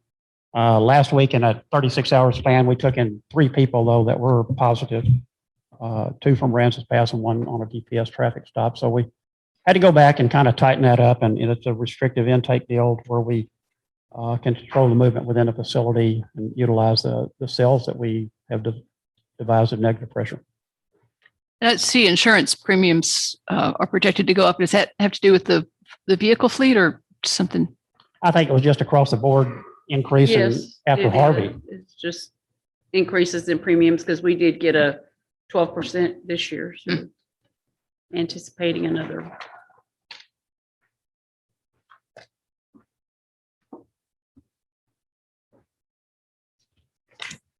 Like I said, this Thursday, I have a meeting with a group that's going to bring a presentation They currently do our phone system in the jail already. And it's my understanding it's at no cost to the county, but they would provide tablets that inmates could check out and rent on an hourly basis. They want to play games, but they would be available. They have law libraries on them.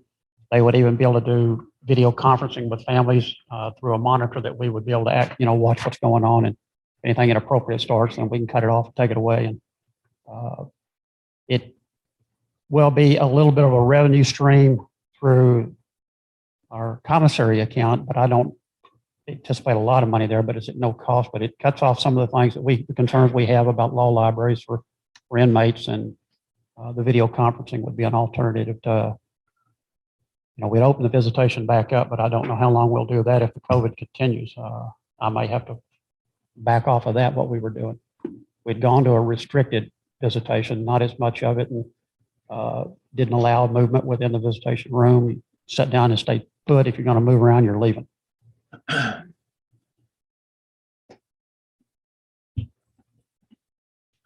Okay, you want to talk about the training academy fund? That again is one of those deals that we had it up and running, I thought, real well before Harvey. We had people coming in to teach classes, and then Harvey hit us and people quit coming for the out of town. We had people come from Colorado and Arkansas for some of the classes that we had speakers coming and teaching. And as a result of Harvey, and you're getting back on your feet with motels and everything else, and then the pandemic comes along. If we can get back to pre-Harvey status, which the only holdup right now, I guess, is the pandemic issues and employees in the restaurants, because the problem we had and what we lost the momentum was that we couldn't get motel rooms to come to training classes here. It's an attractive facility. The location, people love to come here, especially when we had them set up in the summer. And we were hosting some classes, often involved shooting and stuff that administrators wanted to come see and hear, and had speakers, renowned speakers coming in who were charging fees for instructing the course, but it was covered by fees from the people. And it was helping the community, because they're coming during the week. Typically our tourism is weekend deals, but it was working well until Harvey took the motels out. And so it was, a byproduct in the jail or in the training center that we lost a lot of the training momentum that we had going. And now we got everything back up and going, but the pandemic has restricted travel. But the intent is, we get back to where we were and host some classes at national levels of courses important in the state of Texas, as well as across the nation. But there's no change in that budget, or would anything change there? Any other questions or concerns for the sheriff? No. Thank you, Sheriff. Appreciate it. Thank you. Environmental health, Ms. Gonzalez. Before you leave, I need to hand you something.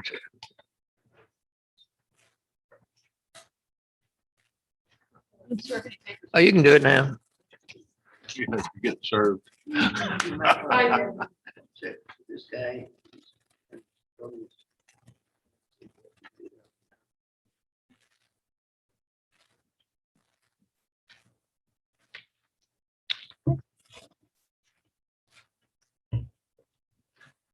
Environmental health.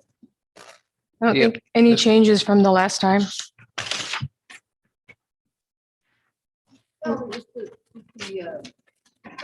On volume of mulch budget, does it have to do with site to get it ground the back?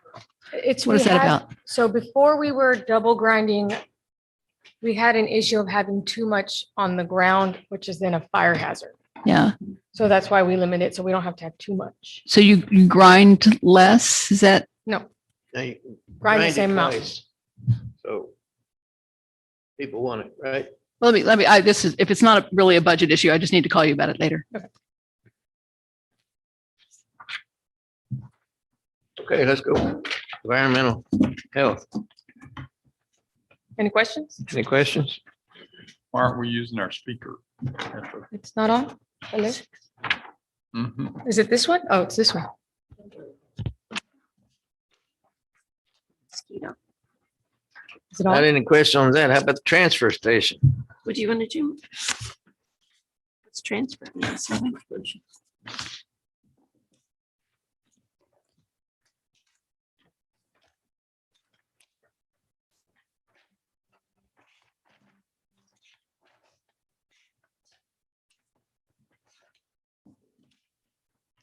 Any questions, transfer station?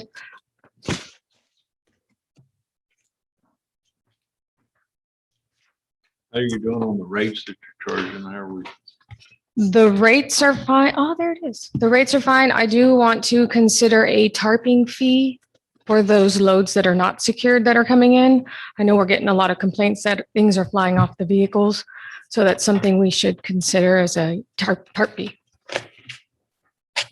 Is that on our trucks or people that are bringing? People that bring in to the transfer station.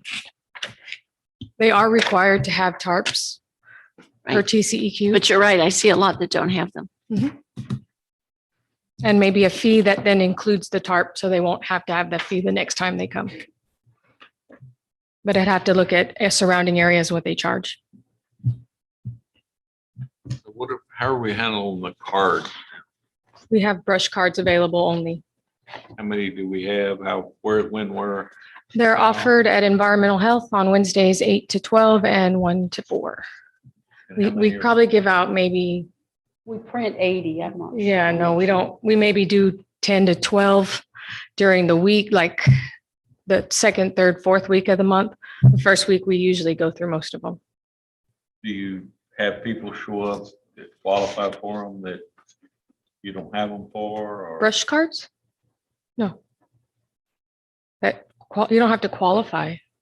You live in anybody the, gets- just, yeah, as long as you show residence. I know at one time when we were giving them out at Road and Bridge, people would go and they're already gone. Yeah, we haven't had that problem, You don't have it? but we're not doing trash cards. It's just brush. Oh, okay. Yeah. So when did we quit doing the trash cards? Perfect. Yeah. And if that's something you'd want to consider, it would be very beneficial to the transfer station to get reimbursed those funds, because it is funds that we do incur a cost to take that trash to the landfill. So it's kind of a negative in the budget.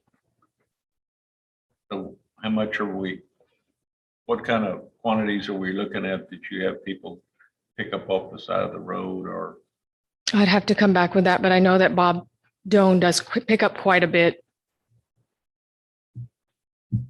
do you think if we issued more of them, or if we had some time frame that people could dump stuff free, that it would help with the side of the road problem? I think if you wanted to do trash cards, you should associate it with something that shows that there is a need for the card. Because I know that there are some times it's being abused. Sometimes, yeah.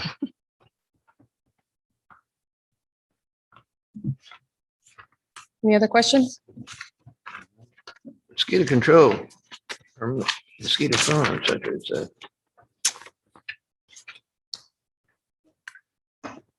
We're getting a lot of mosquito calls. Nope. After all that rain. Kind of surprising. Didn't blow up, did it? Yeah, I talked with some people and they believe that it kind of washed all the Or lots of eggs away. frogs or Just something, too much yeah. rain. Yeah, I was asked, did we have the flyover mosquito spray? I said, well, you want me to lie to you, or tell you the truth? Yeah, we had magic Yeah. mosquito spray. So are your crews not spraying right now? We have not been spraying for the last 2 weeks. Have you ever, and I know years ago, they used to spray for like willy worms for the plane. Mhm. Do you think we could, if we had somebody that had not the plane that the Fed sprayed with before, we could do any better or save money, cost money or whatever reason? I know somebody from around the Placius area that had some land sprayed and they were amazed how cheap it was to spray for mosquitoes with one. Because I don't know the cost of the chemicals used in those planes, I couldn't tell you. All the chemicals we use are only for ground Get you sprayers. a number. Are you talking about just spraying like all over the county and over people's yards and everything? Well, I know somebody that had about 75 acres sprayed by crop duster for mosquitoes. and His he- property, not the. I guess. And he was going on about how cheap it was. I'm talking from the point of view of, I wouldn't want them anywhere near my property. Would there be some way to, I mean, if Well, it's broadcast aerially, Okay, it that- sounds like it that's- gets everybody. That's the thing I was looking for, how many people are like that? Yeah, yeah, A few of my neighbors. right here, nowhere Yeah. near my house, please. I think you have more people that wouldn't like the aerial spraying unless they have big pieces of property where the ground trucks are not helpful. Yeah, what I like about the ground trucks is they can't get on my property. We did. Anything else? Yeah, I'm ready. Thank you. Thank you. All right, fleet maintenance, Chris, come on up.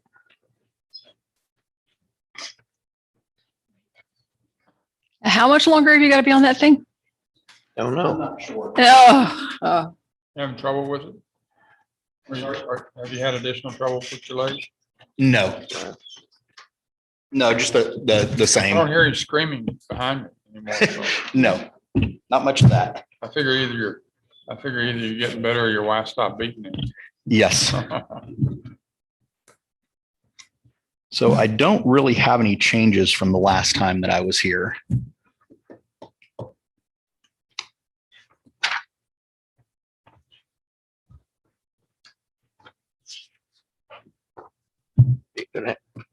Gas price is gonna go up a bit. Yes, there's going to be about a 20% increase in gas prices from where we were at last year going into next year.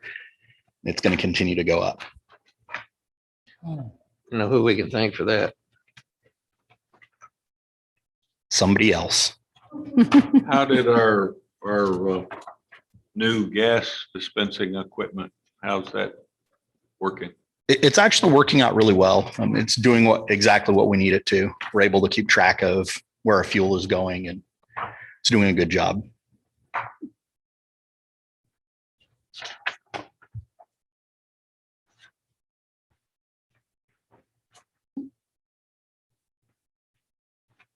So you got Doc's car in again? Yes, he has a tire that blew out, so.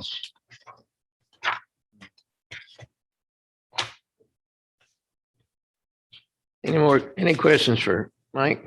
Did a good job out there, Mike. Chris. I knew what they meant. I meant Chris. And Mike. Yeah, what the hell? Chris, yeah. I know you forever, Chris. I'm sorry. That's okay. I call It's- Bubba a it's- few it's- names too, but I don't. Yeah. I'm sorry. Call him Bubba. Can't call I him. call Bubba all kinds of names too, but There's worse people you could call me than Mike Gordon. Oh, wait a minute, I hit the button there. Fire marshal or somebody. Uh-oh. all right. You turn the sucker on. Nobody with the panic. Didn't turn on. No questions from Mike, evidently. It's Chris. Pardon, Chris, Chris. See, I'm telling you. Whoever that guy Got a is. big name tag. I know that when they did our uniforms this time, they left the names on. All right, let me say this again. Any more questions for Chris Before we get Mike. before? I don't think he's planning on being here today. All right, No. if not, Chris, This we Mike do Gordon. appreciate Oh, yeah, it. no, Thank you. I'm talking Thanks. about Mike Garris up next. I know why I said Mike. I'm looking at Mike Gear. That's why. Exactly. And now we're going to hear from Chris. Now we're, Chris for- yeah, Chris, go ahead. Sound like a good excuse.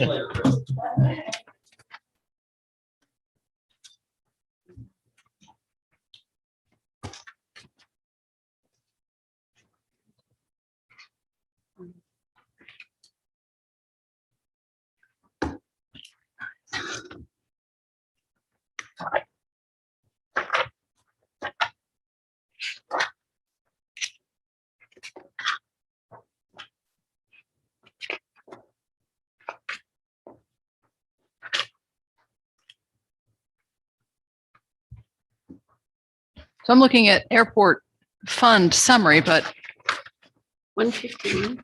yeah, so 151 and 152 are where we go for. Yes, ma'am. Right, here we go.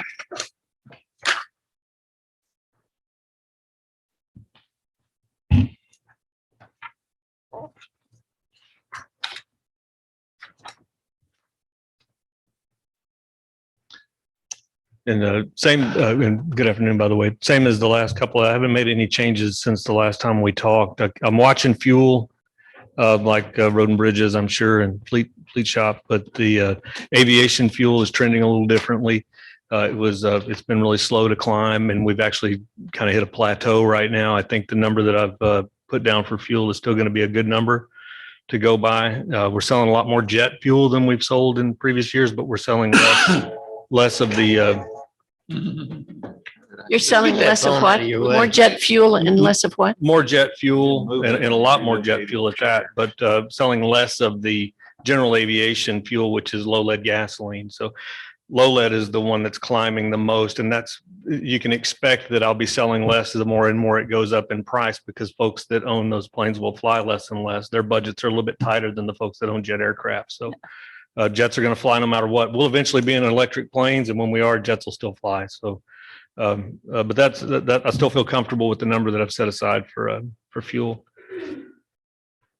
Okay, well, as the liaison to the Airport Advisory Board, I was a little surprised when I saw this proposed budget, because I know that Mike had given presentations, I believe, to each member of the court, maybe to some of the other members of the Airport Advisory Board, I'm not sure, explaining what our airport manager salary is comparable to other managers in our area with and without the FBO that we have. And I think most of us are aware that our airport, right after Harvey, was opened again within 48 hours for helicopters, I think, and within 72 hours for fixed wing. That with the judge, they were able to set up for AEP to have a staging ground on site, which certainly helped get our electricity back up. And as a person here without electricity, I certainly appreciated that. That he stayed on site during the storm. That he has found new ways to bring revenue into the airport. And that his salary compared to the average salary of a manager without an FBO, say in San Pat County, over there, they're getting almost $107,000 a year. And the average salary, if they have an FBO, like in Victoria County, is $122,000. So I'm not exactly sure what Mike had in that presentation, but in looking at department heads, especially ones who have their own funds that don't draw from the general fund, and I don't believe you draw from the general fund, do you? No, ma'am. The airport puts money into the general fund every year. I would recommend an increase in keeping with that other department head, which is pay group 34, starting them out at step 1, which annually is $92,434 for the manager's salary. I know I served at the judge's pleasure with Gene Johnson when we were recruiting an airport manager to replace Gene, who'd been here for 30 years. And we had candidates that came from all over the United States, including including Hawaii. And Mike was head and shoulders the best candidate and was willing to come in here at a very low rate to train with Gene, even though he had skills already in place, and to stay in that capacity for, I don't remember if it was a year or however long, maybe a year and a half. And I just feel that this salary is much more in keeping with what the airport brings to the county in revenue and to the community. I've had a few people send me emails, and they may have copied other members of the court, on the reception they get when they fly into our airport, that there's no customer service like it, and that's a positive thing, that we are head and shoulders above other folks. And I've seen some of the improvements that are going on out there, and I think this is very warranted. I echo enthusiastically everything Commissioner Rousseau has said. I think we could really, really ill afford to lose our airport manager, and we ought to be paying close attention to paying him whatever requires us to, whatever it's required to keep us competitive with other counties. Anybody that could steal him away from us. Well, and this isn't even at what they're paying. This is below that. I'm just saying. Well, I'm bound by I'm trying what to he find some proposes, but- continuity in what we're doing. But what if I he may proposed add- made sense to me for that reason. If I could add to that, again, I'm not, this has never been a big payday opportunity whenever I started putting these numbers together and doing the market research on it, but it was always more what I felt was a sustainable number for the airport fund to be able to afford over the next 15 to 20 years of my career here. So I was there. There's some of those numbers that I represented on the presentation from other airports of similar size and function and operations. They just have bigger budgets because they're in bigger municipalities. We're in a smaller municipality, smaller area, 25,000 or so people in our community. An airport, a general aviation airport, is very fortunate to be able to claim that a fraction of a percentage of the people in that community actually use the airport or somehow are a stakeholder in that airport. Our community is atypical in that, as it is in so many other different ways. But out of the 25,000 or so people in Aransas County, there's well over 150, 200 people that in this community that use our airport regularly. So we're real close to that 1% threshold. And that's unheard of in general aviation. So if this airport was in any other community, a larger community of 500,000, 100,000, up to 1 million people, we'd be outperforming every general aviation airport in the state. There's no doubt about it. So there's a reason that this airport gets the notoriety that it does. We win the awards that we win because we have so many people in this community that use our airport. Well, I agree with Commissioner Russo and Commissioner Laubach that we do need to adjust your salary. Exactly how much, I don't know. But since this does not affect the general fund and thus does not affect the tax rate, I think that we do need to bring, where we can, all of our appointed officials up into more in line with what their market is, because you're in a market area, not a tax area. And so I would mirror what they said. And one other thing too, I'll say that is to Commissioner Laubach, you're not at risk at losing me. I live here. I'm going to be here. I'm asking for a number that I think is fair. But that is one thing that you brought up, Commissioner Cheney, that whenever I gave my presentation to each of you individually, and I can do it again if you ever want to see it before it comes time to settle the budget, I'd be happy to do it for the whole Commissioners Court, is that it's every department head in this county that was here before Hurricane Harvey is a disaster recovery expert to some extent. And the person that replaces them, whoever that is, 2, 3, 5 years down the road for each of us, their learning curve for that person in that department with respect to disaster recovery is another disaster. It's another hurricane. I'm going to work for 15 or 20 more years if I stay healthy. And God forbid we have another hurricane, but you don't have to worry about having an airport manager that has never been through it before. And if we can keep Val, if we can keep Renee, if we can keep everybody in their departments, then you have somebody that's done it before. I can't imagine trying to bring a new environmental health department head through another disaster like that. You have an absolute expert in Valerie. Well, without getting into anything else, one of the things that you've done that's really impressed me, other than the fact that you have brought the airport into a professional atmosphere, is the way you've handled the ramp grants. I mean, you've grown the ramp grants every year. And I realize a lot of stuff's out of your hands and everything, but a lot of stuff is in your hands because we haven't gotten any bad reports. Well, that's right. And I did add too that I've been your airport manager longer now since Harvey than I was prior to. So this is normal for me as far as I'm concerned. We're operating in the black most every year when we get payments in time from insurance, but when we're keeping it in the black, working with less than we've ever had. So in my opinion, when we have a whole airport again, and when we're absolutely whole, and all the airports around us are whole, and we're still outperforming San Patricio County, Refugio. We're outperforming the Victoria Airport from a general aviation standpoint. We don't have commercial operations, and they do have one commercial carrier there. But I see the numbers. I know what our metrics are. It's the same metric. We're outperforming even Victoria. So yeah, this is a very high functioning airport. There's no doubt about it. I have to agree that you and your crew are doing a fantastic job out there for us as a county for a whole, and very appreciative. And your pay raise is, I will have to say, yes, you deserve something, but and the fact that you're enterprise fund and no taxpayers' money means something. But when you give somebody a raise or a sizable raise, and any raise like this is sizable, and it's not going to be, something that nobody knows about it. Sure. Everybody's going to know about it.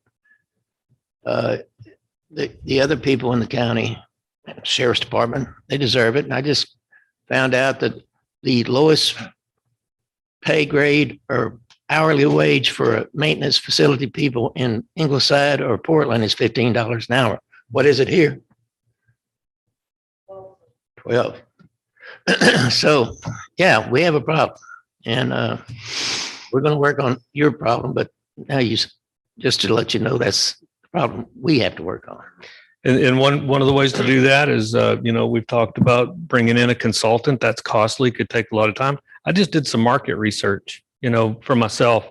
There's only 288 other airports in the state.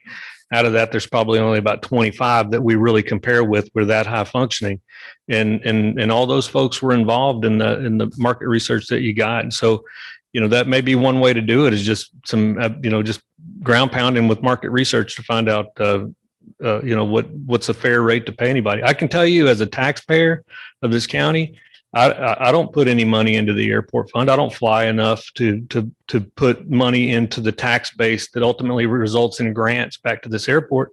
But I pay taxes for your salaries and for the salaries of the other county employees.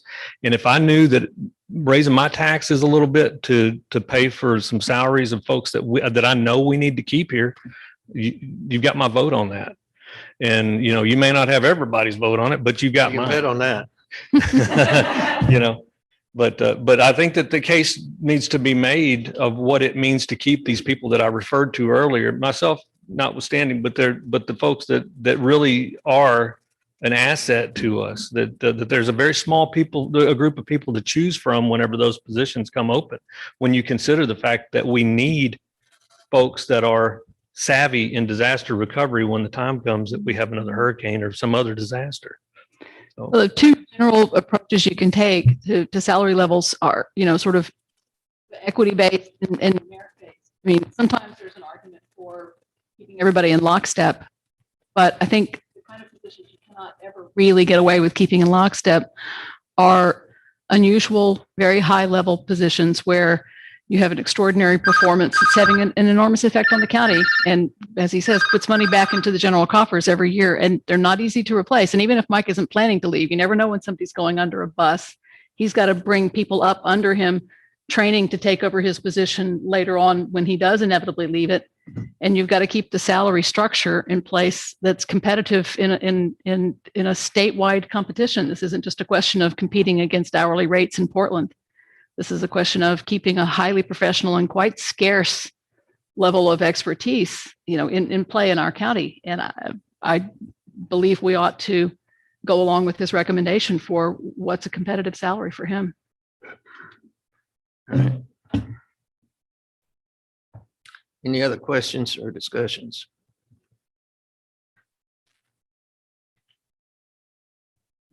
If not, Mike, we'll look into that later. And okay, thank you. Thank you. Thank you. Yeah, Chris, I'm sorry. I got mixed Chris, up again. exactly. All right. AgriLife, let's.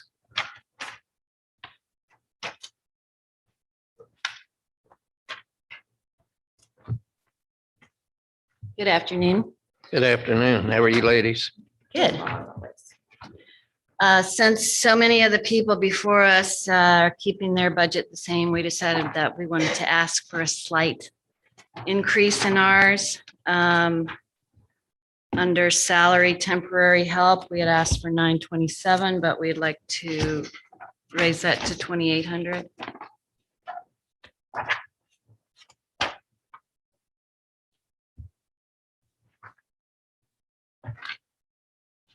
I'm not looking at the right page. 52 extension. 52. Mhm. Salary temporary help. Is that what you're talking about, Ginger? Yes, that's actually us. Why we're called temporary help. I'm not exactly sure, but that's Megan and I. That's split between us. Okay, so what I see for next year is 34,514. But are you looking at a different number? No, but we had, at the first budget meeting, we had asked for 927 more. Then the 34,514. Did it go in or not? We didn't put anything in, nothing was discussed on meeting.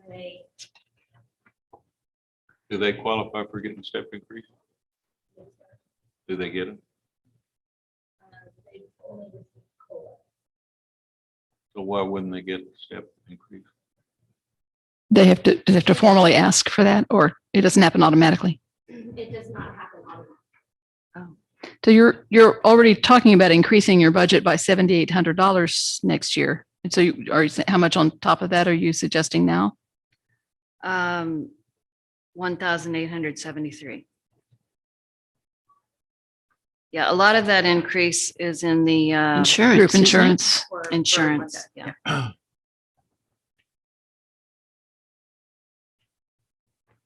I will add on the reason for the large increase in insurance,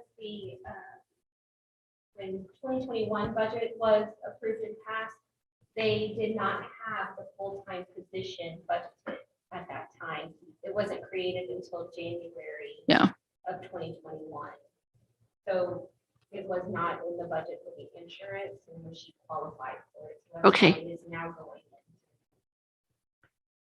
Yes, so the only other increase that we're asking for as opposed to costs that are sort of out of our control is $316 more for part-time help. Part-time help. So why is it that you don't ask for your step increases when you become eligible for them? Actually, I didn't even realize that we had that. Are they eligible for it if they're classified as temporary help? Are they eligible for, because Are eligible. I can't answer to why it has never been.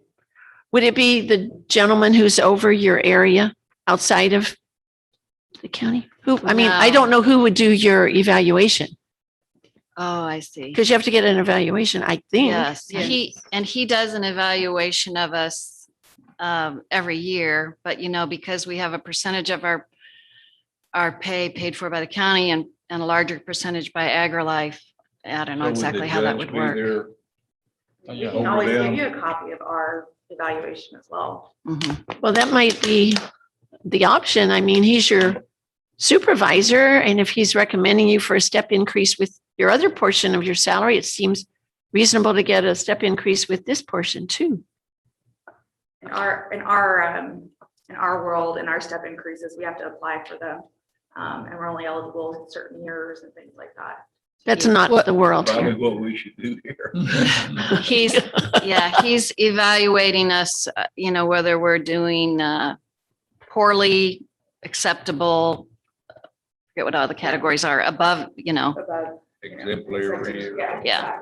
Well, we can send you that every year. That's not a problem. I would suggest that y'all sit down with the judge and decide where you should. I would think maybe the judge would be, as far as our part, their supervisor. Okay. No problem. He doesn't have any problem. I would like to add that when we had who was it with the DPS? their Sharon officer- Laughlin? Yeah, their officer would do a report and then I think we turn around and approve off of that report. So it's kind of being like the same thing. I think, Yeah, but I listened to the sheriff about Sharon because she was in his office, not mine. So But the gentleman, I don't know who you're I'm going right. to talk to about them.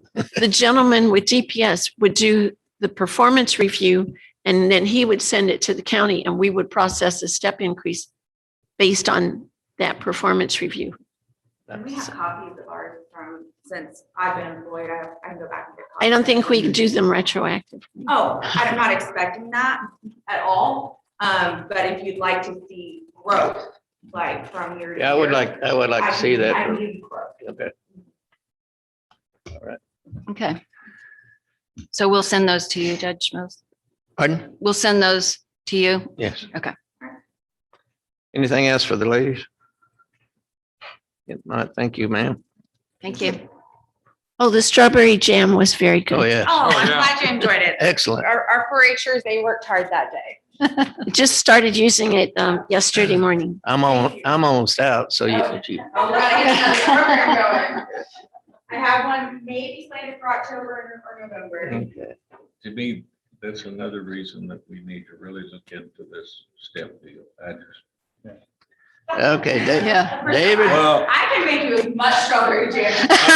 No, no. that wasn't No, what no. I'm talking about. I'm talking about we have some Okay. people that Yeah. don't do steps. David. And some people, in my mind, abuse step increases. So Yeah, we need a kind of consistent step. we need Yeah. to tune it up. We're Okay. Completely understand. No, have a great one. You too. Have a nice day. So I can make strawberry jam as well. Your wife makes real good cookies. She does. So, talk to me. Truthfully, I forgot to pick up my package in the. So you're shooting from the hip here. I am shooting from the hip. I have been kind of busy. In fact, I just left stormwater meeting minutes ago with a office full of people that weren't happy about drainage. Really? Really. I mean, yeah. So it's a good thing we had this meeting for you to leave. Well, it was actually. I think I talked to everybody that had something to say at least. At that meeting? I'm sorry. Yeah. At that meeting? At that- When you just left. So there's nothing really out of the ordinary in your, Well, except for the, I was asking for another drainage crew yeah. and equipment to go with that drainage crew. That's the one big thing, or the two big things, I guess, that are. Did the people that were just at your office think we ought to have another drainage crew? Yes, I think they do want Maybe you two. to give me another crew, maybe Yeah. a second, a third crew as well. Their expectations were As long as they probably don't have not to pay for realistic. I will throw out that Lionel hit me up this morning, maybe another guy on top of that second crew would help, another road crew person. It would help. David, you've been doing a lot of roads and everything with a pretty limited crew for a long time. We have. I don't think this budget is necessarily the one that we need to look at that.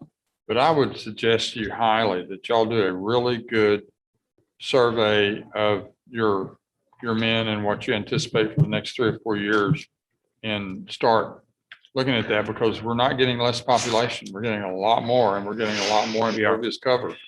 Yeah. I have looked at road crew prices for other counties, and we're really probably right there, nothing, not too far below, not too far above. The amount of work that we've had since Harvey, I guess, has been substantial. We have built a lot of roads recently. We're planning on building more roads. That's the one thing commissioners always say is build roads. Build drainage now. Yeah. Yeah. Build Save our roads. roads. Or clean. And we do build a lot of drainage. I don't know if y'all have kept up with things, but it's all money that y'all have approved, and we spend it. We've had a lot of big, good projects. The Mesquite bypass, it's a $2 million project, but it works really, really well. More projects like that would be great, but where do you find $2 million sitting around? we've got another opportunity to find an outfall in Bahia Bay into the bulkhead, which is good for that area, but it also is good for everything upstream all the way to the bypass. Need money for that. It's on our list. I've got a list of 13 other drainage projects that I would like to get moving on as far as design, and been looking for funding for that. No idea how much that costs, but millions and millions. I mean, probably 20 million or something, if I'm just going to guess. You can't spend too much money on drainage in this county. It's really, really hard to drain, as you know, especially the people that have been here forever. Drainage is a problem. When you're at sea level and you have no slope. High tide, where's water go? High tide, saturation. When we're in a drought, we can handle a big rain without any trouble. It's what we've had this year, where you have a big rain in May and then you get 30 inches. I mean, it's crazy. Yep. David, I had a couple of questions. Sure. I know you had talked about moving some of the employees out of Road and Bridge over to flood control. Right. What was the number of employees you plan to do then? Well, we were looking at one crew that would be new, and then two. Is that right, Hannah? Well, we did, let's say, 1.5. 1.5. Now, David, are you talking about? 1.5 crews? Or creating a new crew where you hire new people to fill their place? So we're adding one crew. Okay, just a second. Say that again. Okay, yes. So 4 people are being added, and then Right. 1.5 people are coming over? From Right. Road and Bridge to flood. One of them was already halfway there. Okay, and your question, Commissioner, was? Well, I thought, Commissioner, I thought that Pat might have been confused on, we're not moving people over, or we're not creating a crew and hiring that many new people. Correct.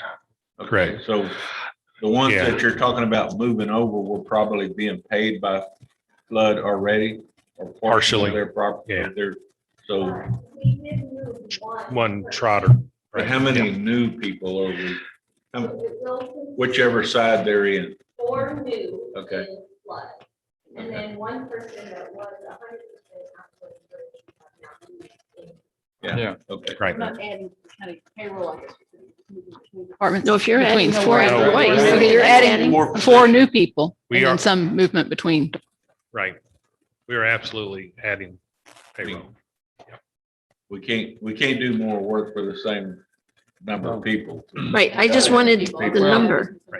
And also with the amount of drainage and stuff we've had going, that has also affected your seal coating and other things by having to pull, for emergency drainage issues. Yeah, it certainly has affected that. Also, just wet pavement has affected. So that. by doing the 4 people that we're moving over plus the additional, you'll be able to maintain your street crew separate of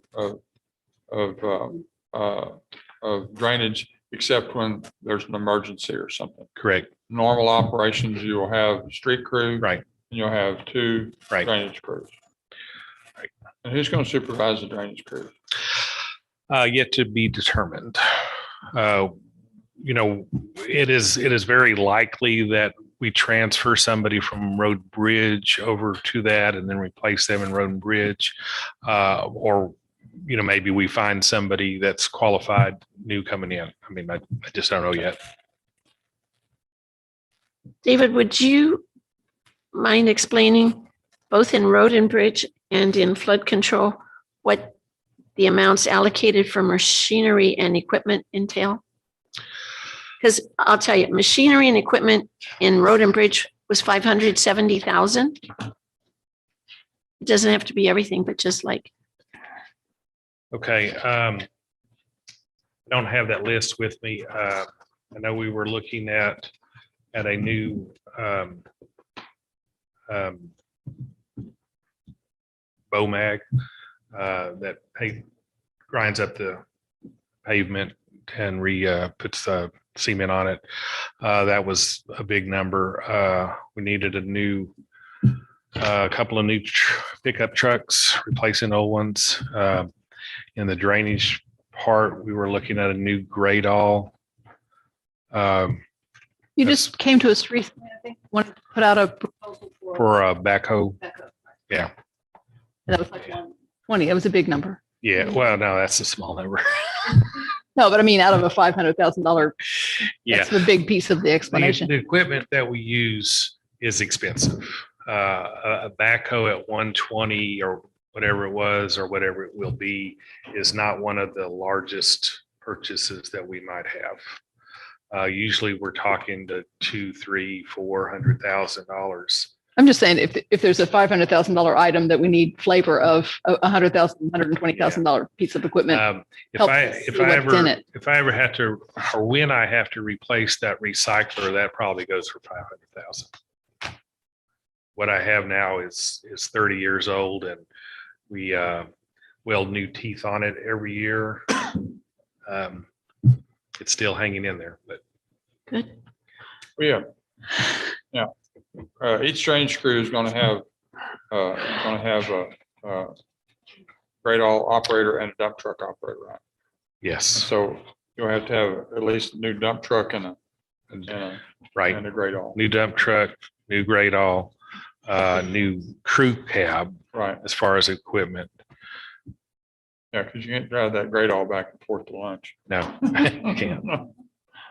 you can't. You can't park it. So Yeah, you can. You just won't have any fun. it won't fit through the drive-through window. The majority of the equipment that we're proposing for the drainage is going to be coming out of the flood, the 2011 flood and the 2016 bond issues, both of those, so that we can close those out. And then the balance of it will go into the flood.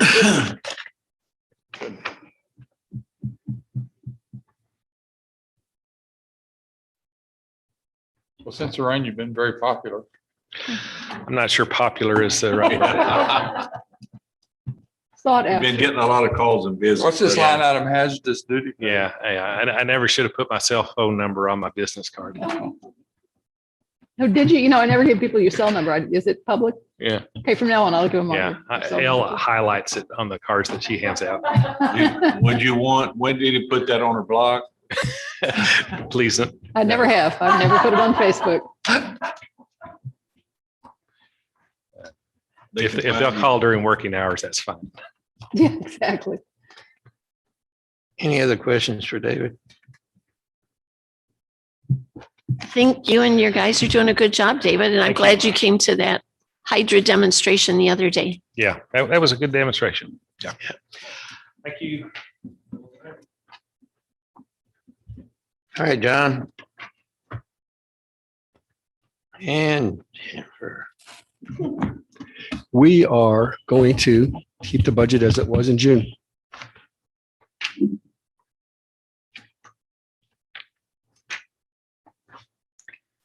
There was something earlier about a transfer, a couple $100,000 for projects. The transfers out, the venue projects transfers out? What was that? You're talking about the 310 code? It's in which department was it in? Trying to find those pages. It's on the 295 projects. They were questioning because the amount that was transferred from 290 is significantly more than last year. Right. But, so that's what they were asking. why that was. We are, Parks? No, it wasn't Parks. we- What was it? after Harvey, we cut the budget significantly to keep going and keep it operating. And now that last year's revenue came up very surprisingly at $502,000, we reinstated a lot of the projects that we had been putting off. That includes, we're going to be doing some major improvements. The bridge is going to be rebuilt this fall, but then we're going to rebuild the decks, the ramps going up in composite material. The bridge material, the pressure treated lumber has lasted about 5 years. Then it starts to rot out there in the sun all the time. What other types of projects are you, other than the bridge, or you? What we've done is in the last 4 years, the gardens and all of the venues have been basically just basic services. Cut the grass, collect the trash, do what I have to do to keep it, because our budget revenue was considerably lower than it was in 2016. So now that the budget number, now that the budget, like I said, we've had a surprisingly increase in revenue. We put the budget back to where it was and then some, and to get to some of the capital things, some of the things that need to be done, taken care of. So that's what reflective, that's what you're seeing now in the 295 code. So under promotional activities, you'd allocated 20,600. Mhm. That was the number we were working with in 2016. Then what we did was, that's for paying for advertisements, magazine advertisements, other types of things. Some of the little promotional events that they take place where we bring people in and pay for different things like drinks and So stuff. ad placements as well as things Yeah. that you do here locally. Yeah, we do. We do a lot of advertisements. We're getting back to putting the advertisements in again in some of the magazines. So under Shell Creek, you have 10,000.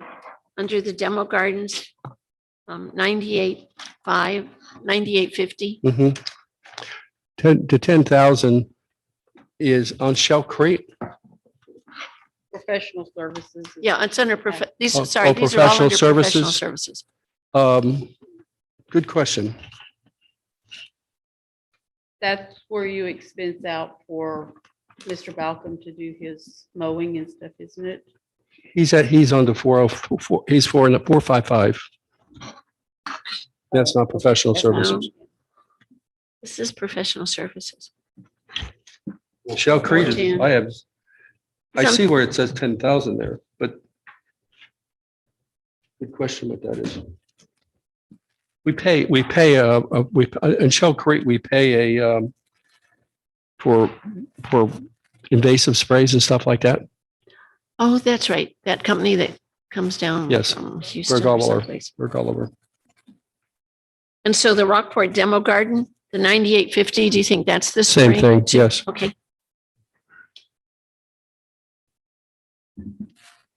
It seemed like they could come up with a way to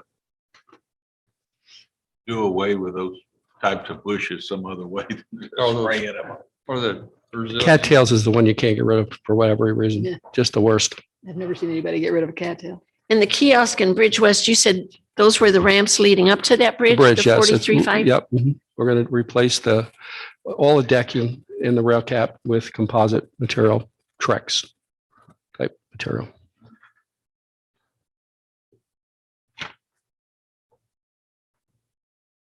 My kids sure like to run on that bridge. I tell you what, there's a credit to that bridge. That bridge has been through a hurricane and now it's been through a 100-year flood. And it's standing straight. So it's a great thing. The flood was almost up to it, dude. Yeah. It in the design of that bridge, the bottom girder or the header on the ends or in the bottom girder is marked at the 100-year floodplain line. And that water was right there. Yeah. So it's a lot of pressure being put on it. Really something.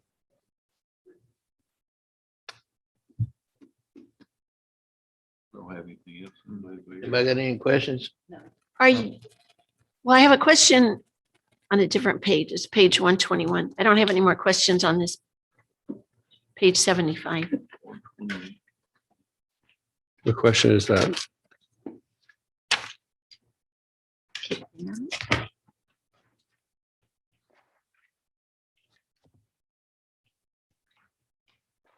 The long-term recovery fund, Mhm. 535.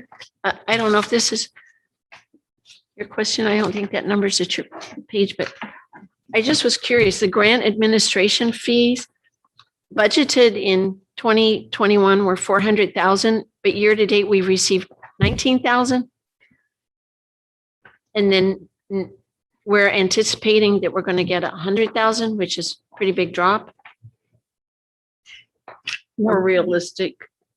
We anticipated that we would have some big numbers, but we did not have those. The 100,000 is more realistic. It actually will probably be more than that. projected because we have the insurance that's going to pay us. And my calculations were probably about 200,000 there now through the end of 2020. Okay. And then we've got 22, 3. Yeah, 2022, then you're showing 400,000, but you think that's a fairly realistic number? With the PAPDAC, the direct administrative costs that we will get from FEMA, as well as insurance, yes, I do feel like that's a more realistic number. It sounds like it was just a question of guessing which year it was going to land in, and it didn't really land in Well, 21, but with it's the still going to land in reimbursements, I mean, 22. I've been waiting for 6 months for reimbursements from some other stuff with FEMA. So, and it's force account labor. It's very detailed and specific to get them. So it is hard to kind of figure out when they're coming in. Okay. All of those fees, are we reimbursed as we get the money, or do they have some connection with when we're actually get the money from the grant, we get that percentage of what we receive? We have to expend the money, and then whatever the contract is, and once we've signed the contract for the grant, then we have to keep track of it and we have to submit it. Some of them we submit quarterly, some of them so we submit monthly. And then it's just based on once they've reviewed it and they reimburse us. And right now, I mean, some of them we're getting like 1,000, 2,000, 3,000. A lot of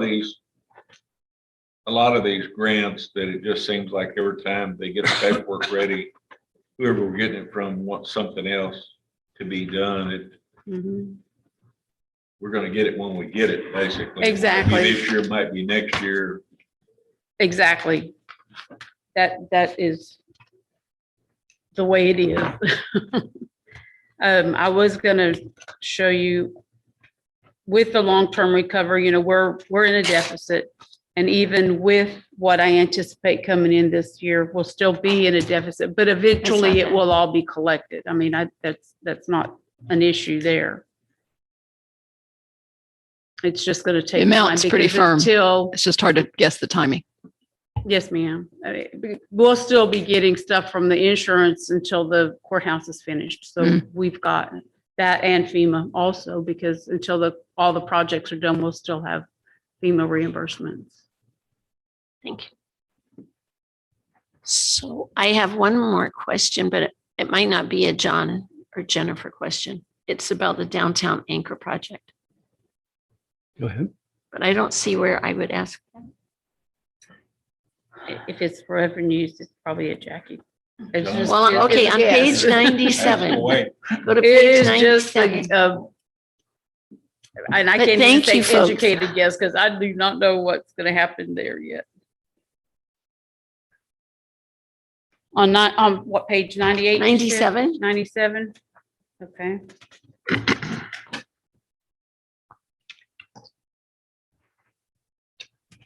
Okay, so under 410, the professional services, we'd budgeted $1 million and we paid 34,000 plus to date. And then we're looking at 2 million next year. Are Broadus and PGAL in that 34,000? Yes, ma'am. And mind you, that's not to date today. That was based on June. Yeah. Yes. I thought all of this was probably through June. Yes. There again, You sound like you have 3. we have had several invoices since then, so this number is higher. Okay.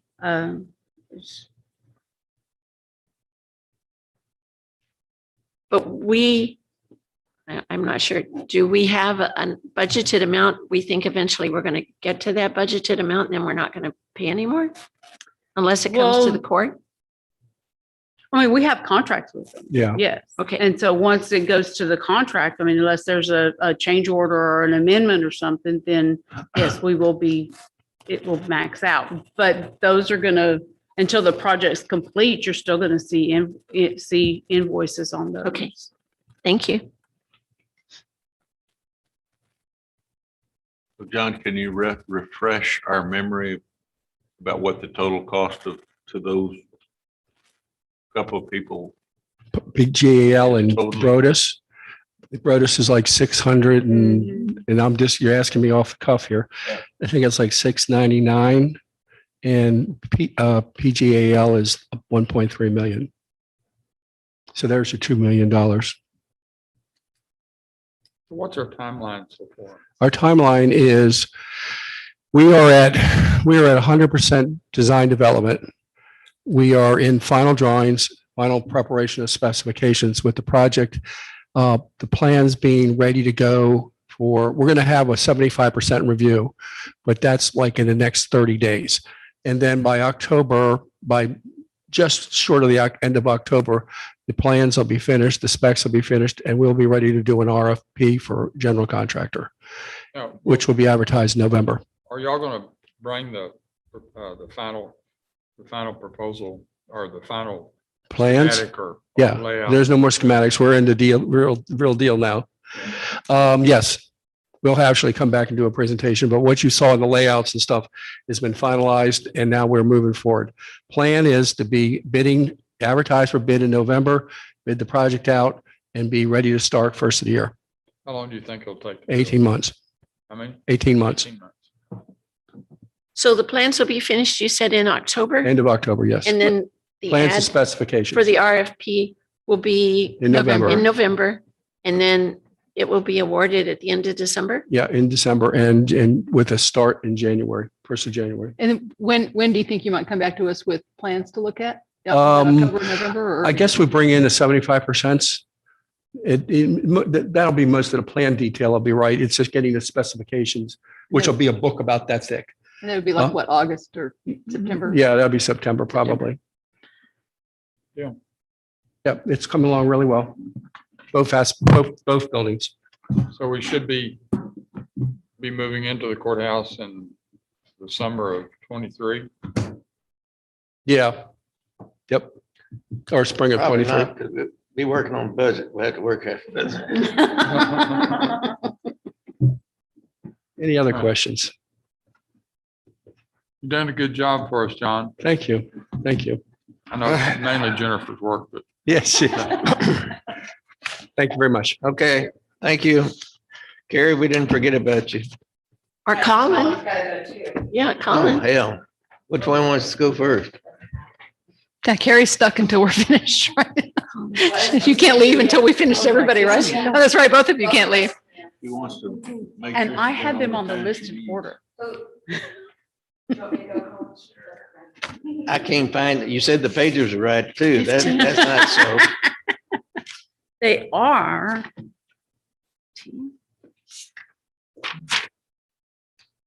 15 for county clerk. So, somebody. We're really only talking about any changes from what you have in front of you. Is that correct? And any questions you might have, am I on the? Say it again. I'm talking about any changes that might be changes from what you're looking at right now. Is that correct? And then you can ask any questions. Okay. So I think just a couple of things. One is I will have my records archive plan that will be a public hearing in conjunction the same day, August 23rd. I will be running that ad. So it hits on this Saturday. That'll be 15. That'll actually be 16 days ahead of time. It needs to be 15. So that will talk about what monies will be spending for this year out of our current records archive budget. I spoke with you last time about the records management. This is something that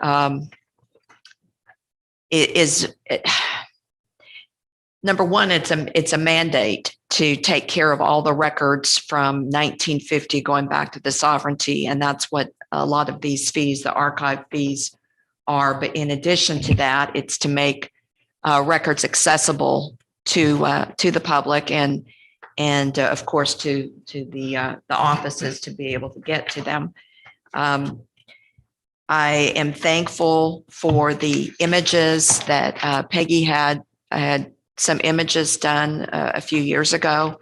We still need quite a few done, but she got most of the land records done, and that is the primary. That's certainly the first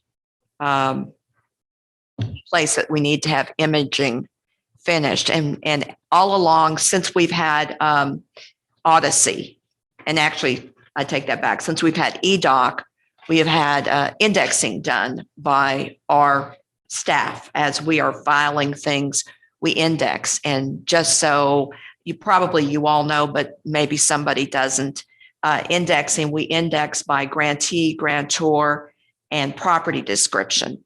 And the reason we do that is so you can actually locate a record, and it gives that chain of title. And it's extremely important for anybody who has real estate to know that if you're selling it, that you are actually the owner of the property, and that somebody can say, in fact, yes, you do own it. Yes, you can sell it. And it's quite a responsibility. And the indexing, what that does, instead of having all of these images, if you can imagine having a terabyte full of images, but you don't have indexes to them, you have to really work hard to find that piece of paper that you want. We have, like I said, we have the images going from, I think, we have the indexing from about 2003. We actually go back a little bit further than that, to maybe 84, something like that. My office has been working on some of that. But we are at a place where we need to use up some of this money. That is the reason it's being collected. It's not meant to just sit here. It's meant to do these things. And so the records management, I will be spending quite a bit of that, as well as the archive, to try to get as much indexing and as much of the records that we can imaged and indexed so that they're accessible, and also so that Carrie, I just have a quick question. I'm sorry. Certainly. So I am looking at page 103, Records Management and Preservation Fund. Mm-hmm. Is that where I should be looking? Yes. Okay. Sorry. I was jumping to that and kind of going to circle back to the other, because it's kind of pieces of it. Okay. So we will be continuing to collect fees to cover these things rather than to come out of the general fund. I will be having an archive fee increase. You all approved the fee increases that were done a few meetings ago, that were the legislatively approved increases. And so we will be having some additional fees generated from the user, the people who are doing these things. But this is very expensive. I'm hoping we've applied for some Rescue Plan Act monies on this. We'll see how that goes. That would be great. There's always going to be a need to do this because it's just a huge thing. And unfortunately, the hurricane damaged records, they are getting more and more deteriorated. So they probably sat a little bit too long, and it's just challenging. Things that were a certain crispness, they're degrading. And if you look at where they were compared to where they are, and probably my predecessors would be able to see that even greater than I can, but I can see in the scan differences. So there's quite a bit of need there. Again, this is not something that I'm asking you for money. I'm just letting you know that we plan to spend this money because this is the reason it is for here. Are there any questions on those pieces? No. I've got one other thing that I got one. Can I, just before you do, I ask questions, Jack, but there's something else that's really important that I mentioned. and this is a lot of why the rescue plan would make a lot of sense. If you look, our office stayed open during COVID. Valerie and the crew had to work very close quarters during Harvey and very challenging. But one of the things that we are doing is we are going to be adding a public portal where you can look at property online at your home instead of having to come into the office. And the software that we have now is quite outdated. It is not user-friendly. You make one little error and there's nothing that catches it. So it's right now, there's another company that buys our images and they're the recipient of the fees for this sort of thing. But if you can imagine, you can be at home and you can look up any property in Aransas County and find out all kinds of, history on it. You can see the actual image. I think this is something that is really needed for the county. It's something to keep people connected, whether there's a COVID situation and they don't want to come in, or maybe the office or the courthouse is limited to how many people can come in. If there's a hurricane or something situation where we're going to be in the cloud. So I'm anticipating, although it's a whole lot of work, I anticipate that there's going to be light at the end of the tunnel and it's going to be a very positive thing for the county. Now, Jack, I hope I didn't lead you away from your question. No, it was for Jackie. Jackie on 103. Yes, sir. And you may have covered this, Carrie. I just didn't hear it, but That's okay. Which is 103? I'm sorry. that's records management. Okay. On 103, 150, 201, and so that record management preservation. You didn't project anything for 2022, yet you spent 46,000 in 2021 there. Did we shift that money somewhere? That Yes. is the person that Carrie has in her office, and she has asked for her to be put back into her general fund, county clerk to budget. And so that was that money for her. So I should be able to go over to the county clerk's. And there's an office and see increase that in hers. increase. Yes, sir. Why did you do that? It seems to me like it's more, I don't know how much. I did it because I feel that the records management and the archive should be strictly for that, not for somebody who is partly working. I mean, we all do things towards that, but there are outside services, which it costs a great amount of money. And this person's salary has sort of been taking away from the money that needs to be spent for the county records. She's very essential in the office, but I think it gives kind of a false impression of what you're spending on your actual archive and records management and indexing and so forth, when that person is not dedicated to doing that. And it's really more of paying outside people to do these things for us. Well, does that person spend the majority, 51% or better of their time on records management? No. Okay. All right. Okay. No, all the people in the office work, with the office and they all contribute toward that. And you could potentially say, well, this person is taking a transaction at the counter and it's a record and they're doing this and then it's indexing, but. Okay, Well, so show me where this shows up over in the county clerk's office. It shows in under 103 line.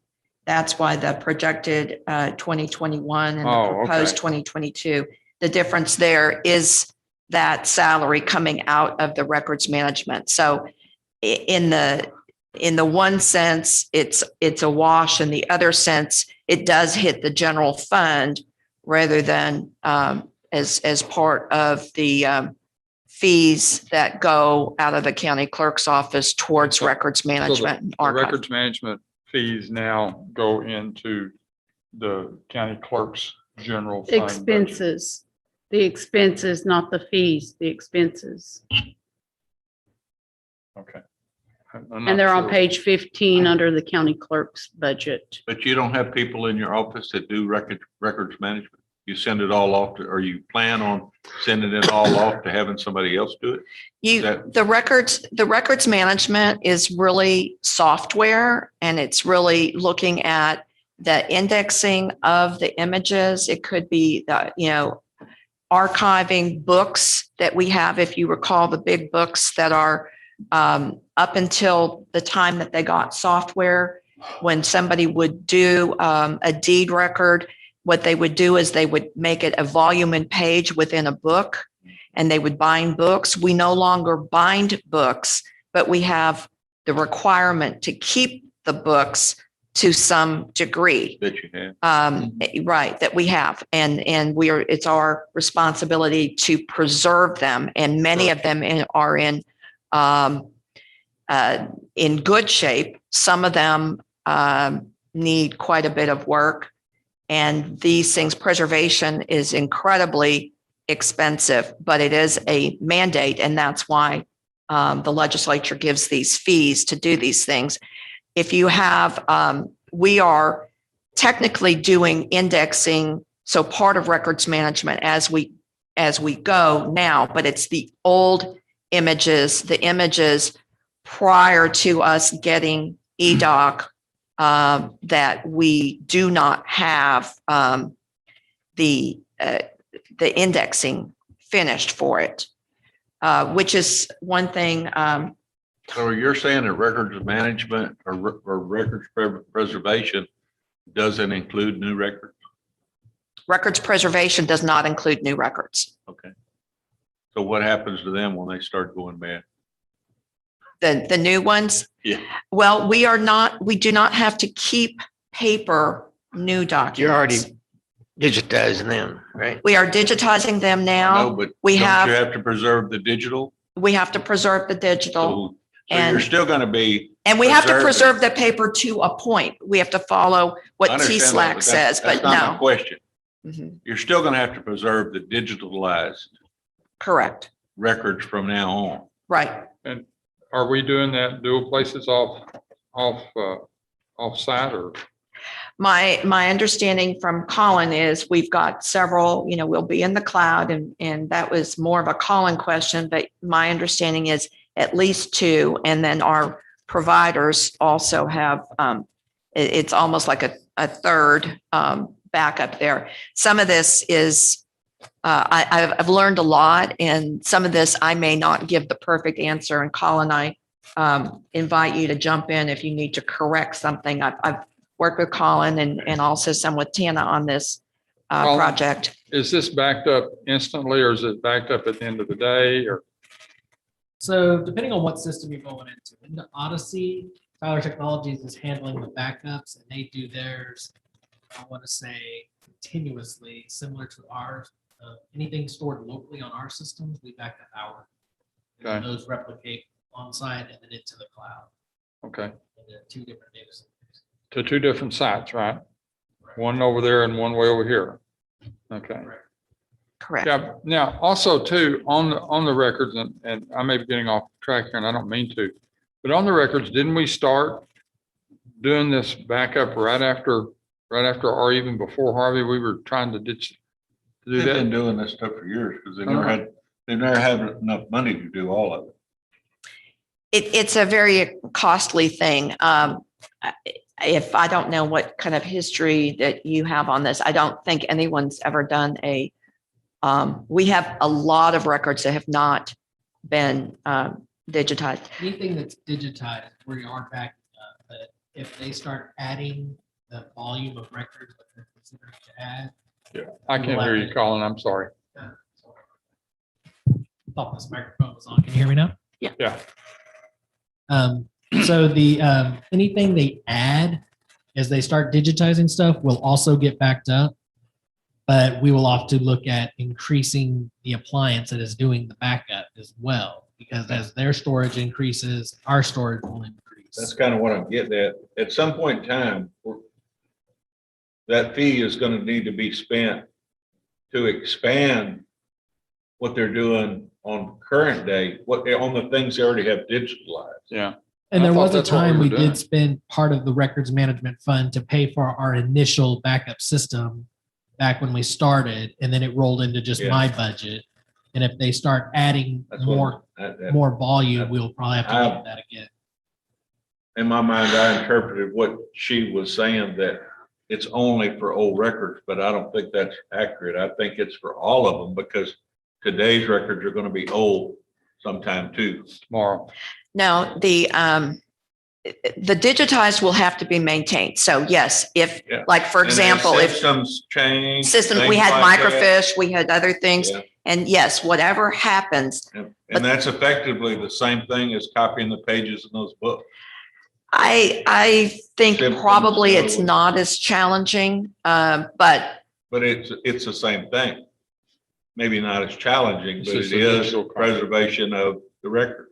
it's a preservation of the record. But I would say that if you're looking at old books, particularly, let's say, for example, old plats, and that's really an important thing. And we don't have all of those preserved. The new ones that we're getting now are wonderful, but we have a lot that have, Scotch tape and tears and things, and they have processes that can somehow, it's amazing to me, but they are able to get that tape up. You also are looking at some things that have what you would consider like a reverse image. And so it looks like a negative. And so those need to be swapped. There are some different challenges, but in terms of what it costs, I would think, Commissioner Casterline, that even though there would be additional charges going forward at some point, whenever whatever we're doing now changes, I think the really big things that is the archive of the 1950 going back to 1871. And I think you have to look at it and do it in a particular order. You can't, even if I get this grant, it won't cover, which doesn't mean that. Whoa. Whoa. Well, kick on, generator. Jackie, you pay the bill? That's it. Even if we get this grant, it won't cover doing all of the old archive and doing the things, but we do have images back. And there are some things that are not public record that we treat in a different way. We still have to maintain, but there are things like old court records right now that we have that are newer than 1950 that we've retained longer than we have to. And again, it's a matter of getting to it. And there is no time at this time to get to that. And it's also really challenging because our annex is not where we are. And so we need to look at these things, and you have to say, which is the thing that you need to do first. And we need to get this software going. We will have kiosks where people who want to get married, the process has changed drastically since I've been here. When I first got here, a marriage license used to take about 45 minutes because they typed them into forms, and I worked really hard, and it was very difficult to work with our current vendor to get things to actually print on the lines. And it was incredibly challenging, but now it's a lot faster. We have the way the vital paper is, it will be different. So we'll have some savings there. But now what we're looking at, instead of people coming up with their licenses and you talking to them and you filling out things for them and then asking them if it's correct, and they're all giggly and, oh, we're getting married. And then, you say, is this correct? And they say yes. And you do their marriage license. And the next day they come back and you go, you misspelled this. And no, you said it was correct. And we actually do charged again for that. We don't charge the full amount, but it's the vital paper costs money and all of this. But this new thing, people will have a public kiosk. They fill out the application. It gets into our software. It stays there for 30 days. Somebody can come, they can do it from their home, or they can come into our office and do it at a kiosk. And they're filling out the application. We still have to see their license and talk to them and just ask them some questions, but it's a lot more efficient, and it will be much better for the county, for backlog of people in the office. The other thing is right now people are, I think our fees, we will get some fees, and it's hard to know, from copies of people who will make copies of their documents from home. Right now, those fees are going to an entity over the state. I am shocked at some of the fees that I understand. Some of these places, we were just at Wilson County, and I'm stunned what kind of copy fees they're getting. I don't know who is doing this, but there are, when we have we bring our fees up to where the legislature says we could be back in 2013, they said, and we will be in. Let's go to something. Okay. Anyway, I think a lot of this will continue to funnel into it, which brings me to the next thing. I do need to probably, as I'm looking at this, I need to add about $6,000. I guess I was debating 6 or 5 to the other services and charges, or the office furniture and equipment, wherever you want to put it. And it has to do with probably furniture and equipment. There's some additional equipment that will be required for, I'll need a couple more scanners for the cashiering stations to go along with the new software. And we will need another printer, a dedicated printer that is color for vitals. And there are 2 things that we really need that I'm asking the final vendors to look at. One, it's if you think about it being indexed, you could, if it's all indexed, great. But right now, the records from, like, say 1984 back to 1871 are not indexed. So what you have to do is you have to know the approximate year. You have to know some different things, but there's something called like a historical clip. Some people call it quick link. Are you talking about the budget, or what you're talking about? No, I'm talking about asking for in the grant. Well, I don't know. Okay, so tell me your question again. We're not talking about the grant. I'm not talking about the grant. I'm talking about budget right now. Talking about 450 or your What are you talking? 403? I'm talking about in probably line 570 on 120, 403? Yes. I'm sorry. So you're going to add on to the 200. I'm going to add on 60,000 that's already there. $6,000 more dollars, because I need some more. I may not use that, but there are two things that Scanners are you looking at? Are they like your document scanners? Document scanners. Those are about 937 a piece for the typical brand and model. Okay, and then I need some flatbed that are smaller. Okay. And then I need a dedicated a color printer. The color printer, we are in the process of renegotiating all our contracts for that. So we'll add that to that as well.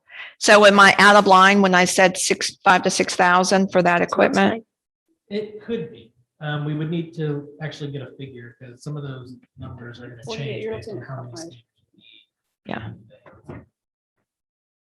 That could be. Yeah, I'm not planning on spending money that, if I tell you this is what it's for and it doesn't get spent, I'm not somebody who, you can look at my budget last year, I put money back into I'm not just a spend happy person. I just trying to go. So another thing that we'll have would be fraud alert, which is a very big value to the citizens of this county. Anytime something happens, like at the courthouse, something gets filed against your property, if you sign up for this, and we'll advertise it, get people excited about it, because it's very exciting to me. If somebody files something against your property, you'll get pinged. So you can know, does somebody filing some fraudulent lien against your property? Is somebody doing something? The day you sell your house, you should get pinged because and so this is a service. And then again, the book link, I need to have something like that goes into, and that's part of the software before the indexing gets finished. Something that you can find the old records that are imaged already. And I think that will cover in there. So I also wanted to talk about, I talked about the virtual county clerk, talked about where these are. Let's see. Going back, I did ask, I think everybody remembers, I did ask for step increases for my staff. I think that kind of the theme has been here a couple times, both with Pam and Sheriff, that that it's true. You look at what people make and people who chose not to give elected officials increases, and everybody can look and say, well, all you can speak is for yourself. You can look at what the job you're doing. I work very hard. I'm not saying other people don't work very hard. I am newer in my position and I'm taking on some things that I feel I'm supposed to be doing. This is what I feel is a big contribution to the county. And I'm hoping it will go incredibly well. I'm working very hard to get it correct. I've never worked a 40-hour week here. This last week, I probably at least worked. I think we're getting off way off. Everybody needs more money, but we don't when need you asked for the job, did you know what it paid? Yes, but I did. All of us did, and I mean. Well, except I don't get to control whether I get a cost of living That increase. hasn't come up yet, has it? Since you've been working, since you've been in your position. That is correct. Okay. That is correct. Let's talk about something. Everybody needs a pay raise. I agree. Well, it is kind of confusing why the city can pay a lot more for people. They have a lot more income than we do. Okay. Anyway. Is there anything else from Carrie? All right, thank you, Carrie. Oh, it's your turn. We didn't forget you, Colin. Or Russ, or whatever I call you. Well, you used to. Just don't call him Mike. Call him first so we can get over the shock. Call everybody Mike. So am I going to get a new name? Colin, we used to do you first so we could get over the shock. Yeah, now you do me last, and everyone else already taken all the money. So the only thing that's changed on mine is, they did add the looks like $30,000 into my professional services for potential website, which may change depending on that grant funding you are looking at. But also I'm looking at step increases in my department as well that didn't get factored in. And so I was just trying to make sure that the potential for 3 steps based on performance evaluations are available. So do you think the price for the website, is that in the ballpark? I'd say it's a good ballpark for someone to come in and really tell us what we need. I don't know if it would actually pay for, if we want someone to just do a cookie cutter, that'd probably pay for it. But if we want something that's custom for Aransas County that meets the needs of what we were wanting, what we're looking at, someone to actually come in and ask the right questions, I'd say we may be looking a little bit higher than that, than what's been put in my professional services. But I couldn't tell you that without actually. Have you looked at other counties to see who has the better ones? Or They're all over the place. Most of the smaller counties that are our size, their websites are garbage. They're like not good. The better websites, you start getting into the bigger counties that have full-time IT departments that have 20 plus people in them and 10 of them are dedicated to the webpage. We're never going to get there. Our webpage, I'm hoping to be somewhere in the middle, that we can get it where people can find what they're Have you looking talked to for. Deanna Spruce about this? I have not. Well, she does have some experience on websites and keeping them up to date, so we might need to visit with her. She kept. Well, and Tish also, I think, said that when she was in the judge's office, she and you looked at different websites and she had some really good suggestions too. Right. Right. So this has been a hot topic for a while now Right. that we've Yeah. been between Carrie and I, Tish and I. After before Harvey, you got here, it yeah. really became an apparent. Right, we need one that need. works, that's for And sure. we need but one that we don't meets the have to needs have of the the best one county. in the state of Texas. We certainly don't need the best, but we don't want to be less than what we have now either. No, as far absolutely as not. I don't, that'd be pretty hard to do. You're right. Okay, I have a question other than the website. Under repairs and maintenance, 93,000. That was a fairly significant increase. So what I tend to do is on older machines, we go out as instead of retiring them and auctioning them off outright, we prolong the life out of them by buying replacement components and parts for them and refurbishing them. And so a lot of our prices have increased to refurbish machines. It's not cheaper. It's still cheaper than buying a whole new machine to replace something that's going to go in a public kiosk or library or somewhere that's not going to be a heavy everyday user machine. Okay. And so that was where that increase came And from. then under insurance premiums, 15,000 was allocated, but I know we just did the cybersecurity. And what was that, 32? It significantly went So- up. So Are we going into this? Is that 15 supposed to cover cybersecurity or is cybersecurity covered someplace else? I put the cybersecurity into non-departmental instead of. Okay. So that's 409. okay, I wasn't sure where that number had actually come Okay. from. So Thank you. So that 15 is coming out of there. Okay. But 409 already has it in its. Yeah, because it went up about 10, well, it's 77,000 plus. Okay, thank you. other than that, the step increases and that was about it. The professional services were my changes. I don't think the steps are in that sheet y'all have there though. What I was looking at, Tana gave me, it'd be roughly 37,000 with burdens to do if that was included. And I don't know if that's something y'all look at later on. And when we say step increases, I know some departments are giving one step increases, some are giving two. Some departments are giving 3 step increases in one fell swoop. I'm looking to do 3 for my people. They have not had step increases. They got their step increase this year. They got 3 this year. I'm playing catch up in my department. But a 3-step increase is 7.5%. Correct.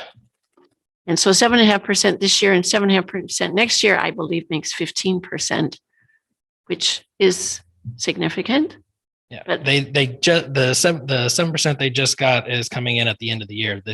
Well, about halfway through this year for them. So they're not getting that full 7% this year. So, 7.5%. or 7.5 this year.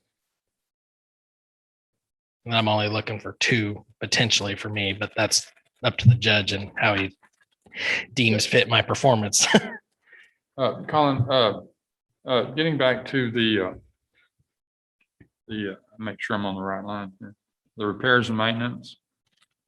That's an increase of, $50,000. I mean, you went from 40, from a couple of years ago at 16 Right. to 43, and now you're going up to 93. Right. That's a heck of an increase. And a lot of that is kind of just what we experienced after Harvey, replacing some emergency server replacements and repairs we had to do. I wanted to make sure we had it in our budget that to tackle some of those emergency repairs before a single server that we can buy is going to be about $12,000 out of. And so I want to make sure. You're not talking about desktops necessarily. You're talking about servers. Right. I'm talking about repairing major equipment that has failed in the past and we had to go and buy off the shelf. We never did quite hit our insurance premiums on some of it. So. We're several years out now from doing the UFA grounding in LEC. Has that really saved us a lot of money? The grounding project has definitely saved us a lot of money, but Harvey took out some of the surge protection I equipment. understand that, but we went ahead and we were still on UFA grounding, right? We're still good on the grounding. That grounding. So the surge protection, did our insurance cover that? They have. I'm not sure what the process or where they are in the process of installing it. Renee and I have been back and forth on getting quotes and vendors and pulling the trigger to get it done, but I don't think insurance has given us the final. That would be a Renee question predominantly. There's not really anything we could do to protect us against that, at least as catastrophic as it was. For some of that catastrophic stuff, no. If a direct hit, direct things, it's going to blow through anything you protect. But most of those protections come with their own protections that you hooked it up correctly. Then they'll come in and cover the damage because it was supposed to protect. So. Okay.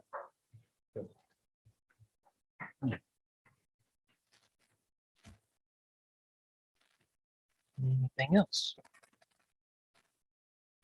Any other questions for the gentleman? Okay, I think we're done. Thank y'all. Turned up my microphone, but I said.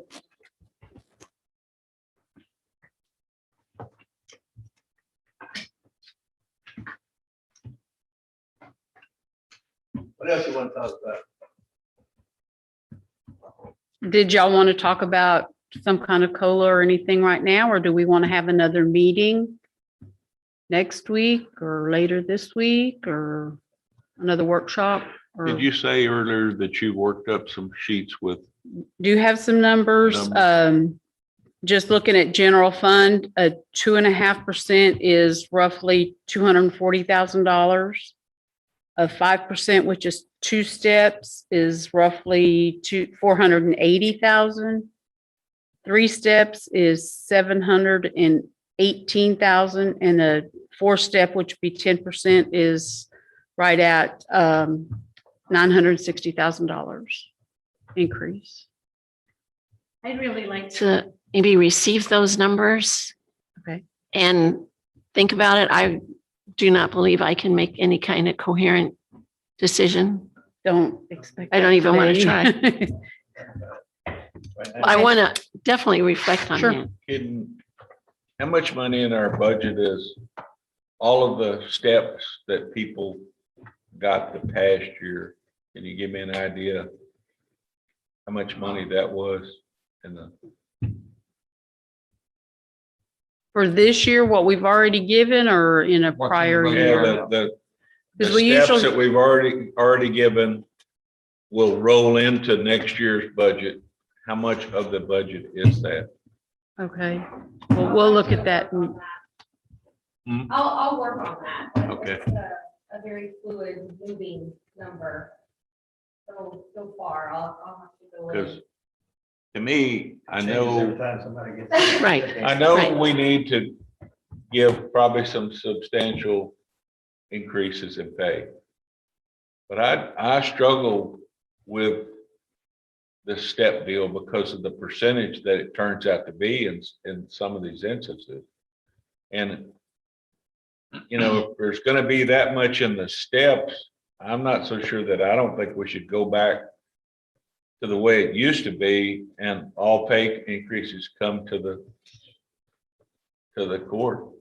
I like I say, I feel bad for people that their department heads haven't given them one in years, but then I have the opposite feeling for people that are getting 4 of them in 5 or 6 months. So I don't know. I just have a real problem with that and think, you know, like I say, maybe we're better off to go back the way we did before and just raises come in here because I have a problem with, instead of increasing the step, moving the category up. You know, instead of going from like 13.6 to 13.7, they go to 14.4. So it gives them a greater thing.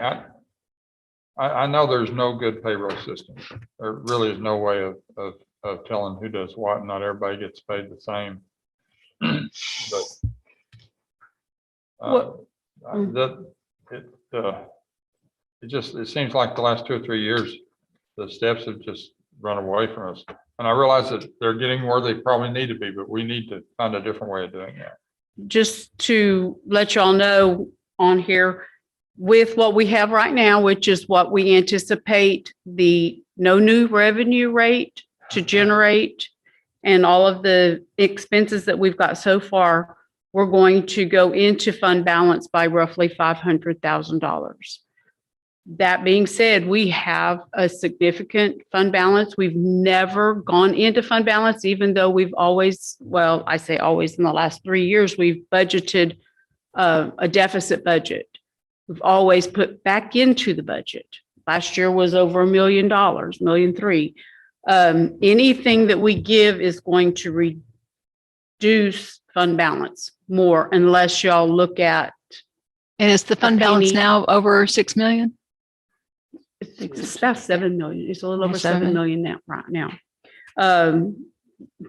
Keep in mind, that's our security. If there's another storm, that's our, that's our security money.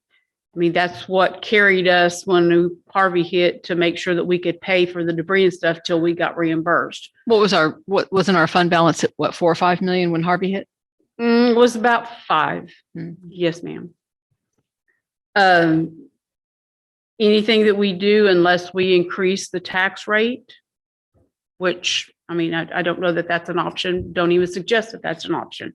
I just want y'all to keep in mind that whatever we do, and we could go up to the 10% and add another $1 million to this, and we probably would still be fine. I don't know. It just depends on how the year ends. We budgeted into fund balance before, but we never We never actually used it because right. We budgeted using fund balance to keep from going up on taxes, because you kind of feel like we've already got the tax money. It's what's in the fund balance. So instead of going up, I think we had previously set, we would like to have the fund balance at about 5 million. And maybe we need to go up on what we think it should be now after all we've been through. But well, I don't know, because when we had our audit, Wayne said we had a very healthy +6+. More than 6 months revenue, which is pretty standard. That's pretty much, what you want to look at. Normally they say 3 to 6, and we've got a healthy fund balance. Do you remember there was something that came up when we started doing that if you use your fund balance, it affects some of your tax rates? It will, because of your increase. You never get that money back because you can't increase your taxes. You're limited on the tax increase. So if you don't go up, you can't ever make up that you took out of fund balance, because next year your rate's going to go down more, and you can't raise it up enough to make up that other $1 million or whatever you've gone in. You could think of it as a feature and not a bug. So, it's something that you don't want to look at and say, okay, we're going to reduce because we have such a healthy fund balance. I would not recommend going below the no new revenue. Not saying that I recommend going above it, but you want to look at. If we did the de minimis rate. Our de minimis rate is more than our voter. Yes, but it's more than our voter approval rate. Yeah, we shouldn't be. And my understanding is from Anna that if we do that, if they petition us, then we would have to go back to. And they will petition, and the petition will succeed. Well, but we can go up to like $2.5 cents without going to the voter approval rate. You can go up 2 cents, which 2 cents would give us an extra $670,000. That's for another discussion, another day, but it's something that we need to know because Monday is when we have to propose a tax rate, or that's on the schedule. If we don't propose it, then it's going to push us back into September in adopting the budget. And did some new laws just passed that tightened up the deadline that we. It did, if you're going to go to the voter approval rate because of the election, the timeline for the elections and getting it on a ballot. Doing that. So Then also to add to that,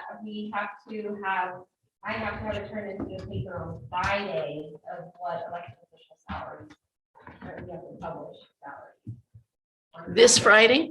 I have to turn it in this Friday. to, Post it to by keep our next schedule. Friday. No, I understand his ed schedule requirements, but you're saying you need that information by this Friday. Yeah, the deadline for the paper is on Friday. To Right, post right. by next Wednesday. Right. It I has to be understand that. posted on the 11th. So are we having a meeting tomorrow morning or no? Oh, We don't have this, we haven't posted this one to have it. Oh, that's We right. would have to, Right, we could. we would have to have it what, Friday. So we could have a meeting on Friday. Yes, and with, if it's I mean, if just you have to have. this you have to discussion, post then- the rate, you gotta have it pretty quick. Yeah, we'd have, because you'd We'd have to have put to it do it on Friday. Tuesday. but, but that's just for elected officials, right? that portion is yes, but by Monday, we have to have it for the agenda to be able, if we're going to keep our schedule of August 30th, October, I'm dreaming, August 30th to adopt. Are we bound to, do we have to keep that schedule? No, that's just the schedule that we set. If we don't meet the proposing the tax rate Monday, it's going to throw it back because it'll be the next Monday before we can propose. And then we have to have public When hearings are you gonna and give us these numbers that show different, I can have them to you tomorrow. the numbers for different pay schedules or Mhm. possible, the different We can- possibilities. The impact for those to- different If- COLA. Yeah. for yes, the we different- can have everything ready if y'all want to meet Friday. I can have them to you tomorrow so that you can. Think about it. before Friday. Do you want a special meeting Friday morning? Sure. But just be a workshop though. I don't know that it has to be a meeting now. We don't, well, Well, we can't set a, Don't you no, have we'd have an to, action item. at what point in time do we have, if you've got to publish in the paper a rate, don't we have to vote on the rate before you No, publish it? no, This one is really is just for the elected official salary. to choose whether they want the COLA or the longevity and But all how do of you know that. if we don't have a if we haven't set a COLA, how can you do that? Right, that's what we need to be on. So we can't just have a workshop. We'd have to have a real. Yeah, Action because item. I don't want to set a COLA for elected officials before, in my mind, they ought to all be Do done you at the have same to time post that on the anyway, 11th or as is far that as- just for my schedule? Okay, if we wait until Monday and do it Monday after the commissioner's court like we did today, then you can just publish later on and that would just, Yeah, it'd have to be an action item. Are you saying that it would? well, be what an if we have action a item on workshop Monday? and then just put it on the regular meeting? Okay, now if you're talking about elected officials only in this posting that you're talking about, Right. so does it has to have a number or does it just have to say, okay, so you got to say, okay, we are not going to give elected officials some kind of COLA? It doesn't have to be Zero, action. one, two. Or if you do ask for a COLA for yourself, then you keep for it or. Yeah. But you do that and not even. Boy. I hate You have that. to do that with employees also at the same time. Well, we don't have to give this kind of notice to the public of what we're going to do for employees that we do for what we have to do for elected officials. That's why they Right, put but that extra notice in there. Yeah. But I But think politically, that- it's an awful idea It's to give always ourselves a awful raise. if you put and the not- elected officials yes. first. We always do. Yeah. We've always done it. That's really. Yeah, it's always been a pain. I hate it. 3-day notice type deal. Well, So, I'd say give so us are we some- having a meeting on Friday morning? And would the meeting be a commissioners court meeting or it'd be a workshop? So then we'll have a meeting on Monday, Or not.